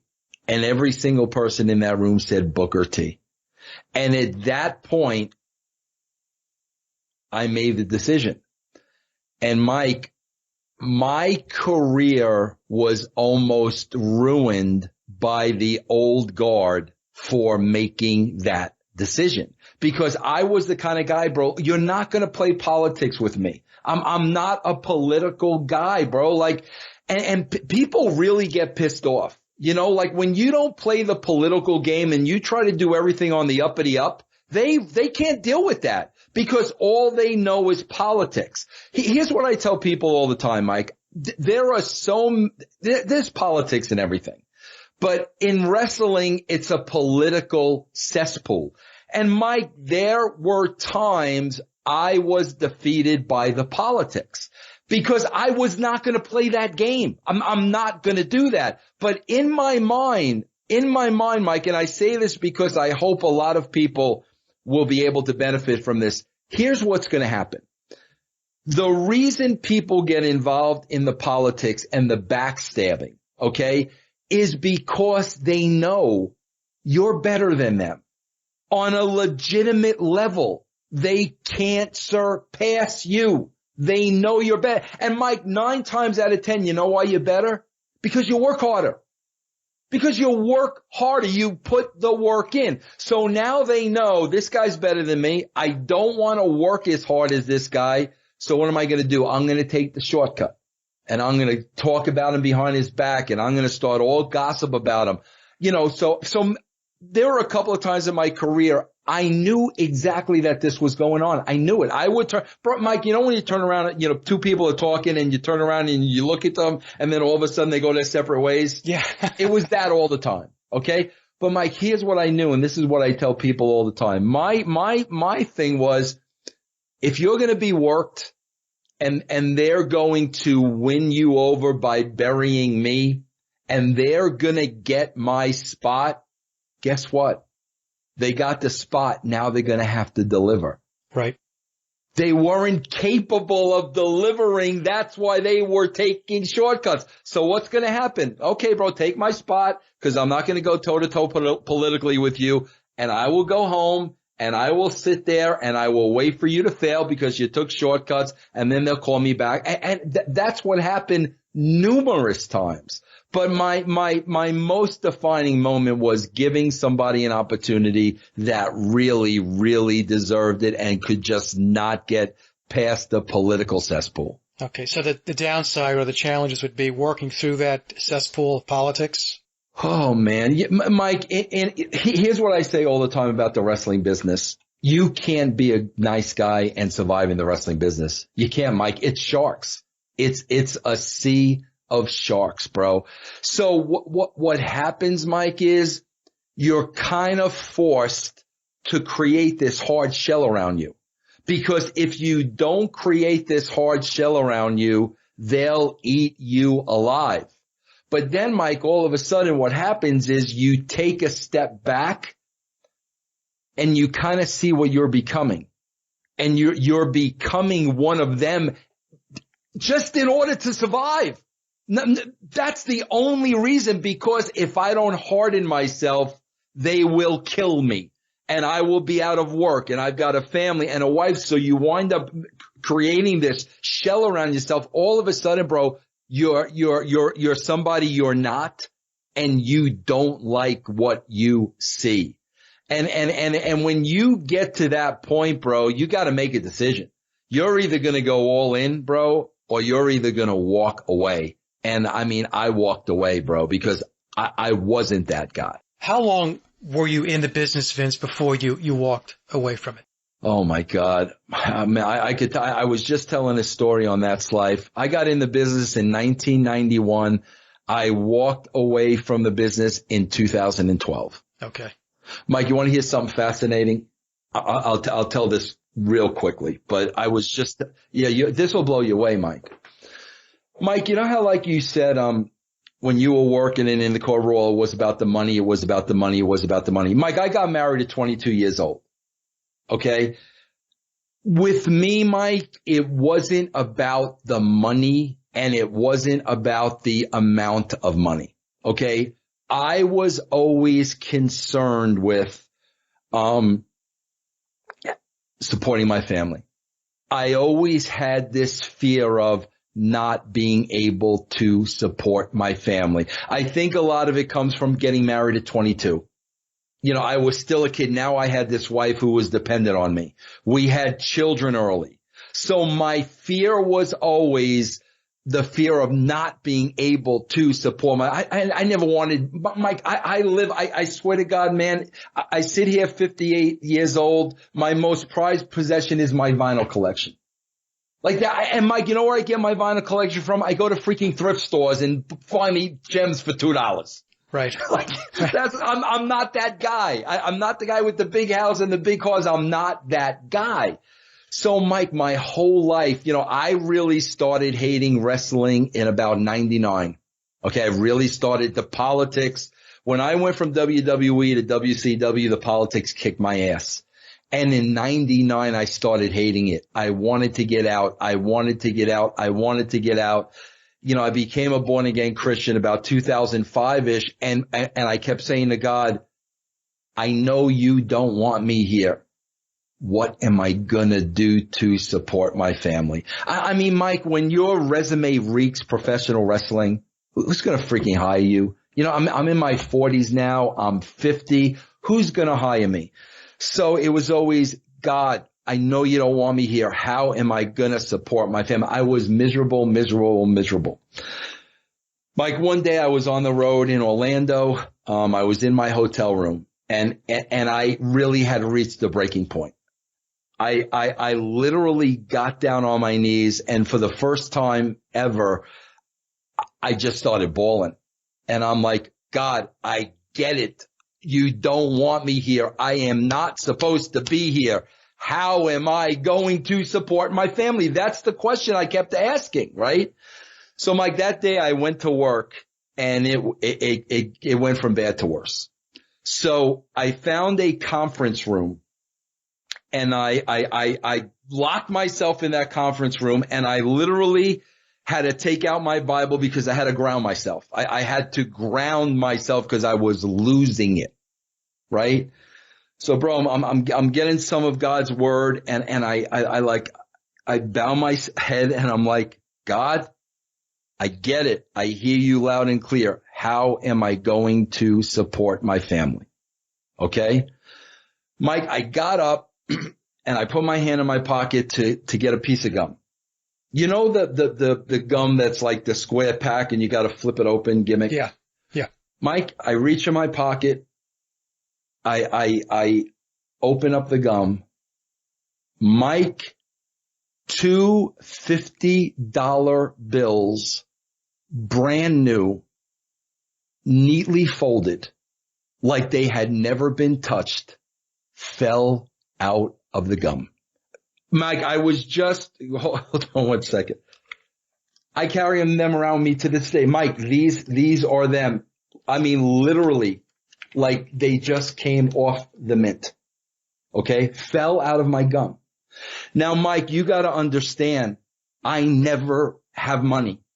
I don't use money. Everything I do, I use my credit card. I want a cup of coffee at McDonald's, I'll use my credit card for $1. I never have money. So now all of a sudden these two $50 bills fall out of my gum. And I'm like, literally it was God saying, like, bro, like what don't you understand? What don't you understand? Mike, the first thing I did was I called my wife. Did you put money in my pocket? No, Vin, like, I know you don't take money. You know, Mike, I don't go to the bank. I don't take withdrawals. To this day, I have no idea. But when that happened, Mike, I knew, bro, if you don't walk away after that, you might as well spit in the face of God, because there's nothing he will be able to do to convince you that he knows what you need. And as long as you're loyal and faithful to him, he's going to take care of you. And literally, that was the last TV taping I went to. I walked away after that. It's going to be 8 years ago in February. Mike, I didn't know what podcasting was then. I didn't know what Twitch was then. I didn't know what Patreon was then. Those things did not exist. Now what do, bro? I sit here behind my computer and I make a living and I don't have a worry in the world. Yeah, it's unbelievable. A lot of people will be able to resonate with what I refer to as divine intervention. It's there, it's real. Of course, there are going to be the naysayers, and that's fine. You could be a naysayer. But I've had situations like that in my own life, Vince, where out of the blue, something happened, and it was a message. It was clearly a message, right? And many times those messages are, it's okay. Push through it. It's okay. You're going to be all right. Mm-hmm. You're going to be all right. You know, but the most important thing, too, about being all right is, and you have it in you, is the ability to work hard, like you mentioned before. Yep. Put your head down, push through it, work hard. When you persevere, good things will happen. It doesn't happen overnight. Yep. It takes time, but you will build it. Yep. You know, and I've had the same types of experiences in my own life. You know, and you mentioned, I wanted to just go back to this a little bit about being concerned about not being able to support your family. I have a bit of that myself, you know, because my mom and dad, we were very blue collar. growing up on Long Island. You know, mom stayed at home and dad was a cop. Mm-hmm. You know, and contrary to what a lot of people might believe, cops, especially back in those days, we're talking about the 1960s and into the 70s, they didn't make a lot of money. Yep. Mm-hmm. You know, so when in our household, it was always, I had a very good childhood. I have 2 other brothers and a sister, and it was very good. But when I look back at it, we didn't have a lot, which meant you can be happy without having all of that material stuff all around you. Yep. You know, but what it also taught me was I needed to work hard, like my dad worked hard. Yep. In order to keep the food on the table and to keep, you know, a roof over the head of your family. Yep. So, yeah, these are all things that help you to get through times when, you know, you're having challenges in life. Yeah. You're doubting yourself, or you're doubting, you know, what's going to happen, or you think you're trapped. That's the thing, right? You think you're trapped. Yeah. I'm in this corner and I don't see a door out. Yeah. It's like too, Mike, it's like with me, like I said, you know, I've got like 3 arms of the Russo brand. You know, I've got my subscription base, you know, russosbrand.com. I got my Patreon. And then I've got Twitch. As long as I keep those 3 arms going, I'm fine. But Mike, I'm human. So in the very, very back here somewhere, there is, what if this all stops tomorrow? Like, then what? Like, what am I going to do? What if this stops tomorrow? But now I can go the next step and I could say this. If it stops tomorrow, it's because it's supposed to stop tomorrow. That's right. You see what I'm saying? So like I can be cool with it. If it stops, it's because it's supposed to, and you're supposed to be on to something else. I didn't have that in the past. Yeah. What happens is you develop this intuitiveness that says to you, this has run its course. You've done as much as you could possibly do with whatever it is that you're working on. Mm-hmm. It's time to shift gears. Mm-hmm. Where people get themselves into trouble is when they ignore that intuitiveness, that feeling in your gut. When you ignore that, typically what happens is something not so good winds up down the road for you. Right. People ignore that, and they shouldn't ignore that. Now, you've also written 2 books, right? Yes. Yep. Yeah. So did you want to talk a little bit about the books? Yeah, no, bro, that was my biggest, you know, outside of, the Booker T situation. I mean, you know, being a writer and going to school for journalism and being editor of my college newspaper and all that, my number one goal was writing a book. So, you know, being able to write a book, far superseded anything that I did in wrestling, any television show that I ever wrote. And then the funny thing, Mike, is then, you know, I sit down. My first book was called Forgiven. I put my heart and my soul in this book. And, you know, my mother was alive at the time. And like, I really knew like the fact that this book is going to be published would like mean the world to her. Mike, I was so raw and so honest in this book. I was the hardest on me than anybody else. And then, you know, the book comes out and then what do you get? Everything in the book is a lie. So I'm like, wait a minute. Let me get this straight. I literally sat down. I wrote every word in the book myself. I literally sat down and spent a year writing a book of lies. But it's stuff like that it's just like you gotta shake your head, man, because it's like no matter what you do. But writing those books, bro, I mean, that was that was really monumental for me. And you have a degree in journalism. Yes. Yep. Yeah. So how long did it take to write the books, Vince? I'm always interested because I've never written a book, and people have said to me, Mike, someday you should write a book. And I'm thinking, I don't think I have time to do it. So. Mike, it sucks. Like, Mike, remember the old Odd Couple show? Remember Tony Randall and Jack Klugman? Yeah. I'll never forget this, bro, because Jack Klugman, as Oscar Madison said this once, he says, a good writer hates to write, but loves to have written. And that's it in a nutshell. The process of writing sucks. And bro, there is such a discipline to writing. If you do not sit down every day and write and force yourself to write, it's not going to happen. Bro, I love this story. To this day, Jerry Seinfeld has a big calendar in his house every day of the year because he writes every day. Yeah. And he has to write every day. Seinfeld at this point, and he just checks the days off. But that's it, Mike. You have to force yourself. You got to grind through it. You can't get writer's block because there's a million reasons why you want to quit, because it's a difficult process. Yeah. That's part of the reason why I don't think I've started. Yeah. I mean, people keep asking me about a third book, and I'm like, just no way. I mean, there's no way. I don't have it in me. You know, when I left the business world, and I was there for 3 decades, people would ask me afterwards, do you miss it? And one of the most interesting phenomenons, Vince, is that I very rarely think back at it. I know I did it.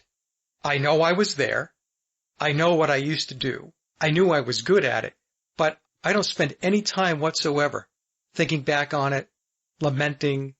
It's just that my life is in a completely different place now, and I'm much, much happier now. So how about yourself? It sounds like maybe you're in the same boat. No, I wish, man. You know, Mike, the problem is it's in my face every day.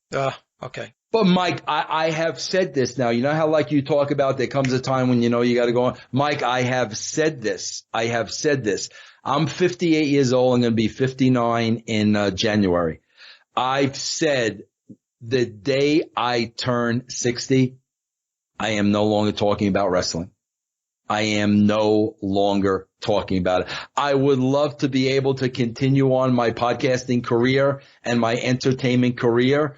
But I've made a vow to myself at 60, it stops, because Mike, it's so juvenile, and it's so childish, and it's so meaningless. And, you know, bro, every day it's in my face. You know, Mike, the only time I'm really on Twitter and social media is when I have to promote something. Yeah. You know, you and I both know, bro, when you're in business for yourself, you have to promote it. If you stop promoting it, it will die. Right. So I go online to promote it, but, you know, the minute I'm online, there's 10 comments about, you know, every single day right in my face. And I sit there. I don't say anything. I'm not bringing the comments on. But that's why, like, I've made the decision, man, I'm going to suck this up till I'm 60. But once I'm 60, man, I literally am going to eliminate it from my life. What path do you think you're going to take once you hit 60? Man, Mike, I got to tell you, this sounds crazy, but, you know, I mean, I wrote one of the most popular shows in cable history. You know, I was a character on TV. Mike, going all the way back to WGBB, I've always loved radio. I love freaking radio. That's why I'm so lucky with podcasting, and I'm blessed with podcasting, and it's the next best thing. Bro, I've always wanted to be a radio guy. I still pursue that dream. There are some DJs and stuff that I talk to, you know, here in Colorado. But again, bro, it's such red tape, and it's so political. But again, my attitude is, if it's supposed to happen, it will happen. If it's not, it won't. But I would love to be able to continue, you know, broadcasting and podcasting. I was influenced in my life greatly by Stern. I mean, I always wanted to do what Howard did, always, bro. And I just hope, you know, when I step away from wrestling, that's kind of what the brand turns into. Now, what advice, Vince, do you have for anyone looking to get into the entertainment business? Forget about wrestling specifically, but the entertainment business in general. I mean, if somebody said to you, hey, Mr. Russo, I want to get into entertainment, what tips do you have as far as what to look out for and what to avoid? Well, Mike, you know what's a great thing nowadays? I mean, man, there is such a need for content. You know, there are so many, I mean, you know, outside of television, you know, the internet, I mean, there is such a need for content. You know, this didn't exist when I graduated college. I've dabbled enough, like, bro, in LA and Hollywood and that whole scene. I've dabbled enough in it. Mike, I know without a shadow of a doubt, if you have any talent and you're driven and you plant yourself in the middle of that town, you will find work. I mean, there isn't a doubt in my mind. Being a content provider is what everybody is looking for nowadays. That ship has sailed with me. I'm just too old. But if you have the talent and if you're driven and you're willing to move yourself there, I honestly think that you'll be successful. I honestly believe that. Yeah, it's what we said before. You have to work really hard. You have to apply yourself. Things are just not going to fall into your lap, you know. Now, Vince, before we wrap up here, I just wanted to ask if there's anything else specifically that you wanted to talk about, anything that was on your mind that you wanted to get out to the audience. Yeah, it's just, it's what we're talking about, man. Like I said, I talk about it all the time about the wrestling bubble, but it's not just the wrestling bubble. There's a lot of bubbles out there. And man, bro, people just tend to get caught up in things that just don't matter. You know what I say all the time, Mike? I say, if you're putting all your attention in something that really doesn't matter, what that means is, bro, you're not paying attention to the things that really do. Bro, I know when I became a Christian, this is how I knew that I became a Christian, Mike. The things that once meant the world to me, all of a sudden meant nothing. And the things that meant nothing, all of a sudden meant the world. And the reason why, like, I preach this, to nausea is, man, it took me a long time to figure this stuff out. I wish there was somebody when I was that 35-year-old guy at the WWE.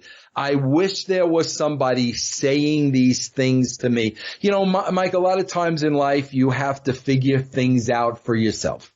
Okay, I totally get it.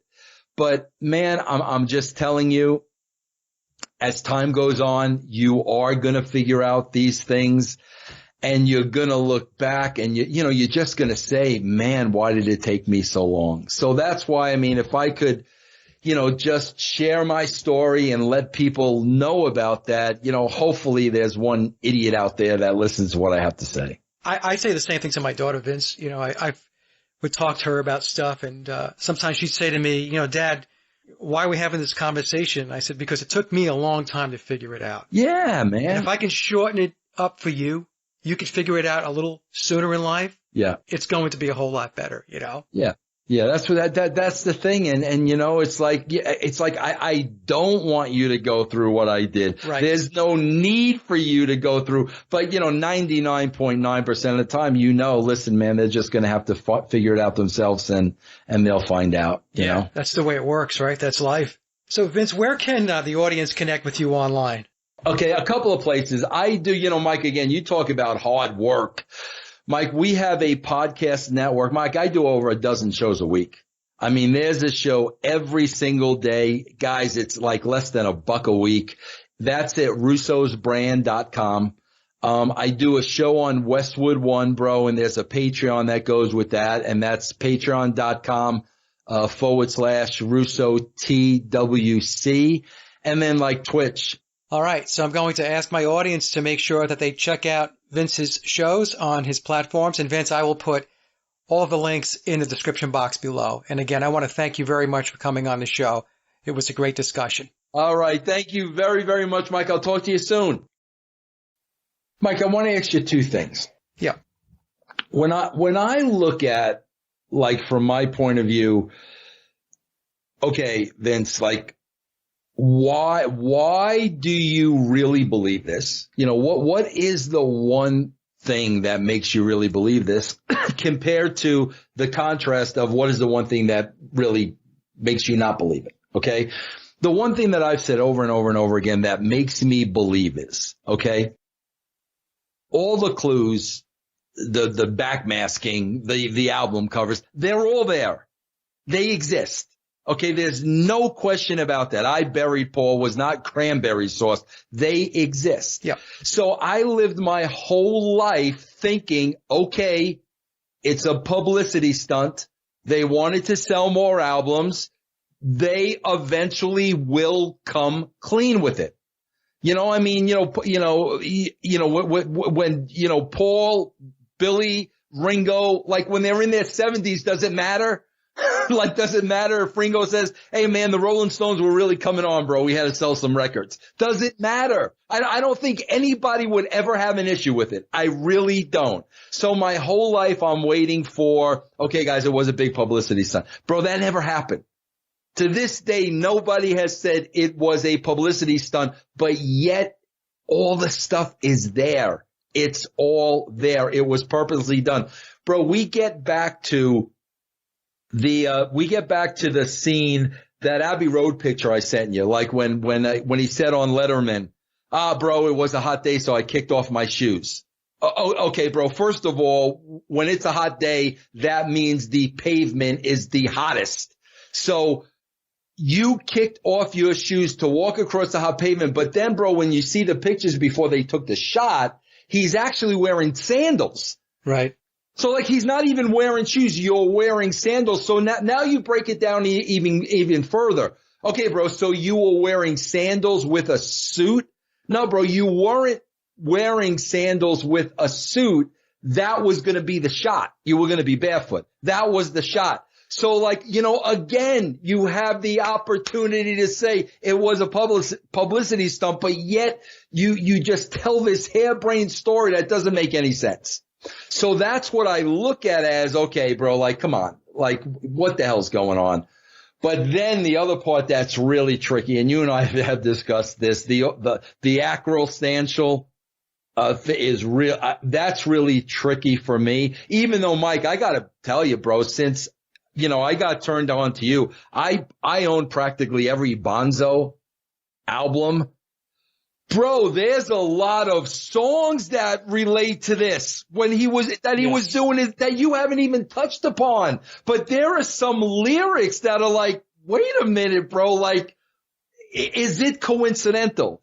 So my question to you is, what would be the one thing, if you had to put your stamp on that one thing, like, this is why this is Billy? And the one thing that may stick in your craw a little bit about, I don't know if I can really make sense out of that. What are those two things? Well, it is the fact that they don't look alike. That's the thing that puts the ball over the goal line for me, Vince.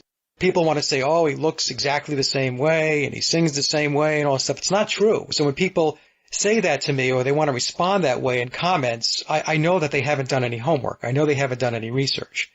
So, I've looked at enough pictures now that, I know who's Billy. And when it's not him, that's the main point, is they do not look alike. Do they resemble each other? Yes. They obviously resemble each other because that's what it was all about, was to get him to look as much like biological Paul as they possibly could.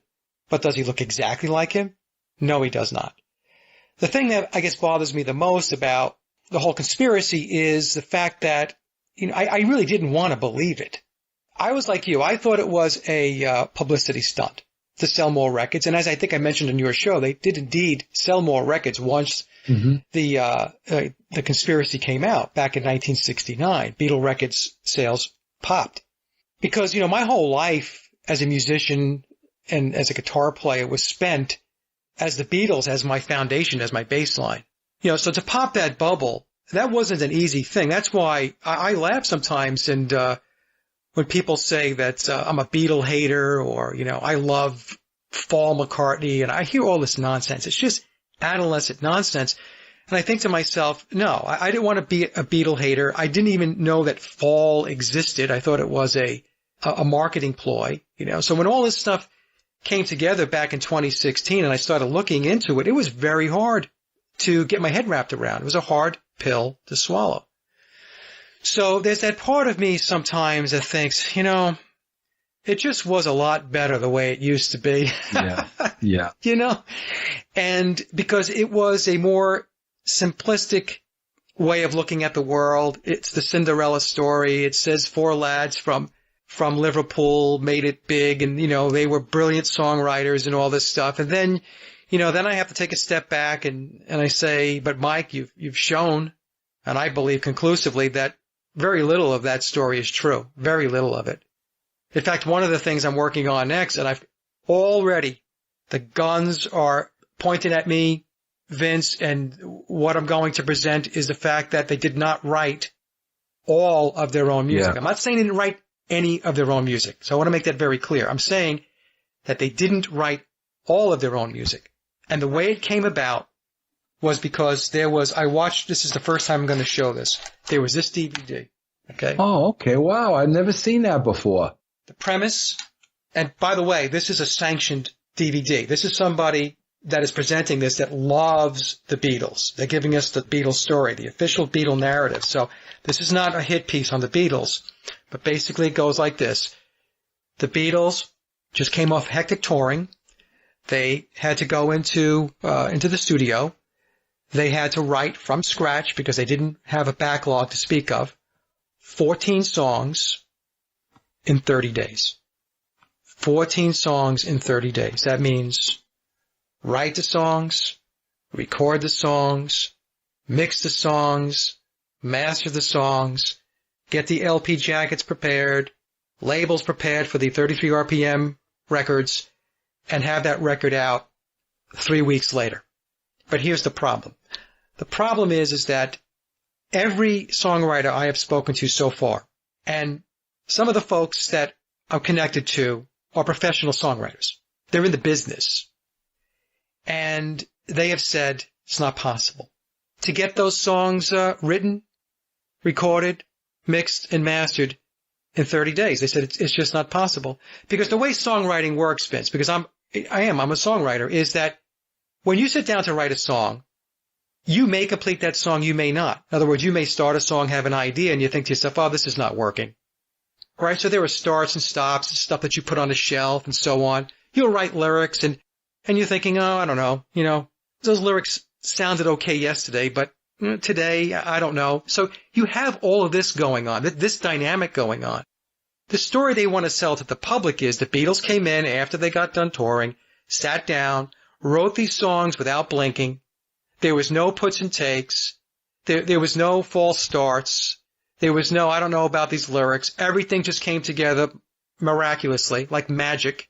And the other thing that I try to get across to folks is that when we go back to the Beatles' early recordings, like With the Beatles and their first album, Please Please Me, that was just straightforward rock and roll. A lot of that stuff was cover music. There were Lennon and McCartney compositions as well. But when you take a look at, in 1963, when they released Please Please Me in March of 63, and then you jump ahead to Rubber Soul in 1965, Revolver was in 66, when you take a look at Rubber Soul and you see how much that songwriting evolved over just 2 years, It is unbelievable. It is a leap that any thinking person should pause and look at and say, I don't know about that. That's a gigantic leap. In fact, I was just watching a video this morning that somebody sent me. It was Ringo on the Ellen Show going back to 2015. And in that interview, he said that when the Beatles were touring, one of the reasons why they stopped was because they were becoming lesser musicians. That they were not excelling at their craft, if you will. Right? He said the touring and all that stuff was actually hurting them from a musician standpoint. So I'm thinking to myself, well, that's an interesting thing to say, because you just got off of touring, then you hopped into the studio for 30 days, and you guys allegedly banged out 14 songs like that, no problem. Well, that doesn't mesh. So what happens is we catch these things, right? So you have to be alert. You catch these little anomalies. They're not like just blatant hit you over the head with a hammer types of stuff that you're going to catch. Sometimes it is, but it isn't very often. It's subtle. And so what happens is you see enough material and you start to pick up on these little things. And you think, well, that doesn't map to that, and that doesn't map to this. And before you know it, you start to pick up discrepancies in the story. Why are there discrepancies in the story? Why? It's because it is a story. And that's what people don't understand. It's a narrative. It's like when you did scripts for wrestling. They were scripted. The Beatles story is scripted. People come to me and say, oh, well, so-and-so wrote this book, and he's a Beatle expert. And I said, well, look, what you have to understand is the same people that delivered the music to you, the Beatles, the band, Tavistock, right, are the same people that made sure that the backdrop was there. They made sure that the history was there, and the narrative was there, and the storyline was there. Okay? They just didn't do one variable or one piece of the puzzle. They have to do the whole puzzle. So when you have people who write books, you have one of two things going on. One, they are either in the inner circle, and that's their job, is to perpetuate the story, right, to write the narrative, to keep it going, or they're not in the inner circle, and they are writers with good intent, but they're relying on source material by the people who wrote it. Right? So they don't know any better. And we all fell into that. I mean, I fell into that. I have tons of Beatle books, Vince, downstairs, and I read them all. And now I look at it, I think to myself, I cannot believe that I read these books and I believed half the stuff that was in there. But at the time, I just soaked it all up. So that show, which is going to come out in October, about them not writing all, I have to be very clear about this, all of their own music, is going to cause a big ruckus in the whole Paul is dead McCartney conspiracy arena, because there are people who are fanatics about this stuff. There are people that are into this research that are in it for social justice for James Paul McCartney. They believe somehow they're going to elevate him and put him back on a pedestal and put him in his rightful place in the annals of rock and roll and so on, when in reality, biological Paul McCartney is a subplot. In other words, he was one of the characters, one of the players that was part and parcel of this entire psychological operation that was created by Tavistock called the Beatles. There are people out there that think that Billy's going to be arrested. It's ridiculous. I tell them, I said, look, Billy's going out with a ticker tape parade, okay? They're going to erect a statue of him at Buckingham Palace. It's going to be 66 feet tall, So this is what they don't understand. A lot of people have a hard time realizing and comprehending, or wanting to believe for that matter, that there are two worlds. There is the world inside the pyramid, which is the controlling mechanism over our reality. And then there's a world outside of that pyramid. Mm-hmm. And people want to believe that the pyramid world doesn't exist, but it does exist. And it's a very, very different world. And it's a realm where they dictate out to the world outside the pyramid as to how things are going to work. They're going to shape your beliefs. They're going to shape your norms. They're going to shape your societies and your cultures. And they're going to get you to agree to certain things, disagree to others. That's what they do. They manipulate reality. And it's only when you wake up to the fact that dynamic exists, that there are two separate worlds, will you begin to understand how all this really works. And, and the Beatles were, don't get me wrong, the music is great. I have all my Beatle albums, Vince. I'm like you. I'm a vinyl collector. I have Beatle vinyl that I collected for over 10 years from all over the world. And I still sit down and enjoy the music, but I listen to it with different ears now. I no longer listen to it putting the same luster around the Beatles as I used to. They're not shined up to me anymore. Now I listen to it because I can appreciate the craftsmanship of the music, what went behind the music, regardless of who it was that actually wrote the song or arranged the song. I can just listen to it from that standpoint, and I'm okay with that now, So anyway, I probably went on a little longer there. That blows my mind, man. Couldn't the argument be made, though, Mike? Could the argument be made that they were working on the album when they were on tour? I mean, somebody could make that argument, but when you're on tour, it is extremely difficult to sit down and to start writing music. You may have ideas, you may strum a couple of chords here and there, but what people have to realize is from 1963 through 1966, the Beatles toured a lot. Mm-hmm. And the Beatles did 2 movies. And the Beatles had unbelievable amounts of photo ops and interviews and stuff like that. So when you pile all that into the equation, right, you throw it into the stew, you think to yourself, well, when did they really have time to write all those songs? Again, I'm not saying they didn't write any songs. They wrote songs, but I don't believe they wrote all of those songs. They had help. And they had help by uncredited songwriters, ringers, people that came in. Here's one for you.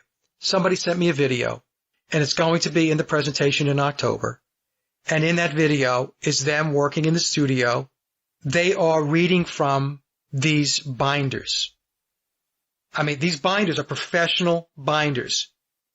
And what's in the binders? Well, best I can tell from looking at the video, it's music and it's lyrics. Where did the binders come from? In other words, when you write a song as a songwriter, you don't say, well, you know what I'm going to do? I'm going to write a song and some lyrics, and I'm going to put a binder together for my band. No, what you do is you sit in a room and you say, hey, guys, I wrote this song. I'm going to play it for you. Here are the chords. I've got the lyrics written down. I'll probably change some of them. So here are the chords. It's a rocker. It's a blues. It's E, A, G, whatever. D chord here, whatever it may be. And the band runs through it. You don't create corporate packaging, binders and all that stuff. Yeah.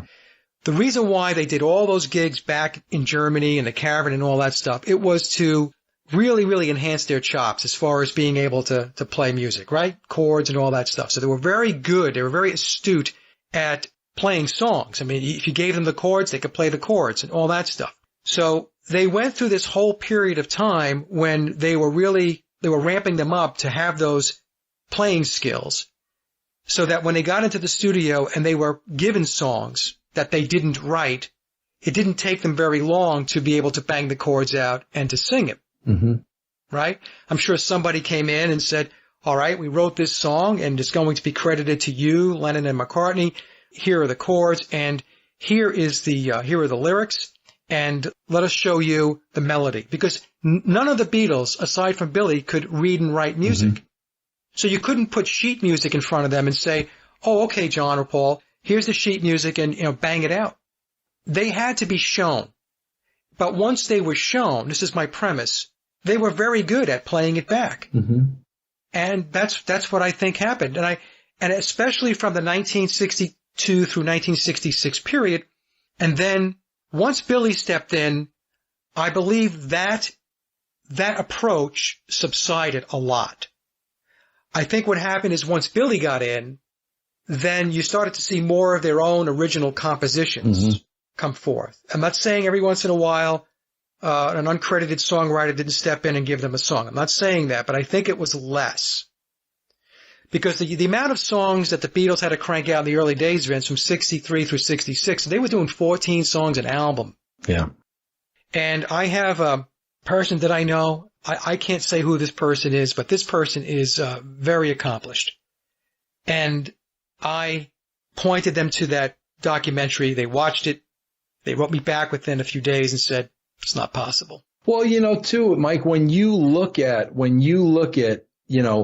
the fact that they were young, they were millionaires. I don't know if drugs was an influence at that time, but when you look at the fact that they were young, they were millionaires, you don't know if drugs were involved, the type of discipline. Right. I mean, come on, the type of discipline it would take. Right. It's a hard pill to swallow. Now, do you think Billy would Billy know that? Because my question is, why wouldn't he discuss that in the book? I think it's because Billy, in his contract, he can only talk about certain things. And most likely what he cannot talk about is that part of the Beatles story. In other words, his contract probably says you cannot talk about the songwriting going outside the four characters, John, Paul, George, and Ringo. You can't talk about that. That you're not open to talk about that yet. And, it's possible, like we know in Memoirs, it says that he met the band, he knew them back in 1962. He's introduced to them by Denny Lane. Billy is formally trained. He's a very, very good musician. And he can read and write music. He can score music. I mean, he has his classical compositions. Anybody can go online, go take a look, go see what he's capable of. It's possible. I don't have any proof of this, but it's possible that he had a role in the band before 1966 where he might have been one of those professional songwriters, arrangers, that were in the background putting things together, and To me, it's not out of the realm of possibility that was done. You know, it's kind of, man, when you look at the Beach Boys and, when they created, Pet Sounds, the only reason they created that was because Brian Wilson stayed back. Right. So while the Beach Boys were on tour touring, he was back spending all that time. And my God, bro, if you watch the movie, I can't think of the name of it, that John Cusack played him. And I mean, yeah, the work that he put in by himself to create that album. And then you look at your window. Yeah, that's a hard pill to swallow. Well, just look at Sgt. Pepper. It took them 9 months to put Sgt. Pepper together. 9 months. And then we're to believe that Rubber Soul was done in 30 days. Signed, sealed, delivered. Yeah. Big bow slap on top of it. First of all, one of the things, I should mention this, right? So one of my sources got back to me and said, here's the biggest problem of all with a 30-day time frame. I said, what's that? He says, it takes 6 weeks to get the album covers made with the songs on. Wow. And the song. So they would have had it already been done. Wow. Yeah. So this person came back to me and said, so Mike, that means the songs were already known. The sequencing of the songs were already known. So they were given the songs that were on the album that were already known and told to play them and record them. Wow. I had another person, he spoke to me the other day. He says, Mike, he goes, yeah, you got the album covers. He says, but you got the label on the album. He goes, the same thing applies to that. Yeah. Yeah. He says, all that's got to be created. He says, back in the day, and these are people that know how it worked back in the day. Yeah. This stuff took time. This wasn't like, you're sitting at your computer and you have, yeah. You have a printer and you can print out labels. Right. And slap them on vinyl, right? Back in that day, you had to go send them to a printing house. Yeah. And have the prints run. So, it's one of those things, Vince, like I said, when I announced that I was going to do this, man, people had me in their crosshairs. And to be honest with you, I'm at the point now where I'm thinking, I've got 3 more shows on this. When you reach that point when you need to go do something else. And I'm at that point now. Yeah. And some people might construe it as, well, the heat got too much in the kitchen for Mike. No, it's not that at all. Okay. Because for 3 years, I've been sitting in that very hot kitchen. Yeah. It's just a matter of diminishing returns at this point in time. And you have to know when it's time to go do something else. Yeah. So I talked about that intuitive feeling that we get. You had it. I've had it. Other people have had it. That's what I have. And I went to my lady and I said to her, hon, I'm doing these 3 shows and then I'm stepping aside. If something big happens, significant with Billy, I'll hop back in. But otherwise, I'm going back to my bread and butter channel. And we're going to talk about a lot of different things like I used to. Vince, when I actually came up with that plan and decided this is what I was going to do, I cannot tell you how much relief I can imagine. And burden came off my shoulders. Yeah. Because sometimes I think to myself, why am I doing this? Like, why am I doing this? Well, but there's a reason that you're doing it. And we may not know what that reason is, but there's a reason that you're doing it. Yeah. I mean, the thing is, I'm doing it. I did it for whatever reason. I'm in it. But, now it's time to step outside of it. Do you think there'll be another revision or no? It's possible. Probably yes, because on page 326, where Tom mentions that Billy knows about my YouTube channel because my URL is in the footnote, the way it was worded, the way the footnote was worded was not accurate. So I did a video on it and said, gee, I never said that about Aleister Crowley. Yeah. And so Tom connected with me. He goes, Mike, I really apologize. He says, it should have been written better. He says, so he goes, what I'll do is the next time I do some updates, I'll correct it and make sure it properly reflects what was said and what wasn't said. So he apologized for that. And I said, don't worry about it. It's not a big deal. I said, I didn't remember saying it. And it was because I didn't. Yeah. About the Crowley stuff, right? That he hated Crowley. I never said that. Now, have you spoken to Tom, or is that just text messages and what you've spoken to him? I spoke to Tom once. So almost all of our correspondences are email, or it might be a PM on Facebook, right? But a lot of times the more detailed types of stuff would be email based.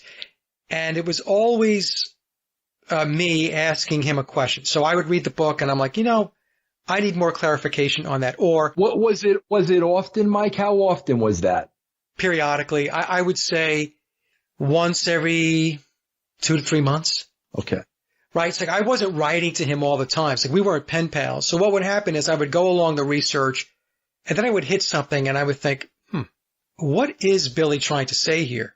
Am I interpreting this correctly? It was always, not always, but most of the time it was me trying to figure out whether I was decoding it properly. Because Billy likes, like as we mentioned in our show, Billy likes puzzles and riddles and he likes for people to figure things out. So I would write Tom and say, okay, so this passage in the book on this page, is this what he's saying? And so Tom would get back to me. So where he could respond, and many times he was able to, he would say yay or nay. He would say, he's really talking about this, Mike, or he's really going in this direction. Okay. And there's other times when he couldn't talk about it. When he couldn't talk about it, he would just omit that question from, maybe, let's say I asked him like 4 or 5 questions. I would see that particular question went unanswered. Right. So he would just leave that out. So that was the pattern. The pattern was when he couldn't talk about it, he just wouldn't say anything. That's the way it was. And there was one time, I guess about 5-6 months ago, that I did get an opportunity to speak to him on the phone.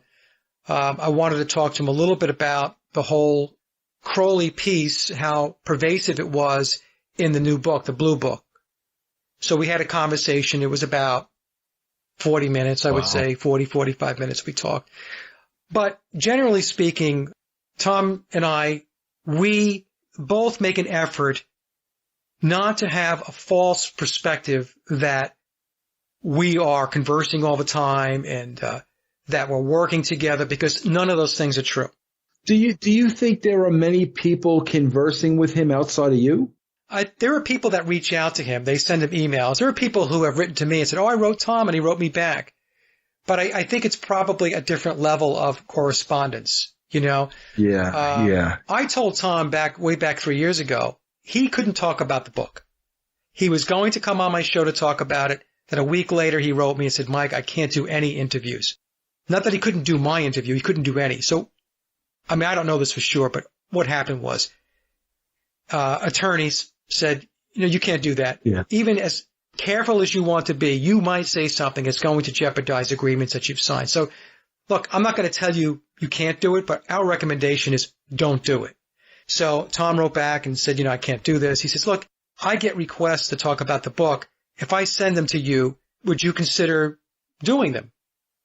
And I wrote him back, and I didn't know him very well at this point. And I said to him, well, yeah, I'll consider doing them. I said, but just so you understand, I'm not going to be towing the book's line. Right. And I was very clear about that. And I said, because there are things about the book. First of all, when I first read the Red Book, Vince, I was not happy. The deception really got to me. Mm-hmm. I was pissed off. I'm like, what is this? So Tom wrote me back, and, in all fairness, he said, no, that's fine. I'm not asking you to tow the book's narrative. He says, I'm just saying I get these requests and I can't do anything with them. So if you wouldn't mind considering them, that would be great. And I said, fine, I would consider them. So that's how it started, and the thing is, I'm not all the time favorable toward Billy. This is another thing. People say, oh, you never bash him. Well, first of all, I don't bash him, number one, because I look at this as I'm a researcher. I have to stay neutral and objective. Right. It's not about Billy's personality. It's about what was done and how it was done. Right. I'm not going to spend my time kicking the crap out of the guy. What purpose does that serve? He's been there for 53 years. It is what it is. You see what I'm saying? Yeah, absolutely, I do. So I take a different perspective on this thing. I want to know why it was done, how it was done, because that's what really intrigues me more than anything else. No, you never, ever come across on any of your shows of anything being personal at all. Ever. No. Never. No.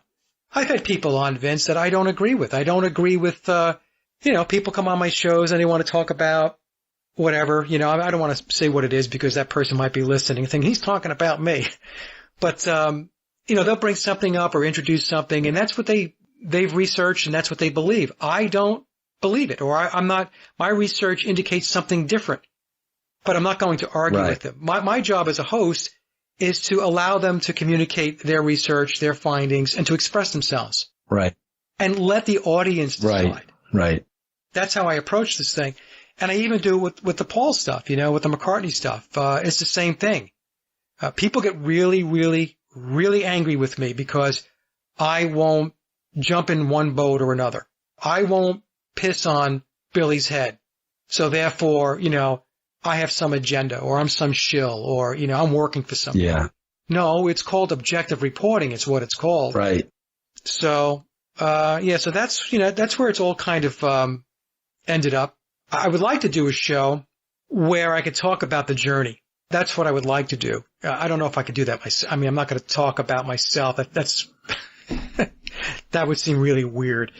Man, if you're interested in doing something like that, let me know, because before you hang it up, I definitely want to do another interview with you. Because the journey is very, very, that's the piece of it that I don't talk about it very much. There's the part about being trolled. There's the part about people having a fanaticism. It's like a cult. It's a freaking cult with some people, with cult leaders. Yeah. To some degree, you have to deal with it, even if it means that you ignore it, because ignoring something means that that's your way of dealing with something, right? Right. And you're constantly being barraged with people attacking you, making stuff up. I mean, it's the most unbelievable thing that people make stuff up. And sometimes it's comical because you're reading and you're thinking, well, that must have come to you in a dream. I don't know where you got that. Yeah. It happens to me all the time. That's why I'm saying, man, I would love to have that conversation with you. Yeah. No, absolutely. I'll connect with you. We'll do it. So when do you think, what's the amount of time for you to go through these 3 projects, do you think? Well, the first one, which is going to be the roundtable, is going to be 3 hours, and then I'll have to edit that show. So that'll take about a day. What's that going to be in October, I think you said? Well, I'm going to release that show on September 11th. Oh, that's right. Okay. Yeah. Right. That's the date of, biological Paul's death, best we can tell. So you haven't recorded that show yet, have you? No, Monday. Doing it on Monday. And then Tuesday, I have another 3 hours set aside to chat with Richard Balducci. That'll be a show. And then the one we just talked about, whether they wrote all their own music, that will be late October, no later than November 1st. I would love to coincide with you, Mike, when you're done in that one last interview. I mean, it would be such an honor for me. I really mean that. No, great, Vince. Consider it done. It would be great to talk to you about it, because there are not a lot of people out there that you can actually have, a good conversation with. You just brought something to my attention today like that didn't even dawn on me, because I'm like you, man. I go back, man. Like I said, I learned about this when I was 6 years old. I've been a Beatle fan my whole life. But when you talk about like people thinking that your stance is you actually hate the Beatles, like this has not deterred me from the band any such form. No. Like that never even crossed my, because of this I hate the Beatles. Like the music is the music. Right. Whoever created the music is the music, and I am a fan of that music. So, I mean, just that alone blows me away, because I wouldn't think people would perceive it that way. Well, it's because there are those out there that have been in this research for a longer period of time, right? That's their claim to fame, that they've been doing this longer than Mike. Never mind that Mike has been heads down, and this has been my life from a research perspective for 3 years, mm-hmm. right? Because typically the way a lot of this research works, Vince, is, there's a uptick in the research, you're really involved in it. Then there's a valley, and it rides for a while, and then you might hop back into it, get a little more information, then it flatlines again, so it's not this like exponentially growing, ramping up of research that you're doing, and that's not how it works. And, so what happens is you've got people that put a certain narrative out there, and they like their narrative, and their followers like that narrative. And so when somebody else comes along and says, well, that narrative might not be correct, or here's something a little different, and not me calling them out. In other words, from the sheer fact that I'm just introducing my own ideas and my own thoughts, but they take it as a personal attack. You are personally attacking and questioning their work. No, I'm not. It's an alternative. Exactly. I'm doing my own work. Right. But there's a fanatical mindset that permeates this whole Paul is Dead community it's really quite a study, I would think, in the human psyche. Yeah. And they get very, very upset by it.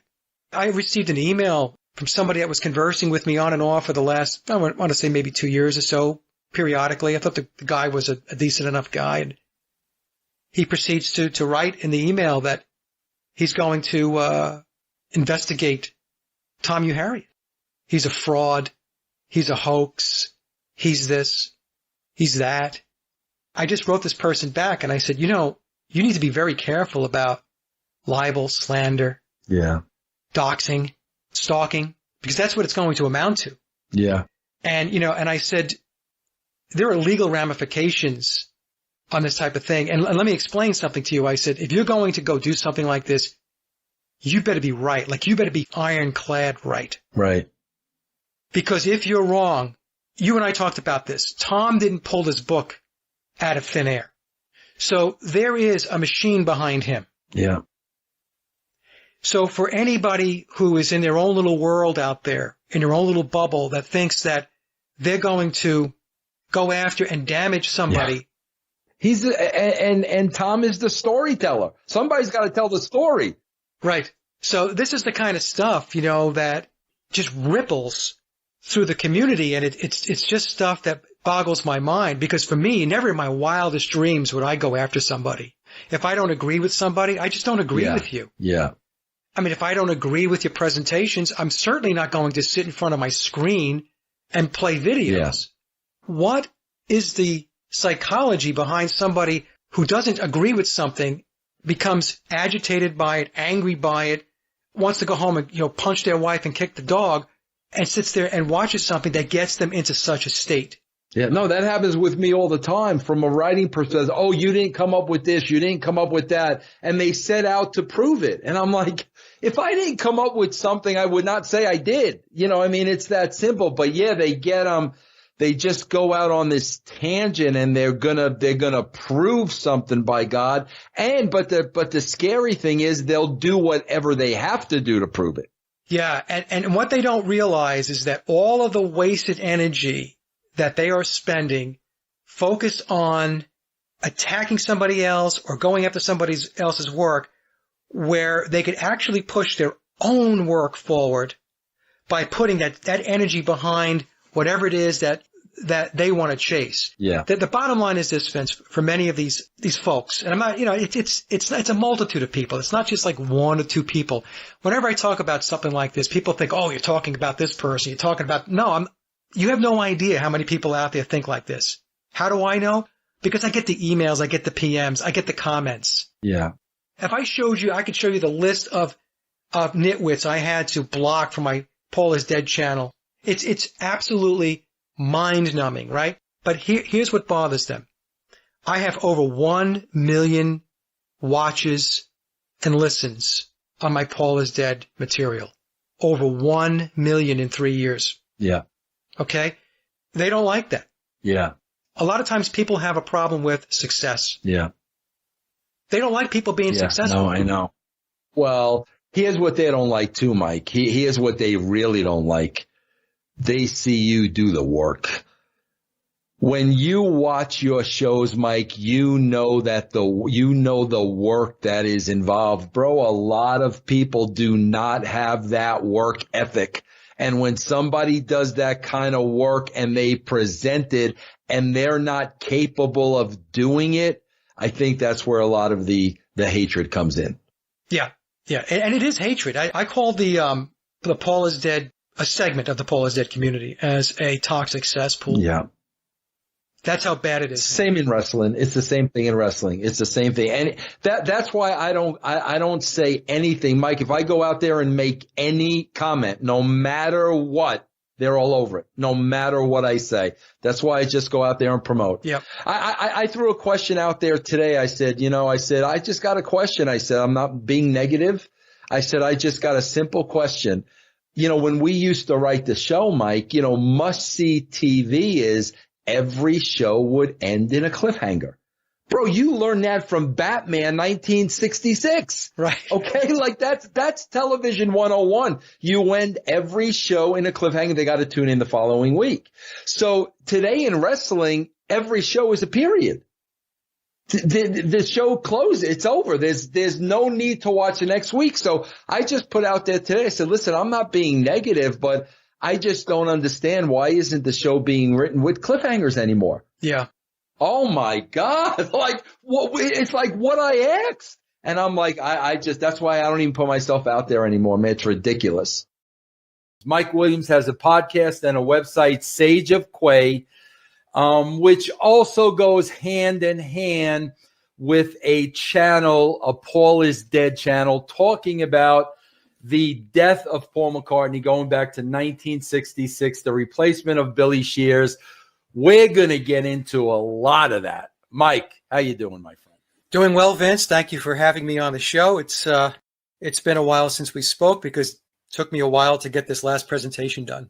Yeah, Mike, I was keeping track. I was going to the website. I was watching all the podcasts, and you kept moving the date back because I have a good feel for you.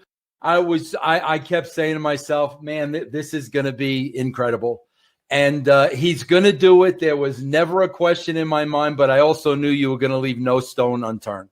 No, I was going to do it. I made a commitment, and I keep to my commitments.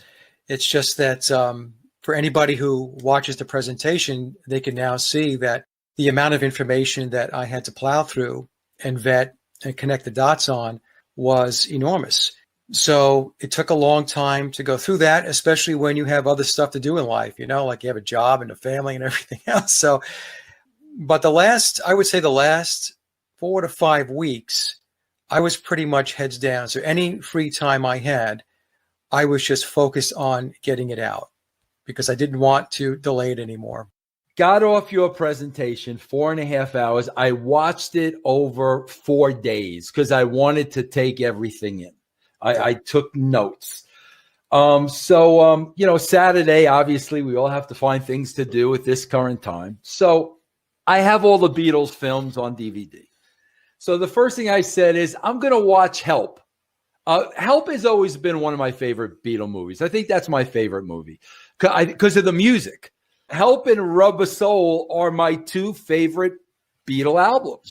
So now I'm listening to your report and I'm hearing about, really during the filming of Help, there was a lot of marijuana involved, a lot of the usage of drugs for the first time with the Beatles. So I was like, let me watch Help. Let me see how these guys appear. Let me see if they, appear under the influence. Okay. So I sat there, I watched Help. Mike, then I had sitting on my shelf, I have never watched this before. I had the Magical Mystery Tour. And I said, I am finally going to put on the Magical Mystery Tour. Mike, I put on the Magical Mystery Tour, and all I'm thinking about is Mike Williams is not going anywhere. Because, Mike, you could probably spend 5 years picking that movie alone apart because I sat there and I watched Magical Mystery Tour. Not a lot is said about that film. Yeah. But when that film is complete, I'm sitting there knowing, man, there was a lot of shit in that movie that I did not get. And I've not heard you talk about that film much. Can you give me your little insights? Because, man, I watched that from start to finish, and I don't know what I experienced. Yeah, well, Magical Mystery Tour is all occulted. It has the 9/11 encoded in it, and that was the brainchild of Billy. So Billy was the one that put it together. And, and Billy is an occultist, plain and simple. He's heavily into the occult, into magic and so on. So Magical Mystery Tour is filled with all kinds of symbolism. I Am the Eggman is really a play on Humpty Dumpty. Fell off the wall, right? And they couldn't put him back together again, right? That's a Paul is Dead clue. I wish I had my cheat sheet in front of me right now, but I would be able to take you through more of the occult that's embedded in Magical Mystery Tour. But rest assured that it's completely occulted, the whole thing. When it came out, it got trashed because the average person, really didn't understand what it was all about, because it is this crazy mixed bag of stuff, right? But what Billy did with that movie was that it was really filled with occultism. And for people who understand the occult, they would get very clearly what it is that the film was depicting. And for those that don't understand, the way this works in the occult and magic is if you focus on it and you watch it and pay attention to it, in the occult, your focus, your consciousness focused on something gives their magic power. Mm-hmm. And they believe that enables them to be able to manifest whatever it is their objectives or their goals are. If you understand the occult, you know exactly what they're doing and saying and why. If you don't, it doesn't matter anyway, because they're basically usurping your energy, your conscious energy and your thoughts, and manipulating it so that they can manifest what it is that they want. Mike, I learned something else, man. I was doing a little research when I wanted to come out. It makes me laugh because when I used to work for Vince McMahon, Mike, my whole thing was I got down to the point where, I was going to write the perfect wrestling television show, and he wasn't going to be able to poke one hole in it. So now as I'm doing this research, I'm getting excited because I'm saying to myself, on one hand, I'm saying to myself, I'm going to find something that Mike has not found. But then I know I'm going to hit Mike with something, and he's going to shoot it back to me verbatim because he has gone through everything. But again, today, I'm doing some research, and I want to ask you this, Thomas Hugh Harriet. Yeah. Is that his real Twitter account? Yeah. Okay, now, I was going through his Twitter account, and he mentions you on there frequently. And I came across just the clip today about Billy writing backwards, mm-hmm. and then the clip in the book about being mentored by Aleister Crowley, and I was like, I missed that the first time around. But again, he's openly saying that, and like you said, with Magical Mystery Tour, if I know the occult, I understand that movie. When Billy is openly saying that, you understand exactly what he's saying. Yeah, it's the occult law of reversal. And in Memoirs, Billy tells us in the blue version that he was mentored by Aleister Crowley in his early years. So yes, so everything is out there, Vince. I mean, it's hidden in plain sight. And as I've said so many times, Billy has been dropping clues since day one. When people say, "Oh, Billy's a liar, he's a deceiver," well, he's only a liar and a deceiver if you don't understand the signs and symbols and what it is that he's putting out there. It's like Brian Ray, who's his current guitar player. I put a video up maybe about a week ago or so, and he was being interviewed. He had said that he's the best Paul McCartney ever, or something to that effect. Watching that, and you're listening to it, and the average person, it goes over their head. But once you understand about Masterful Speaking, where they could tell you the truth, but they encode it, the first question you ask yourself is, he's the best Paul McCartney ever. Well, isn't there only one Paul McCartney? So that's a very strange thing to say, right? Yeah. So it's stuff like that.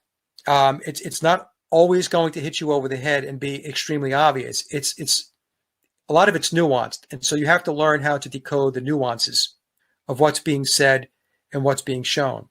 The interesting thing is with Tom, before I actually released the presentation, Did the Beatles Write All Their Own Music, Tom had PM'd me right before I was going to release it. And I wasn't going to share it with anybody preview-wise. I did share it with you because we were going to do this show, but I was going to just kind of keep it under wraps until it premiered. And Tom said to me, I'm working on an update to the abridged version of Memoirs the book is called Billy's Back. So evidently Billy sent the word down that he wants the book updated, and it's supposed to come out the summer of this year. So within the next few months or so. And Tom said to me that Billy is going to lean into the Lennon-McCartney songwriting myth. that it is not what we have been told or what most people, virtually everybody, believes. So when Tom said that, I wrote him back and I said, well, then you might be interested in my presentation. And I sent him the link. And he wrote me back after watching it, and he said, Mike, this is going to speed up disclosure. So this is going to really kick it into high gear. I didn't get, oh no, this is a problem, right? It was, okay, this is a good thing. And just so that everybody knows, I don't work with Tom. Tom and I have become acquaintances over the last 4 years because I've been engrossed in this for 4 years. But Tom and I do not share what I'm doing and what he's doing. Like he might say to me he's updating the book, but I have no idea what he's putting in the book.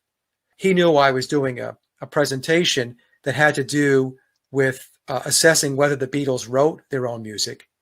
But I didn't go back and report back to Tom and tell him what's in the presentation. He just knew I was doing that, So it's kind of interesting how it all kind of comes together and aligns at the end of the day.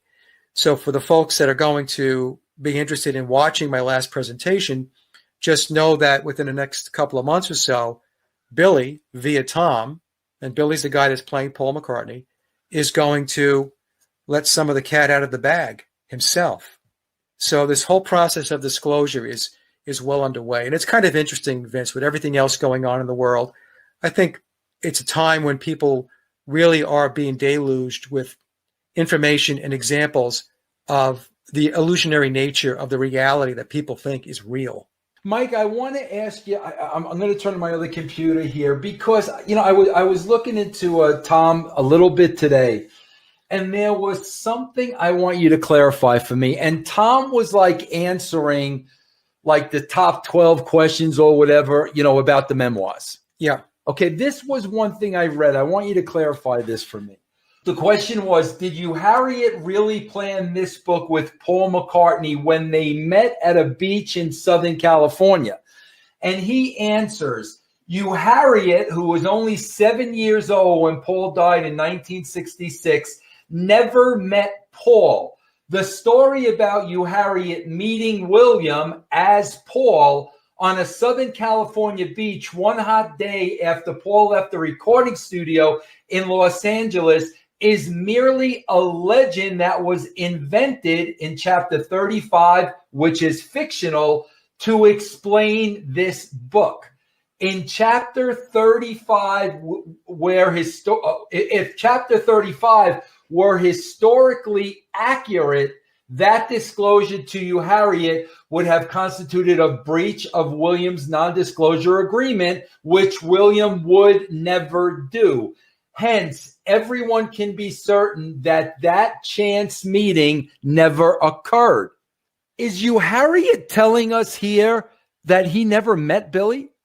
He's saying that the decision and the discussion to do the book did not take place where they said a beach, right? Right. Yes. Right. Yes. That didn't happen. That's fiction. So they openly admit that that's a fictional aspect of the book. Now, I will explain how I believe it worked. The Masonic structure is just like a corporation. It's a pyramid, right? So if you work for Exxon or any large corporation, you have your CEO, president at the top, and then it just branches down. So what happens is, think of Billy as having his own pyramid and his own enterprise, if you will. When it came time for Billy to disclose, he then went out and looked throughout his corporate structure, if you will, his pyramid, for the people that had the right skills and resources to do the work. Tom is a Freemason. Billy, at this time, is in what I refer to as the illuminated degrees. In other words, he's above the 33rd degree of Freemasonry. So the way it works is you have the 33 degrees of Freemasonry, then you have 13 degrees of the Illuminati, and above that, there are 20 degrees that are just basically unknown. They're in the shadows. These are people and beings we will never know about. So when it came time to put the book together, they went out and they tapped into their network. And what Tom did tell me in an email going back a while ago is that he was specifically trained to do encoding. And he explained to me that at the time when it was happening, now I don't know when it took place. I'm assuming it took place when he was younger, when he was a kid, that when he was going through this training, he had no idea what it was for. And this is how it works. So how it works is all of this stuff that they do, when I say they, we're talking about the pyramid of power, the Freemasonic structure, the Illuminati, everything is planned years and years and years in advance. So they nurture and groom people along the way. Many times, these people don't even know that they're being groomed and brought along. And then it reaches a point where their skills are honed, and these skills can now be used to do whatever. In Tom's case, it was to encode the book. And the work that it took for Tom to encode that book is mind-boggling. Mm-hmm. Absolutely mind-boggling. And whenever he has to do an update, like he had to update the Memoirs of Billy Shears from the first edition, which is dated 2009, to the Blue Book, the second edition, which was 2018, he had to make sure that all of the pages, all of the encoding stayed in place with updates. I can't even imagine what it was like to sit there and have to put that all together and keep that encoding intact. It was just unbelievable. Yeah. So that's how it works. So that depiction of how they met is fictional. Now, I've asked Tom if he's actually met Billy, and Tom told me that, he can't answer that question. Okay. And that's because, Tom has signed non-disclosures as well and confidentiality agreements. It's not just Billy who's bound by contractual obligations. Tom has them as well, as did the Beatles, by the way. Mike, if you know that he hasn't met Billy, would your feelings still be as strong as they are now? Yeah, I mean, it would be because, I can give you two scenarios. The one scenario would be that he has met Billy and he has conversed with him one-on-one. It could be telephone, maybe in person, through email. So direct communication with Billy. I personally believe that, yes, he has. I personally believe that he has had direct communication and contact with Billy. Now, whether it was in person, I don't know.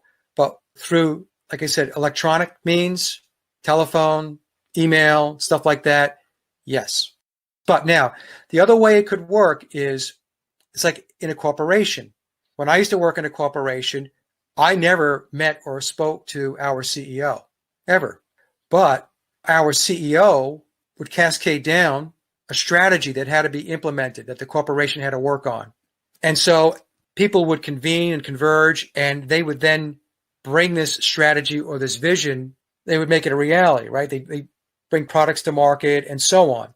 Now, does that mean that because I never actually met my CEO, that the product that we put out or the deliverables that we put out, that somehow it wasn't really what the CEO or the president of the corporation wanted? No, doesn't mean that at all, because there is a hierarchy and there is a chain of command. And it's no different when you're dealing with Freemasonry and the pyramid and with Billy. But my own personal take is, I do believe that Tom has been in direct communication with Billy. And that's just my take on it. I don't know for sure. Okay, Mike, I want to ask you a question. You kind of just went by this because the presentation, again, like I said, guys, 4.5 hours.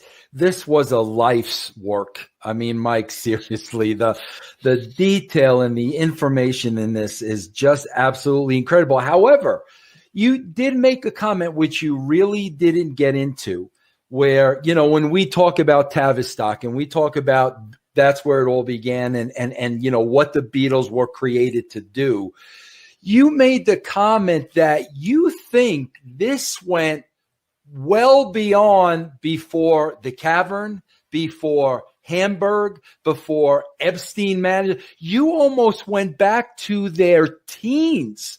Yeah. What brings you to that theory? Yeah, and I intentionally did not dive into that in that presentation, Vince, because it is a theory And it is one that a lot of people would have a very difficult time getting their heads wrapped around. And so what I didn't want to do was I didn't want to cloud the presentation with that. Okay. But I suspect that based upon what I've looked at, that it is very possible that it goes back to when they were kids. So what Vince is referring to is I had said that the Beatles were always on the radar and they were being groomed from very early ages. And I said that I believed it was possible that it started at least when they were back in Hamburg in Germany in the very early 1960s. But I do believe it goes before that, when they were teenagers and maybe even when they were kids. And the reason why I say that, Vince, is because all these gigs they were doing, they were playing nonstop, 7 hours a night. I showed in the presentation, it was like, 2/3 of the year they were just grinding it out. And you're doing it with very little to no pay. You're living in conditions, like especially in Germany, that were just deplorable. All of them sitting in a single room, sleeping at night, and so on. It's because they were groomed. They were brought along from a very early age. Now, there are pictures out there, and I put it in the presentation. It was kind of my way of a little bit of a wink and a nod to people who were in the know, of Paul McCartney with a bird cage over his head. Mm-hmm. Okay? Mm-hmm. So in Illuminati symbolism, whenever you see a bird cage represents mind control. And you see this a lot. You'll see this a lot with celebrities, actors, and musicians, and so on. If you look at the web and you look up pictures, you're going to see them near bird cages with the bird cage on their head. This is telling us that they are in a mind control program. And so when I came across the picture of Paul McCartney, biological Paul McCartney, with the bird cage, like his head in the bird cage, and I believe there's also one with George Harrison, the bird cage too, on his head. So that raised an eyebrow, and I became suspicious. I said, well, you know what? I think what we're being shown here and what we're being told is that they were subjected to trauma-based mind control. Trauma-based mind control doesn't take place when you're older. They have to basically break everything down early on in your life. So people would then say, well, does that mean that their parents were involved in this? I'm not going to go there because I don't want to accuse anybody of anything. All I'm going to say is that if they were in a mind control program at an early age, people had to know they were in these programs. Mm-hmm. Now, trauma-based mind control programs doesn't necessarily mean that everything is bad and evil. There are positive aspects of trauma-based mind control. In other words, there's a reward system. There are both negative and positive applications of it. As an example, let's just say there's a young boy that plays football, and his father is a big-time football coach, and he's coaching the team. His son's on it. And let's just say that he's grooming his son to be a star. We've seen this so many times, right? Mm-hmm. And let's just say his son is a running back, and then he fumbles the ball. After the game, what does the father do? In a lot of cases, what happens is the father becomes irate. How could you have done this? You broke your focus. Get down, do 500 push-ups, get your head back together. This can't happen again. That's trauma-based mind control. That child, their mind is being shaped at that moment. Mm-hmm. On the other hand, if that same kid in the next game actually runs 90 yards and scores a touchdown, the father's application at that point is to rain praise on his child. Pat him on the back. Let's go out to dinner, son. You did a wonderful job. Mm-hmm. You're head and shoulders above everybody else. That's the positive aspect of a trauma-based mind control program. So there's two sides of the coin, if you will. So Billy tells us in the Memoirs of Billy Shears that he was in a mind control program, a trauma-based mind control program. I mean, that's in the book. Mm-hmm. That's not up for debate. I mean, that's in the book. It's one of the longer footnotes that Tom put in there. And although it doesn't say anything about biological Paul or any of the other Beatles having been in any of these types of programs, when I see birdcage symbolism, that makes me very suspicious. Yeah. And that's why I didn't go into it in the presentation, Vince, because it would have been just over the head of too many people. They just would, what is this guy talking about? Mike, I want to ask you another question because I'm just curious if these roads intersect, because I've not really seen you go into this, and perhaps you have, and I just missed it. I've been watching a lot on Pete Best lately. And, from what I'm understanding, Pete Best was really maybe the most popular Beatle. Yeah. He had a following. They loved him. He was very, very popular. Out of nowhere, Pete Best was replaced. Yeah. And Pete Best, when you see some of the interviews, he comes out and he says he thinks it was because of jealousy, because there was more attention on him than the other people. Do those roads intersect? Was that a part of Tavistock, do you believe, or was that just a band outing a drummer? Yeah, so we have to, there were 3 phases to the Beatles, so we have to start there. Phase 1 of the Beatles was the Beatles with Stu Sutcliffe and Pete Best. This was the early Beatles back in Hamburg and all that stuff, right? Then we had phase 2 of the Beatles. This was the Ringo Starr period where we had John, Paul, George, and Ringo. And this was the period or the phase where they were recording and playing live, doing tours and concerts and live gigs. Phase 3 was the Billy era, Sgt. Pepper on. Now, the thing with Pete Best is if we want the truest story, it is in Memoirs on page 350, where Billy explains that Pete was replaced because George Martin didn't think much of him as a drummer. And so I think what they were looking at that point was not so much recording, because I guess we'll get into that in a little bit. George Martin was thinking in terms of playing live. So what I took from that was Pete didn't have the chops to do the live stuff. Ringo did. So what I'm saying is that George Martin determined that Ringo was a better drummer than Pete for what they needed to do next, which was to play these concerts through 1966.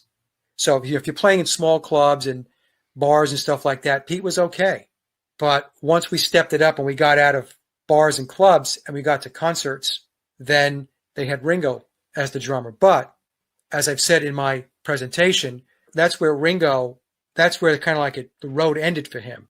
In those early albums from Please Please Me, released in 1963 through Revolver in August of 1966, Ringo didn't play on those albums. Those were studio drummers that were playing on those albums. Probably a shock to a lot of people who haven't watched the presentation. So to answer your question, I believe Pete was ousted because I'm going to take Memoirs at its word. It's because George Martin, who was the primary player, the protagonist in this whole thing, yes, decided he wasn't the guy. Let's talk about George Martin for a second, because here's one thing that I'm a little confused about. When you start off your presentation, we hear about Brian Epstein and the meeting with George Martin and the introduction of the Beatles. Okay. Yeah. George Martin pulls no punches. And he says on several occasions, like, they were not very good. And again, I think a lot of people know this, but we got to go back to the Cavern and the early days. They were a cover band. Right. They were a cover band, but there were so many instances and interviews that you pulled out early on where he basically said he saw nothing in them, that it kind of felt like they had charisma and right, they fit the bill. Almost like, we could look at today, we could look at NSYNC and the Backstreet Boys and all those boy bands, or the Monkees. The Monkees, yeah. It sounded like he was saying they had the charisma. Maybe they had the it factor, but on a musical level, they were lousy. And the words are coming from his mouth. But then we fast forward to the Rubber Soul and the success. And I love the one clip you have. Explain to everybody what the finger over the mouth means, because you could explain that much better than me. Okay, so in Freemasonry, they have this symbolism. So when you see a Freemason place their forefinger or their index finger to their lips, that's the symbol for tell no secrets. And so there was an interview that was in a DVD, which was about George Martin. It's called Produced by George Martin. And I watched that DVD, and so he was being interviewed by Howard Goodall. And Howard is a composer himself. He's a broadcaster and composer. He's very accomplished. And so Mr. Goodall, during that interview, was asking George some questions. And then he says, I have to ask you this one question. And so George Martin says, okay, yeah, no problem. And so Mr. Goodall starts asking about the composition and the complexities of songs like Yesterday, Eleanor Rigby, Blackbird. And it's interesting. If you watch that clip closely, it's as if when Mr. Goodall asked George Martin that question, I don't think George Martin was expecting that question. Mm-hmm. Because if you notice, Vince, he straightens up in his chair. You know, George is sitting there. Howard asks him the question, and then George straightens up. And it's almost like, whoa. And the problem with Mr. Goodall asking that question is because he's a composer. Mm-hmm. Mm-hmm. He's a formally trained musician and composer. And so when that comes from a peer and they're asking that question, that's questioning the official narrative. And so when Mr. Goodall was playing giving some examples of how the songs were constructed, remember he was playing the piano, giving some brief examples, George does this. So he's listening to Mr. Goodall, and he still has his finger up like this. And then once Mr. Goodall finishes explaining it, getting through his question and giving his examples on the piano, George then does what he does best, which is he directs the conversation, the answer back to John and Paul. He says, oh, no, they wrote it. They really did. They really did. And if I had wrote them, I would have made, a lot of money. And then I jumped at the clip where George Martin then says he wrote the melody line to Michelle. He says that was his composition. So when that happened, again, it's when you're able to decode the signs and symbols, and you don't have to know all of them, just the basic ones. Whenever you see this, that just means, we're going to keep silent, keep quiet. We're not going to reveal any secrets. When he did that during that particular segment of the presentation, when Mr. Goodall was asking him the question about those songs, that immediately said to me that the Beatles, John and Paul specifically, did not write those songs. And that's how I interpreted it. I mean, why would he then early on pull no punches about them not being good musicians? And I mean, wouldn't from the get-go he build these guys up to be more than they actually were? Yeah, so I think what happened was, and again, this is just a guess because it is kind of weird. In the beginning, he's telling us that he didn't like the music.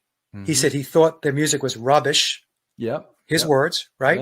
Yeah. That they didn't have much behind them. No, he said none of them stands above the others. Basically what he's saying is I've got an equal lot of 4 guys here, and what do I do with them? And then he said, I'll just take them on as a band. So I think what happened, and again, this is just me kind of reading into it.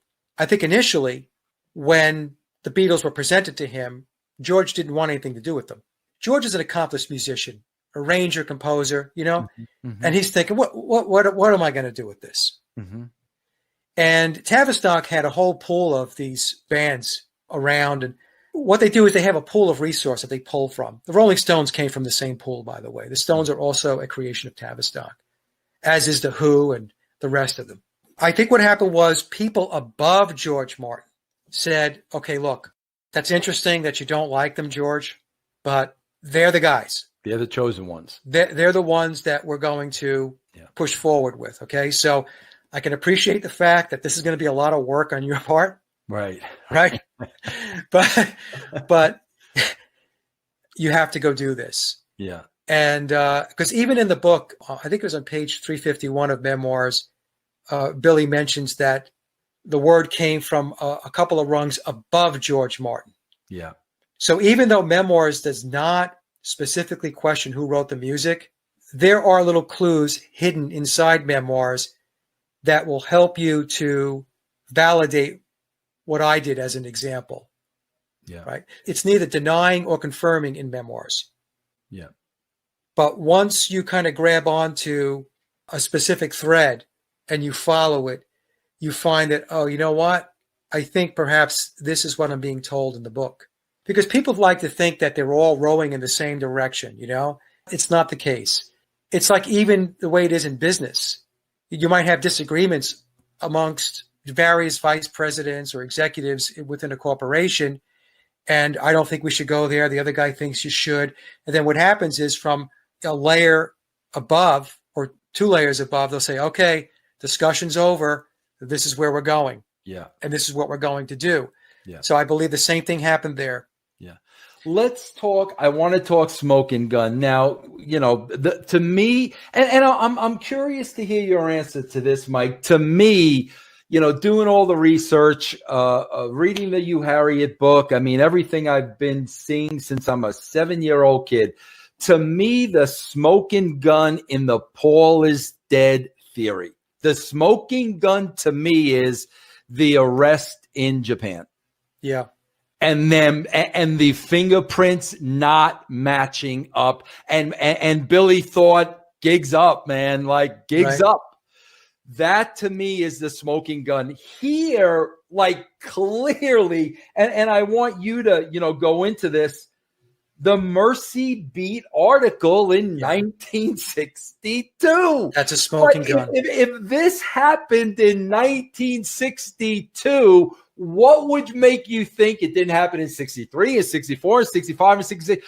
Listen, Mike, you and I both listen to a lot of music. You are a musician. You listen to a lot more than me. But I could tell you in my whole life of listening to music, even before you put together this unbelievable presentation, there is not one musical group out there, not one, that literally changed their style year after year after year after year, like they were 2, 3, 4 totally different bands. Not one. Zeppelin sounded like Zeppelin. Who sounded like who? Stones still sound like the Stones. Pink Floyd, Simon and Garfunkel. I'm a writer. There is a way I write. When I write something, you know it's Vince Russo. This was completely different from the early albums. Please, Please Me. Then we went into the Help Brothers Soul Revolver stage. Then all of a sudden, Sgt. Pepper and Magical Mystery Tour. Then we go to the White Album. Like, to think this is the same style of these same 4 individuals, there's no way, no how. But talk about that smoking gun in 1962 where we're told. Yeah, so in the presentation, and I can't, you know, I'll give credit to one of my friends who sent this to me.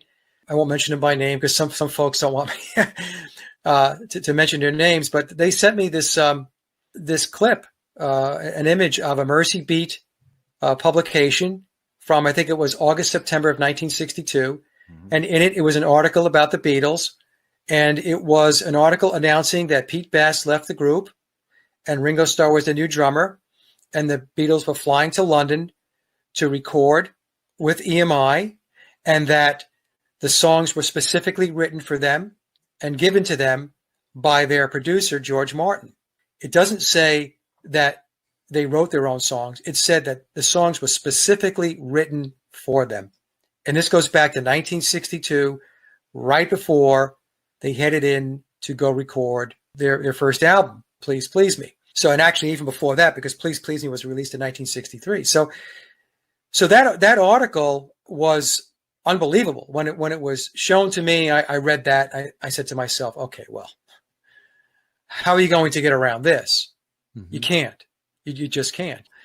There was a lot of information that I received, Vince, that I presented throughout the presentation that maybe not as black and white as that, were situations or circumstances that we're told in the official narrative that once you really analyze it, it's not possible. Yeah, then you go through, I mean, we talk about a lot of plagiarism and a lot of their songs sounding like popular songs that were already out there. It almost seemed, I mean, Mike, do you think it seems to me after watching your presentation, there were many writers, and those writers changed over time according to the time. Was that your takeaway? Yeah, I believe that from 62 to 66, they had a core group of writers that were writing for them. And, there were times when they lifted riffs from other songs, and I have this in the presentation. And if you watch the presentation, I give the examples. And, it's possible that they did that because they were able to get away with it. You just change up the lyrics a little bit, or maybe just change the melody line a little bit. And there you go. I mean, like I said, if you watch the presentation, I give examples of this stuff. But one of our team members, and again, I won't give out any names, but is a very accomplished composer and arranger. And he analyzed the music, and he had said that even within the 1962 through 66 period, if we go back to like 1965 and 1966, where we have Revolver and it was in 66, and Rubber Soul in 1965, that there are stylistic differences in the music there for songs that are credited to Paul McCartney. So what this team member was saying is these are quote unquote McCartney songs, but he was able to detect clear differences in style in writing of those songs. So I believe that there was a core group of writers that were involved in that period. I don't know how many. People have asked me, "Oh, Mike, do you know the names of any of these people?" No, I don't know the names of any of these people. These people are going to be uncredited unless somebody steps forward. Somebody like Bernard Purdy, who didn't write songs, but he stepped forward and back in the 1970s and said that he was hired to drum on 21 Beatles songs on the early records, on the early albums. Mm-hmm. So until we get more people to step forward like that, it's not going to be possible to figure out who these folks are. I have been given some names by people who say that they know people who claim that they were ghost writers for the Beatles, but I didn't put that into the presentation because I had no way to validate that. I had no way to verify it. I wasn't going to put somebody's name out there because somebody else told me that they believe this person was involved in that process. And then we could see, like you said, Vince, then the songwriting changes it's very, very different starting with Sgt. Pepper. Mm-hmm. So there was a different kludge of songwriters starting with Pepper. And I believe what happened there was, Billy was clearly the driver behind the Beatles when he took over the band in late 1966. And I think Billy then recruited people that he knew. Yeah. That, some of the names that I've heard, popular names that were potentially in that songwriting kludge or that stream were Harry Nilsson, Neil Innes from the Ruddles. Lennon and Harry Nilsson were very, very tight. Yeah, Neil Innes from the Ruddles. Now, because Neil wrote a lot of the Ruddles, obviously the Ruddle and the Bonzo Dog Band. He was in the Bonzos with Billy, right? Now, I don't know whether Harry wrote the songs or whether Neil wrote those songs, but these are some of the names that have floated out there that are recognizable. Junior Campbell is another name that's popped up, but who knows? I don't know. But the songwriting is very different, starting with Pepper, when you compare it to the pre-Pepper era, 62 to 66. Very, very different songwriting. Now, Mike, you also make this statement. I'm curious to hear your take on this. If this were an opinion, or again, this was something out of Memoirs, but you also believe that Billy was behind the scenes prior to 67. Yeah. Billy could have been working on some of this music prior to Pepper. What brings you to that thought? Well, there was an article that came out about a year ago or so, and where Billy said that he wrote the music to In My Life, which is a song on Rubber Soul. Mm-hmm. Billy came out and said, no, I wrote the melody, the music, and John wrote the lyrics. Now, this is a very perplexing thing. So what happened was the mainstream media at that point went into damage control. And so they said they ran computer models because these computer models were able to pick up the styles of each individual Beatle. And they said, no, they know him as Paul McCartney, right? They call him Paul McCartney. They said, no, he just misremembered. In my presentation, I said, the probability that he would misremember writing a song like In My Life when it's one of the most famous Beatles songs of all time. I think Rolling Stone had its 100 greatest Beatles songs, and In My Life was number 5. Yeah. And any kind of music poll of greatest songs of all time in rock, In My Life ranks very, very high. There's no way Yeah. Billy misremembered that. There's no way. So if we know Billy, right, we understand Billy, he likes to drop clues. This is what he does. And so I think what Billy was doing was he was saying, yeah, that was my song. I wrote the music to it, which means he was there before he was there. Yeah. Yeah. Right? Which actually, Vince, when you think about it, would make sense because it would make the assimilation of Billy into the band a lot easier. Yeah. Yeah. Because he was already working with him. It's not like, oh, I'm just going to start working with George Martin now in the creation of Sgt. Pepper. I don't think that's the case at all anymore. I really do believe that Billy was there, and I believe he was there starting in 1965. It's very possible we're hearing his influences on the Help album and Rubber Soul. Yeah, it's funny, Mike, that you mentioned that because it's a little sketchy. This is where you go from the fiction to the nonfiction. Again, in the You Harriet book was when 5 days after biological Paul was killed, I believe it was in Paris. Yeah. That and it was Epstein. It was Epstein, right? It was in France. Yeah, he met Epstein there to talk to John. But isn't that where Epstein introduced him to Billy? That's what the book says, that Epstein and Billy showed up and they were going to meet with John. And that's where Billy said that he had his criteria, right? And one of the criteria of doing this was that he had full creative control of the Beatles from that point going forward, that John relinquished control of the band, right? That's what's told to us in the book. Right. And then in 67, you see another drastic change in music. But that still doesn't mean that Billy wasn't there. All it says to me is that Billy was the guy that was eventually tapped. He could still have been working with the band and with George Martin prior to 1966, right? Yeah. So, and in all likelihood, John Lennon knew who he was. Yeah. Probably just didn't know at the time that he was going to be the guy tapped to take the lead role. Yeah. Right. So yeah, that's how I kind of read into it. We're going to get to. I'm looking at my clock because I know how much time. Yeah, no worries. We're going to get to Rubber Soul at the end, but there were other tidbits. You drop little bombshells in this thing because there's so many. Like it's nothing. One more thing I wanted to mention was the clip where I have Ringo explaining. He called the songwriters they. Yeah, and I saw another clip where he did the same thing. The writers. I sent it to you, and I'm like, that's weird, bro. Yeah, he doesn't say John and Paul. He says the writers. Yeah, and then how many times do we? One of my my background right now on my computer is from your presentation, where the four of them are reading out of prepared books of music. Yeah. But here's another bombshell you dropped on me where I was like, oh, this was oh, by the way. Ed Sullivan was a part of this? Yeah. In fact, that's in the book, The Committee of 300 by Dr. John Coleman. He explains this. But then to validate that, there's a clip in the presentation where you hear George saying that, I believe it was George, where he said that Ed Sullivan had met them in London. Mm-hmm. Okay. So a lot of people like to, when it comes to the Beatle part of the book, The Committee of 300 by John Coleman, they'll say the rest of the book is brilliant, but the parts on the Beatles they don't like because it basically just tears apart the story, right? Right. But, he said that Ed Sullivan he was tapped to be the focal point to introduce them into the United States, and that, he had made trips out to London to meet with the band and to basically get his script and his orders as to how he was going to proceed.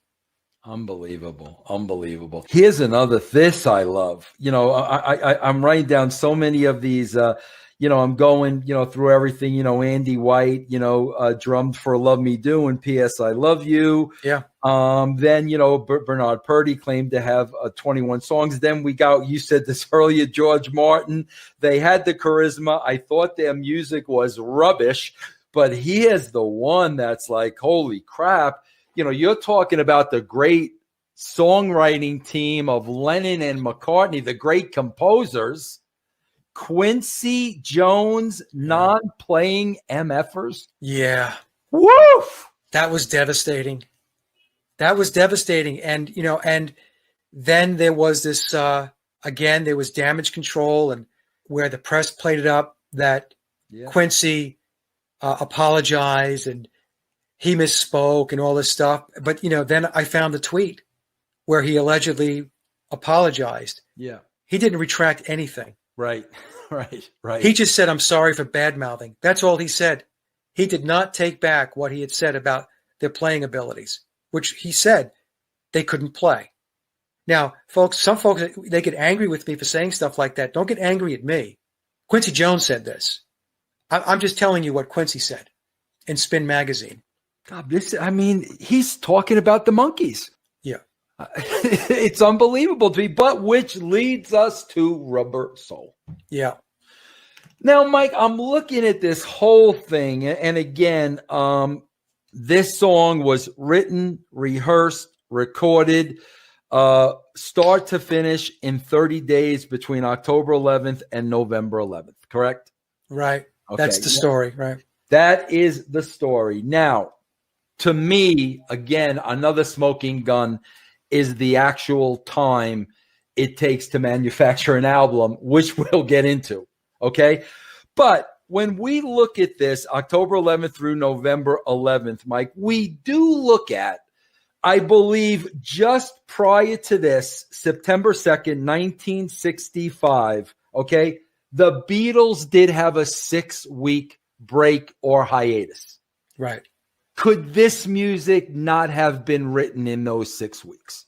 People have brought that up, and the first thing I have to, I tell people is, first of all, that's not the official narrative.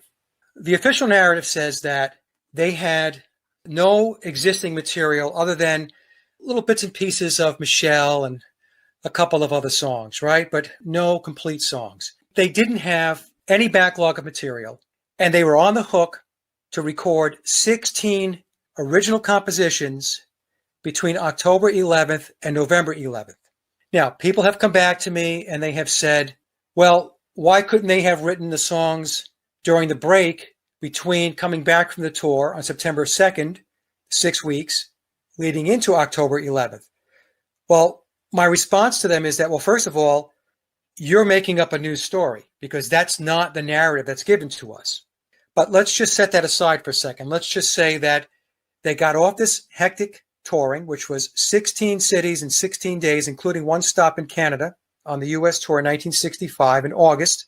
And as soon as they got off that airplane, they sat down, they got together as a band, and they started writing music.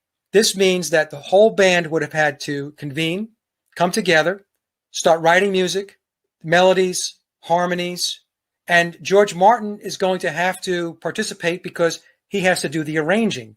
Mm-hmm. Given 6 weeks to do 16 songs coming off a tour is really, it's not possible. People want to believe it's possible because they'll say, well, they were geniuses and, they had abilities beyond even some of the most talented musicians because, they were just capable of doing these things. But the truth of the matter is the Beatles have never called themselves geniuses. They never called themselves prodigies or any of that stuff. In fact, John Lennon in the 1980 interview in Playboy said that they couldn't read or write music. None of them were technically good musicians. Mm-hmm. So we have to go with what the official narrative is telling us. The official narrative doesn't say anything about them writing material during a 6-week break.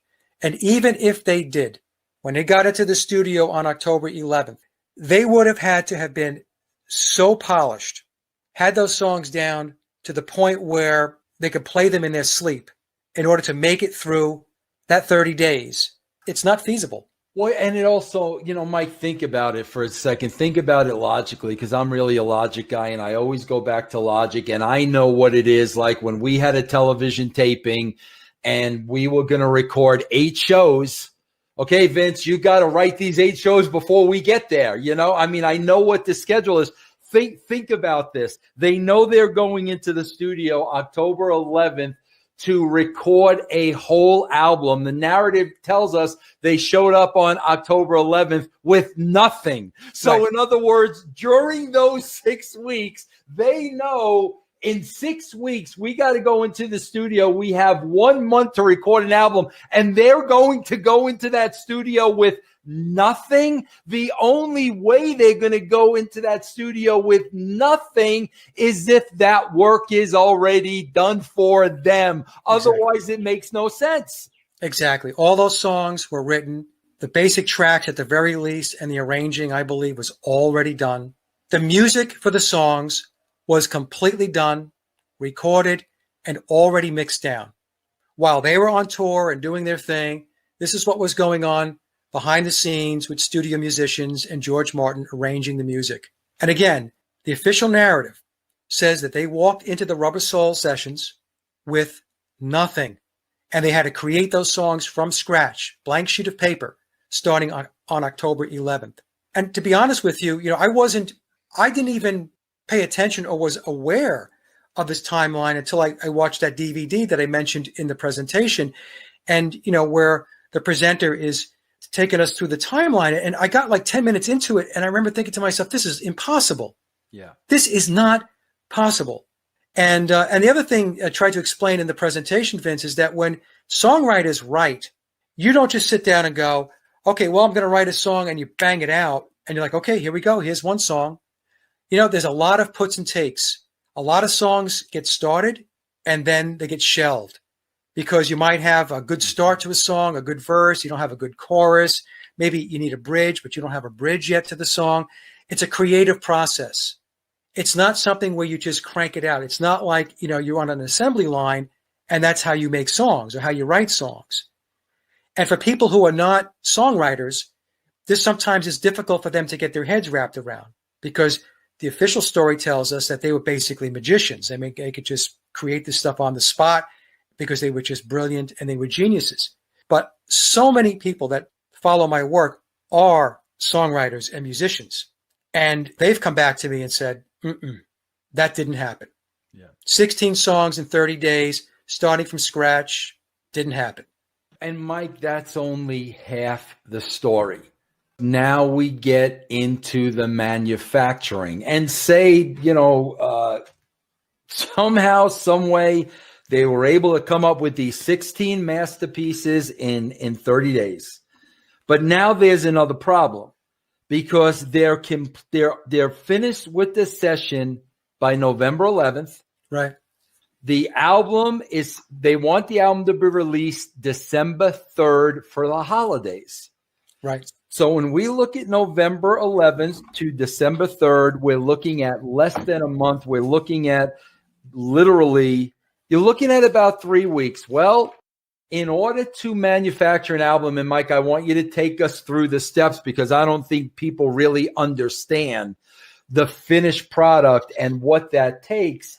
But when you look at the timeline of how long it takes to manufacture these albums and release these albums, we're looking at 6 to 8 weeks. Yes. They did it in 3 weeks. So now you've got a bigger issue on top of what's already a big issue. If somehow they did these in 30 days, how in God's name did they release an album in 3 weeks when they had to have it pressed, the label? Walk us through that, Mike.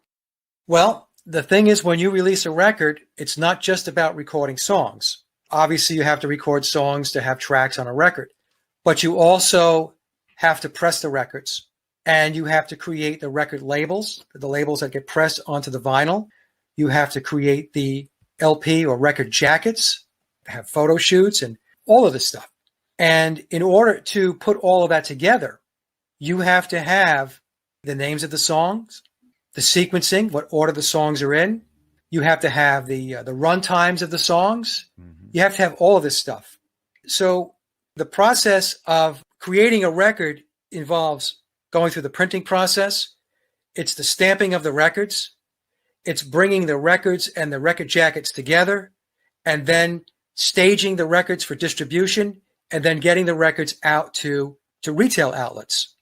What happened was when I was working with one of my team members who has been in the record business for a long time, he understands the record pressing process, the cycle time. He's not guessing. He knows exactly how it works. So when I was going through this and I said, okay, well, they finished up on November 11th and then the lacquer was cut on November 17th. So what the lacquer is, folks, is the lacquer is the final acetate of the record that then creates a stamper. You don't take a lacquer to make records. First of all, the lacquer has to be tested. You have to make sure that the lacquer is good, right? Once you go through that process, you create stampers. And the stampers are what actually press the records into the vinyl. The point I'm trying to make is this whole process, and it's not something that is easily expedited. And the whole bit about getting the record sleeves printed, you have to get that process started. It's called 4-ink printing process. Back in the day, when you created record sleeves, that had to go through a printing process. You run the 4 colors, it creates the actual picture, but then it needs a few days to dry before you could do anything with it. So the point I'm trying to make is that this is not just snap your fingers and everything just comes together. So there is a cycle time. There's a period of time that's required to be able to get a record out from the day the lacquer is cut to release when it ends up in a retail outlet. When I took my colleague through these dates, and I said the lacquer was cut on November 17th, and they got the records in the store on December 3rd, he said, it's impossible. I said, all right. So I said, explain to me. He said, Mike, when you print the record jacket, you have to have the names of the songs before you could do any printing. And many times on the back of the album, there's almost all of the time, there's the list of the songs. You have to know them. You can't make the record jacket and then add the songs later. It's all one process. He says the same thing with the record label itself, the round label that goes on the vinyl. You have to have the names of the songs. And he said, there is no way when that lacquer got cut, there was no time to get that printing process done from after November 11th to having the record released on December 3rd. Didn't happen. He says that process is a 6-week process. And a lot of times back in the day, it's 8 weeks. We used 6 weeks because I felt, okay, I'm going to use an expedited timetable here. Let's just say EMI pulled out all the stops to get that record out. And so I gave him the benefit of the doubt. But the truth of the matter is the 6 weeks that I use in my presentation is aggressive. And that the actual time period back in the day, back in the 1960s, was probably 7 to 8 weeks. But again, I gave him the benefit of the doubt. So I hope this is making sense. We are told, the official story tells us that the Beatles finished 4 songs on the very last day of recording. You Won't See Me, Girl, Wait, and I'm Looking Through You on the very last day. So that means George Martin wouldn't have had the actual complete list of songs until the very last day. And not only the songs, the times of each song. The times of the songs. That's the times of the song they had to know. Right. So this creates a gigantic problem. It creates a huge, huge problem for the timetable. And the thing is, nobody has really ever looked at it before. And I wouldn't have looked at it if I didn't watch that DVD. And it was when I watched that DVD, what set it off for me was 16 brand new songs in 30 days. And I said, impossible. I didn't even blink. I said, that didn't happen. And then once I started investigating some more, and then it was explained to me the whole process to press a record and to get it out for sale in a retail outlet, the cycle time for that, 6 to 8 weeks, I'm like, oh my God, the whole thing just collapses. It's like a house of cards. So I hope I explained that well enough, Vince, but to net it out for the folks, look, in order for them to have had the record sleeves done in time, all of that stuff would have had to have started before they got into the studio. So what that means is the songs were already recorded, which means the songwriters wrote the songs. The songs were brought into the studio way before October 11th. Yeah, Mike, you said that in the presentation, you said that the record should have been sent out by October 22nd for a December 3rd release. That's when it should. If this were going according to the time, it should have went out October 22nd. It went out November 11th. That's when the whole process with regard to the record sleeves would have had to been wrapped up no later than October 22nd. Mm-hmm. So what I'm trying to say, folks, I know if you watch the presentation, it's a lot clearer. It's hard to do here without the slides, but What that means is while the Beatles were finishing up their Christmas shows in early 1965, then doing their European tour, filming Help, recording the Help album, and then doing their US tour in August, while they were doing all that stuff, behind the scenes, what was going on was the songs were written and recorded by studio musicians, session musicians. And so this way, what happened was when the music was done, George Martin already knew the times of the songs. He knew the names of the songs. He can sequence the songs for the album. So all that stuff was done. The photo shoot was done. So we have the names of the songs. We have the times of the songs. We have the sequencing, all of that, the photo shoot. Guess what? Now we can package the album sleeves and we can print the labels, around labels for the vinyl. Mm-hmm. So we send that off. That's in the pipeline now. Music's done. When the Beatles show up on October 11th, what George Martin had was he had the music already recorded and already mixed down. That was already done. All they had to do was sing the songs. Based upon my work, that's what they did between October 11th and November 11th. The 30 days, they didn't write, rehearse, and record the music. They sang, a la the Monkees. And, and I have clips in there where I'm showing how they're struggling with trying to get Think for Yourself down. Mm-hmm. That actual video clip, Vince, went on a lot longer. I actually had to edit it so I wouldn't bore people out of their skulls listening to it. But the bits I left in were indicative of, what was going on. They were joking around. They were horsing around. They couldn't get the melody line. You could see they were struggling with the harmonies, so this is why it came down to the wire. It was because, this was a challenge for them. I know for people who haven't watched the presentation, this is going to sound like heresy, but, Mike, when, it was very, very, and it doesn't end there, but it was very, very dramatic to me when you gave your conclusion after all this. So listen, Mike, you were just so nice, man. You just sent me 2 wonderful albums in the mail, which I am so thankful and so grateful for. It's like freaking gold to me. And then, you've told me a couple of times about your extensive Beatle collection. I know what a Beatle fan you are. I know what they mean to you and what they've meant to your life. How do you feel? I've become actually numb to it in a way. I don't want to say numb, but dissociated from the Beatles. It's a huge disappointment. It is. I'm not going to say that it's not. In previous shows, I've told folks that, the luster is gone. But after I did this, it was really quite shocking, to think that, all right, we're down to they were doing the vocals. That's it. And I had to conclude that that's exactly what they were doing through the first 7 albums. When they tell us that Andy White drummed on Love Me Do and P.S. I Love You, those are 2 songs that they want to tell us about. My guess is Andy White drummed on a lot more songs than those 2, and Andy's not with us anymore. And I'm sure Andy had to sign some kind of confidentiality agreement so that, he wouldn't say anything. Bernard Purdie, who was a world-renowned drummer. He spent 25 years with Aretha Franklin. I mean, give me a break.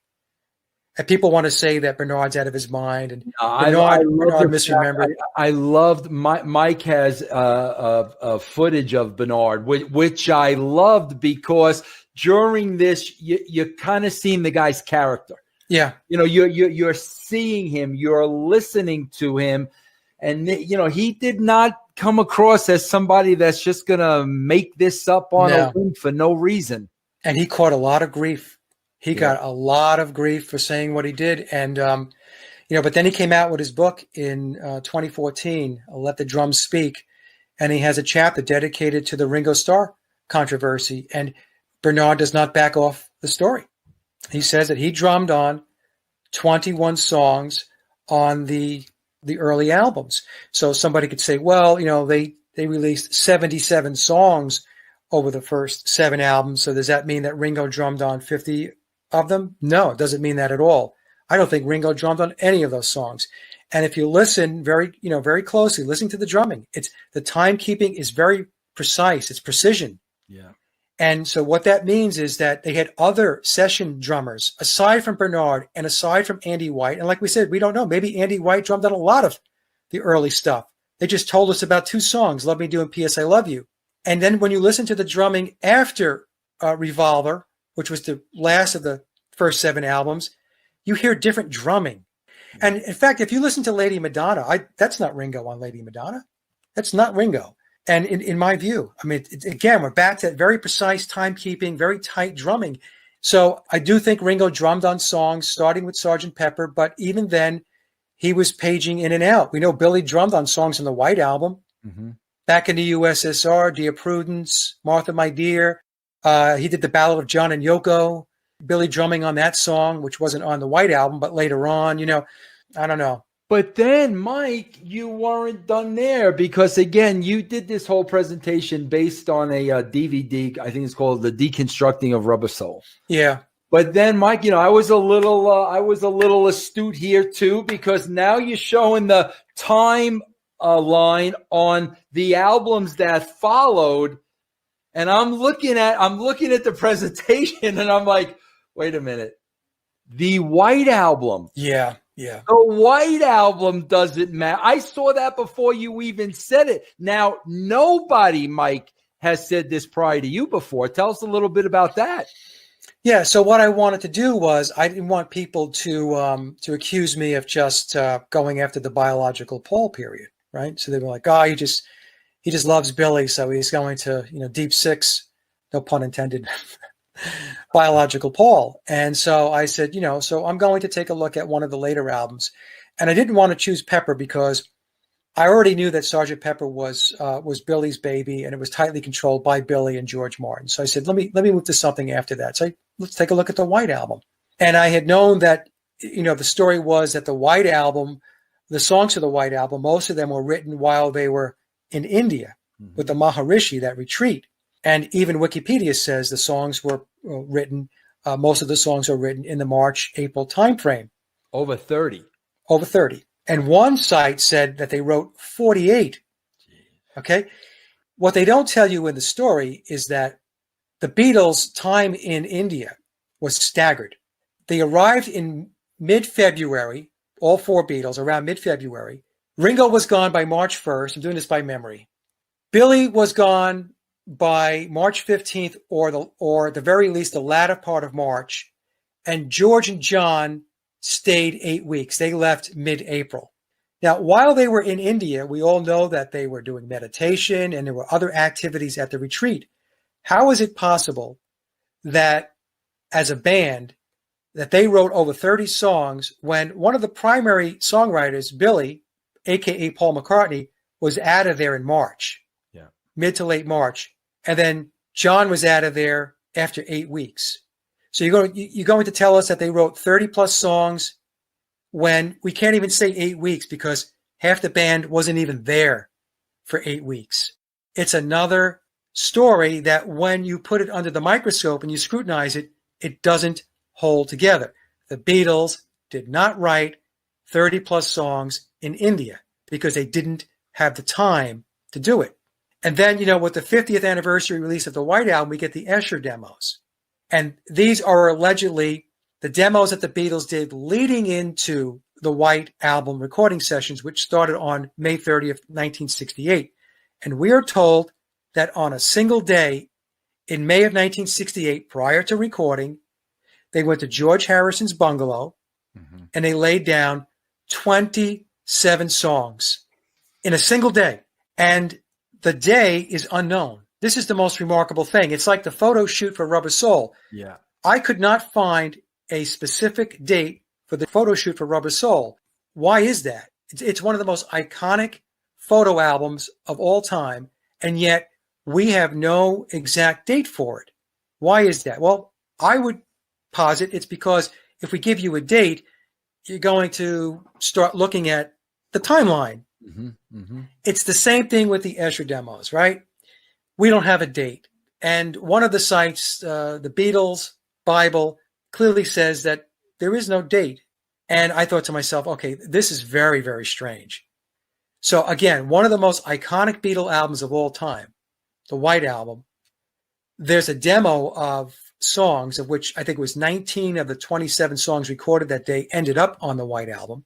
Some ended up on Abbey Road, and some of them actually never got released. Some later on in their solo career, like Not Guilty. How could we not have a date for that? And so I concluded that there were no 27 songs recorded in a single day. That the 27 songs, yes, there were demos. Of course, we have them. We have the recordings. But what they were was rehearsals over a period of time. Yeah. What that period of time is, I have no idea. It could be 1 month, 2 months, 3 months, 4 months, but it wasn't a single day. Jeez. It's not credible. So with the White Album, the 30 plus songs written in India, they had a staggered stay there. That's not credible. The 27 songs in one day for the White Album, the Escher demos, that's not credible. So what happened? So I applied the template that they used for Rubber Soul, which said that the songs were written, they were in process. And it's not to say they didn't record some of the songs during the White Album sessions. In other words, Billy didn't record and write and all that stuff, or John wasn't on recordings, or George wasn't on recordings. It doesn't mean that. It just means that by the time they got into the White Album sessions, beginning May 30th of 1968, the stage was already set. And it's possible that a lot of those songs were already recorded and that they overlaid the vocals. And there were other times where they did record and did the vocals. But I think with the White Album, what we have is, I think we have a mix of songs that were written by songwriters outside of the Beatles, plus songs that were actual compositions by the Beatles. And I believe we do have John and George actually writing songs and recording on the White Album. That's what I concluded. But it's a mix. It's a mix of the Beatles and a mix of not the Beatles on the White Album as far as musically playing. One of the last things you have on the presentation, and again, what could this mean? What does this mean? But man, you present all of this so beautifully, Mike. And Mike, how many slides were involved in this? It was like 150 or something, 140. Just incredible. But one of the last things after this entire presentation is John Lennon saying the music is a myth. Yeah. Rolling Stone magazine. What does that mean? Right. John said in Rolling Stone magazine that he kept talking about the Beatles myth. And, back in 1971, I think the interview was in 71, you would read that and a lot of people just glossed over it. What does it mean? Today, we have a much better understanding of what that means. And again, we have John telling us, of all the Beatles, John was probably the one that was actually spilling the beans the most.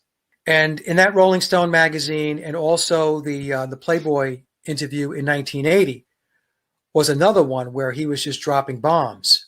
And in those interviews, whether it was the Rolling Stone one or the Playboy one, I forgot, but he said they were craftsmen.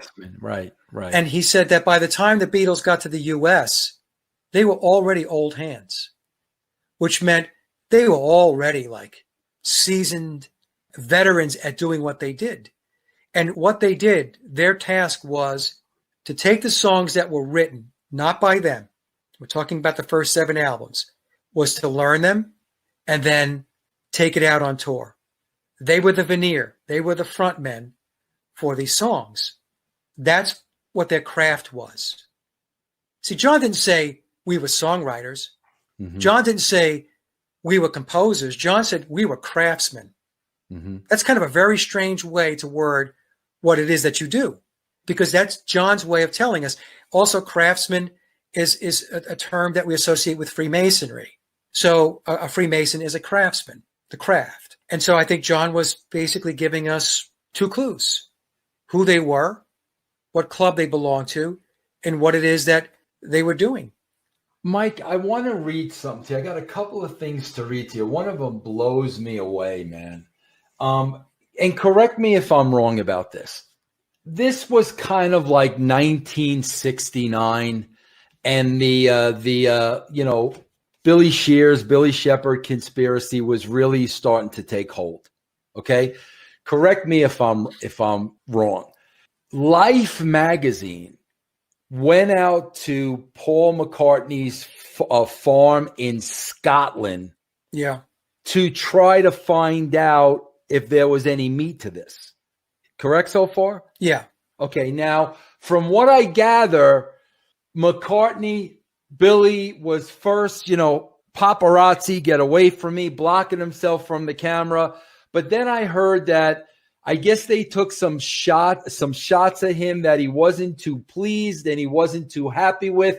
So in exchange for them not printing those photos, he agreed to do a interview with them. I've got 2 excerpts from the interview, and one really blows me away. My first question to you before I read this first one is, do you believe, like, once the Beatles were under the thumb of Tavistock, Yeah. were they under the thumb of Tavistock until the day the band dissolved? Yeah. I believe they were. Yeah. I mean, what happened was they were, they are a Tavistock creation. And so they are a Tavistock project. So in the early days, it came under the guidance and the direction of George Martin. Okay. And then the baton was handed to Billy. Okay. Starting in 1967 with Sgt. Pepper. But what we have to understand is that they all work for, I should say, on behalf of the pyramid of power, right? Of Tavistock's agenda, which is what I talked about, which was the human potential movement, the Aquarian conspiracy, which then made its way into the New Age movement and so on. Right. It's, this enlightenment that they talk about. And so, yes. So the answer to your question, Vince, is yes. They continue to work in the pyramid. Listen to this quote, Mike, and you know all these, but I've read this, and now knowing what I know from you, I'm like, this is really interesting. This is from that Life 1971 article. Here's what he said. You see, there was a partnership contract put together years ago to hold us together as a group for 10 years. Anything anybody wanted to do, put out a record, anything, he had to get the other's permission. Because of what we were then, none of us ever looked at it when we signed it. We signed it in 67 and discovered it last year. It's talking about 71 now. We discovered this contract that bound us for 10 years. So it's, oh gosh, oh gal, oh golly, oh heck, Now boys can tear it up, please. But the trouble is the other 3 have been advised not to tear it up. They've been advised that if they tear it up, there will be serious bad consequences for them. The point, though, to me, was that it began to look like a 3-1 vote, which is what, in fact, happened at a couple of business meetings. It was 3-1, and then he goes into Alan Klein. But do you think is he talking about a Tavistock contract that if they didn't live up to the contract, bad things were? Because it's funny to me, he says they had been advised not to tear it up. They've been advised that if they tear it up, there will be bad, serious consequences to them. He never said their lawyers advised them. Yeah, it's a very strange quote in that article. And, it's hard to really put a finger on what exactly he's talking about. The only thing I could think of is that they were all bound contractually as a band and what it is they could say, what they can do. I mean, they didn't have a lot of room. If you remember in my presentation is a clip of George Harrison saying from the anthology DVD that they didn't have a vote in anything. Right. Yeah, I got that quote. Remember that, right? Yes. And so I think that what Billy's alluding to there is that I think at that point, everybody was making decisions for us. That's what he said. Yes. Right. Exactly. Yeah. And so I think what happened was as they pushed on, especially within, into phase 3, which was 67 through 70, there was a lot of, I think, terse moments between them. They got along. It was like love-hate type of thing, right? They got along. When I talk about they, I mean, Billy got along with the other 3. The other 3 got along with him, but there were times when they didn't get along. And part of the reason for that is because Billy's work ethic, he was a perfectionist, or he still is, right? And And this is something that John even mentions in interviews, that he would say Paul was a perfectionist, and he's referring to Billy, and that clashed with them. And because Billy wanted things to click along, and he wanted everybody on a tight leash because he had to manage this thing. The other three perhaps were starting to really, really tire of the rigor. Yeah. Maybe even talking about, you know what, this is just a farce. And they couldn't come out and say anything, because if they did, there would have been severe repercussions for it. What it would have been, I don't know. I believe it probably could have meant very significant legal issues, probably retraction of financial gains, because all of this stuff would have been predicated on them keeping to the terms and conditions of the contracts that they signed. Yeah. So if they started flapping their lips, it would have been a big problem. Yeah. That's why when people say, how come they don't talk about it? Well, I think a big reason is because they could have lost everything. Yeah. Now, here's the best part to me, man. Keep in mind this 1971 Life article, the whole thing started off of the hoax and them trying to find out if there was any meat to this.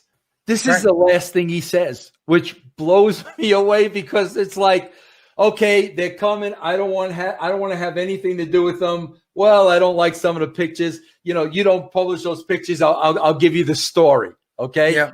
This is the last thing he says. So I think you've got to live your own life. That sounds like one of those statements, but it is, in fact, just very necessary to realize that.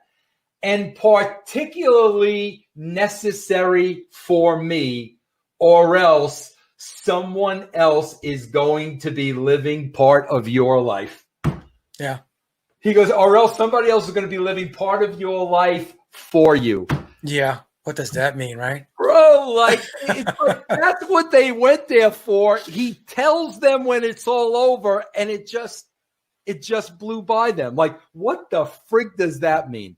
If you're not living your life right now, Mike Williams, if you're not living the life of Mike Williams, then who is living the Mike Williams life? Right. An imposter, it would have to be. Exactly. That's why, Vince, in the beginning of the show, we said that he's been dropping clues since day one. And if you really read these interviews closely, the things that he says, the things that John had said, George and Ringo, if you listen to the interviews or you read them very closely, knowing what we know now, you can start to pick it apart, And particularly necessary for me, or else someone else is going to be living part of your life for you. Right. You know what I noticed too, and it's one of the reasons I wanted to watch Help, and we'll end it on this. This is a little note, but one of the reasons I wanted to watch Help, because that's biological, Paul. Yeah. Was, did he do everything with his left hand? And he did. He did. Man, when you watch, there are a lot of Wing documentaries out there and stuff. He does everything with his right hand. And Mike, I'm going to be 60. And the things he's doing with his right hand, even at my age, would be very awkward for me to do with my left hand. And like I said, when you look at those, everything was lefty, lefty, lefty. It just seemed later on when he let that guard down, he just comes across as a natural right-handed guy. I know it's a little thing, but it's very noticeable. No, that's one of the things that we pick up on. See, when I started the presentation, one of the first two charts or so, I said one example by itself might not mean anything. Right. But a stream of evidence can be very significant. And I intentionally phrased it that way because, yes, we can sit there and say, we can make excuses all day as to why he's going lefty, righty, whatever it may be. But then when you pick up on that and then you move to something else and then something else and something else, and then you start to see patterns forming. And then you have to apply common sense and logic and say, okay, something is up here. This does not look right.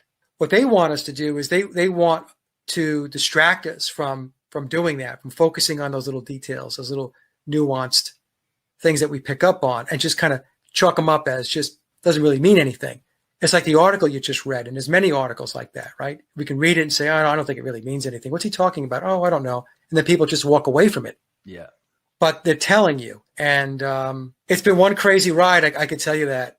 Well, Mike, Crazy. I can tell you this, man. This all started for me, and you probably know the exact date. I'll never forget it, man. It had to be back in 67 or 68.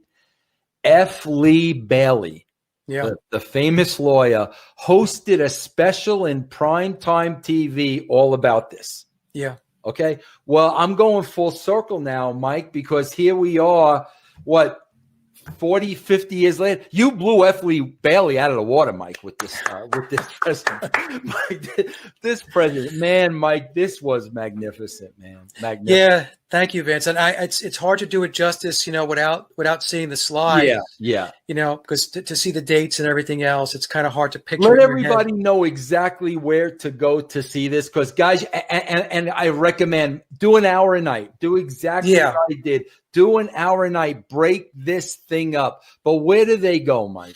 Just go to my hub website, Sage of Quay, SageofQuay, sageofquay.com, and then just page down a little bit. And I actually added it to my website, so you can just go there and see it, or you can just click the link to my Paul is Dead channel or my main YouTube channel, and you can actually watch it there as well. So it's up on BitChute. I have a BitChute account, but all the links to all of those social media platforms are all on my hub website, and you can just go there and click away. And you have a Patreon too, right, Mike? I have a Patreon. Yeah, it's anemic, but yes, I do. But yeah, if you go to my hub website, you'll see the link there for my Patreon page as well. Well, I know what I'm going to do, because there's no way you're done, because we know Billy's back is coming out in the summer. So here's what I'm going to do, and here's what everybody else is going to do, because Mike is the absolute best. Mike, I swear to God, you're such a great presenter. You do all this without trying to sway anybody either way. No. You present the fact, and that's why I get so pissed off at you when you give us little tidbits about getting hate mail and this and that. You are the most honest. Listen, here's the information. Do what you want with the information. That's what I love about you. But here's what I know I'm going to do, because we could have talked about Corona for 3 hours. Yeah. I would assume that's going to be heavily talked about now on the Sage of Quay, correct? I'm actually putting little blurbs out, short videos, 5 to 10 minutes, where I'm just trying to get people to kind of wake up and understand that what you're being shown on the mainstream media is not actually reality. And I'm trying to get people to connect dots that way. Yeah. I don't know how successful I'm going to be, but I'm trying to do that. I will, when Billy's Back comes out, the summer, it's going to be summer of this year, I will take a look at the footnotes and read through the book, and I will do a little something on that. I will do something on that. But as far as major presentations on the Beatles, I'm not going to be doing any more major presentations, because the way I look at it, Vince, is this has been step by step. The first thing was, let's talk about the memoirs of Billy Shears because of what's contained in the book. Let's talk about the fact that biological Paul McCartney was replaced by somebody. Then let's get into the occult aspects of the Beatles. They are immersed in the occult. That was like phase 2. And phase 3 was the Beatles were not what we were told that they were at all, that they did not write all of their own music. And that's not to say they did not write some of their music, but they did not write all of the music we are told that they wrote. And so, once I did this last presentation, like you said, 4.5 hours, I thought to myself, well, where do I go from here? Really, where do I go from here? Some people still want me to talk about Paul is Dead clues, but I responded back to them. I said, look, I'm past that. Mm-hmm. It's beyond that now. We've gotten into the occult. That was the next step. We've gotten kind of past that now. I have lots of shows that talk about the occult aspects of it. So if you're interested in that, you can watch that. And now I've gotten to the point where I'm like, okay, the whole thing was so fabricated to the point where it's even beyond comprehension for just about everybody. The good news is, though, that I was waiting for a real storm to just come my way because, so many people love the Beatles, worship the Beatles. It's worship. It is. It's idol worship. And I was one of those people. So when I put this last presentation out, I thought, okay, here it comes. The tidal wave of hate and all that stuff is going to come. And it didn't. It's been overwhelmingly positive. Overwhelmingly. I've been driven to do this, Vince. There were many times along this journey where I questioned why I was doing this. I started to question, like, why am I doing this? I don't have to do this. I have other things in my life that I could be doing that are a lot more interesting than this. I mean, as far as giving me fulfillment in life. But there was this little voice in my head that said, keep going, keep going, keep going. You are almost there. Carry the ball one more yard and you're over the goal line. And that's how this has kind of played out, you know. And I had a lot of obstacles between last year to when I got this out. A lot of things that transpired in my own personal life as far as things that had to do with health and family members and everything else that I had to deal with. It was grueling. But finally it's out and people can watch it and decide for themselves. If you don't agree, you don't agree. Well, you know, again, Mike, you say this all the time, and you've said this with every presentation you've ever done. You just provide the facts. And I think that's why you're not getting a negative backlash. I mean, you can't argue with these dates. These are real dates. These are real times. They're documented. You can't argue with them.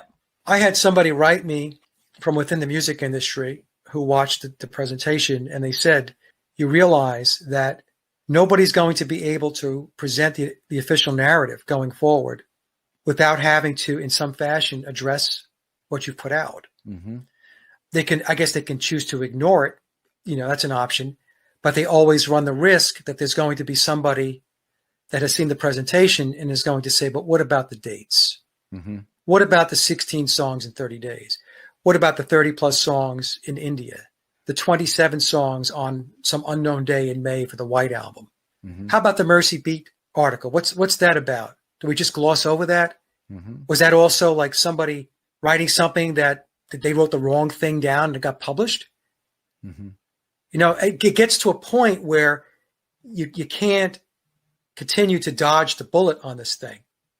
You know, the article about them being in a haze of marijuana during the filming of Help, that not only affected the filming of Help, but that also affected any storyline that had to do with writing music during that period. Mm-hmm. Yeah. So these are all things that now going forward, this is what this person told me. They said it's going to have to be dealt with. So, you know, I felt good about that. And, but I didn't do this to throw a monkey wrench into anything. I really didn't. I just did it because I found it interesting to look at this and then think to myself, how come nobody else ever counted up the days? Yeah. Yeah. You know, yeah. And I look, and I'm guilty of it. I didn't. It's just, I happened to be watching that DVD, which by the way, is very well presented. Scott Fryman does a great job on the DVD, but it is the official narrative. Does a wonderful job on it. But I remember watching it and then a light bulb went off and I said, okay, hold on a second. The tires screeched. I'm like, this didn't happen. And that's what set me on the path. Yeah. You know? Well, Mike, you've, I mean, to every fan of the Beatles and anybody who's been following this story for decades, man, it wouldn't have been the same without you. I mean, I am so happy I stumbled upon you. I'm so happy we got to become friends. I'm going to be the first one knocking on the door in the summer. Yeah. The first one, Mike. Tell me about this. What is this? The thing I love too, like especially when you get into the books, is, man, all the information's in the footnotes. Yeah. And you have a way of really just dissecting those that are, first of all, I'm too old. I can't even read the printed so small. Yeah, well, Vince, I got readers too. But Mike, man, I can't thank you enough. Man, I hope to have you on here. We could discuss any other topic. Yeah. I love you as a podcaster. I love you as an information provider, man. And I just want you to know, I personally, man, thank you for this incredible, incredible work that you've done. Thank you, Vince. Thank you for having me on the show. This is the agreement we had too, folks. I told Vince he'd be the very first one to talk to me about the presentation. That was way back, I think, October of last year. Yeah, and you didn't forget. I did not forget. I keep to my commitments. Yeah. Well, everybody, it's sageofquay.com. You can go there, and that will lead you to all the places that you need to be. Mike Williams, thank you for allowing me to experience this through your eyes. It's been an amazing, amazing trip. Thank you, Vince.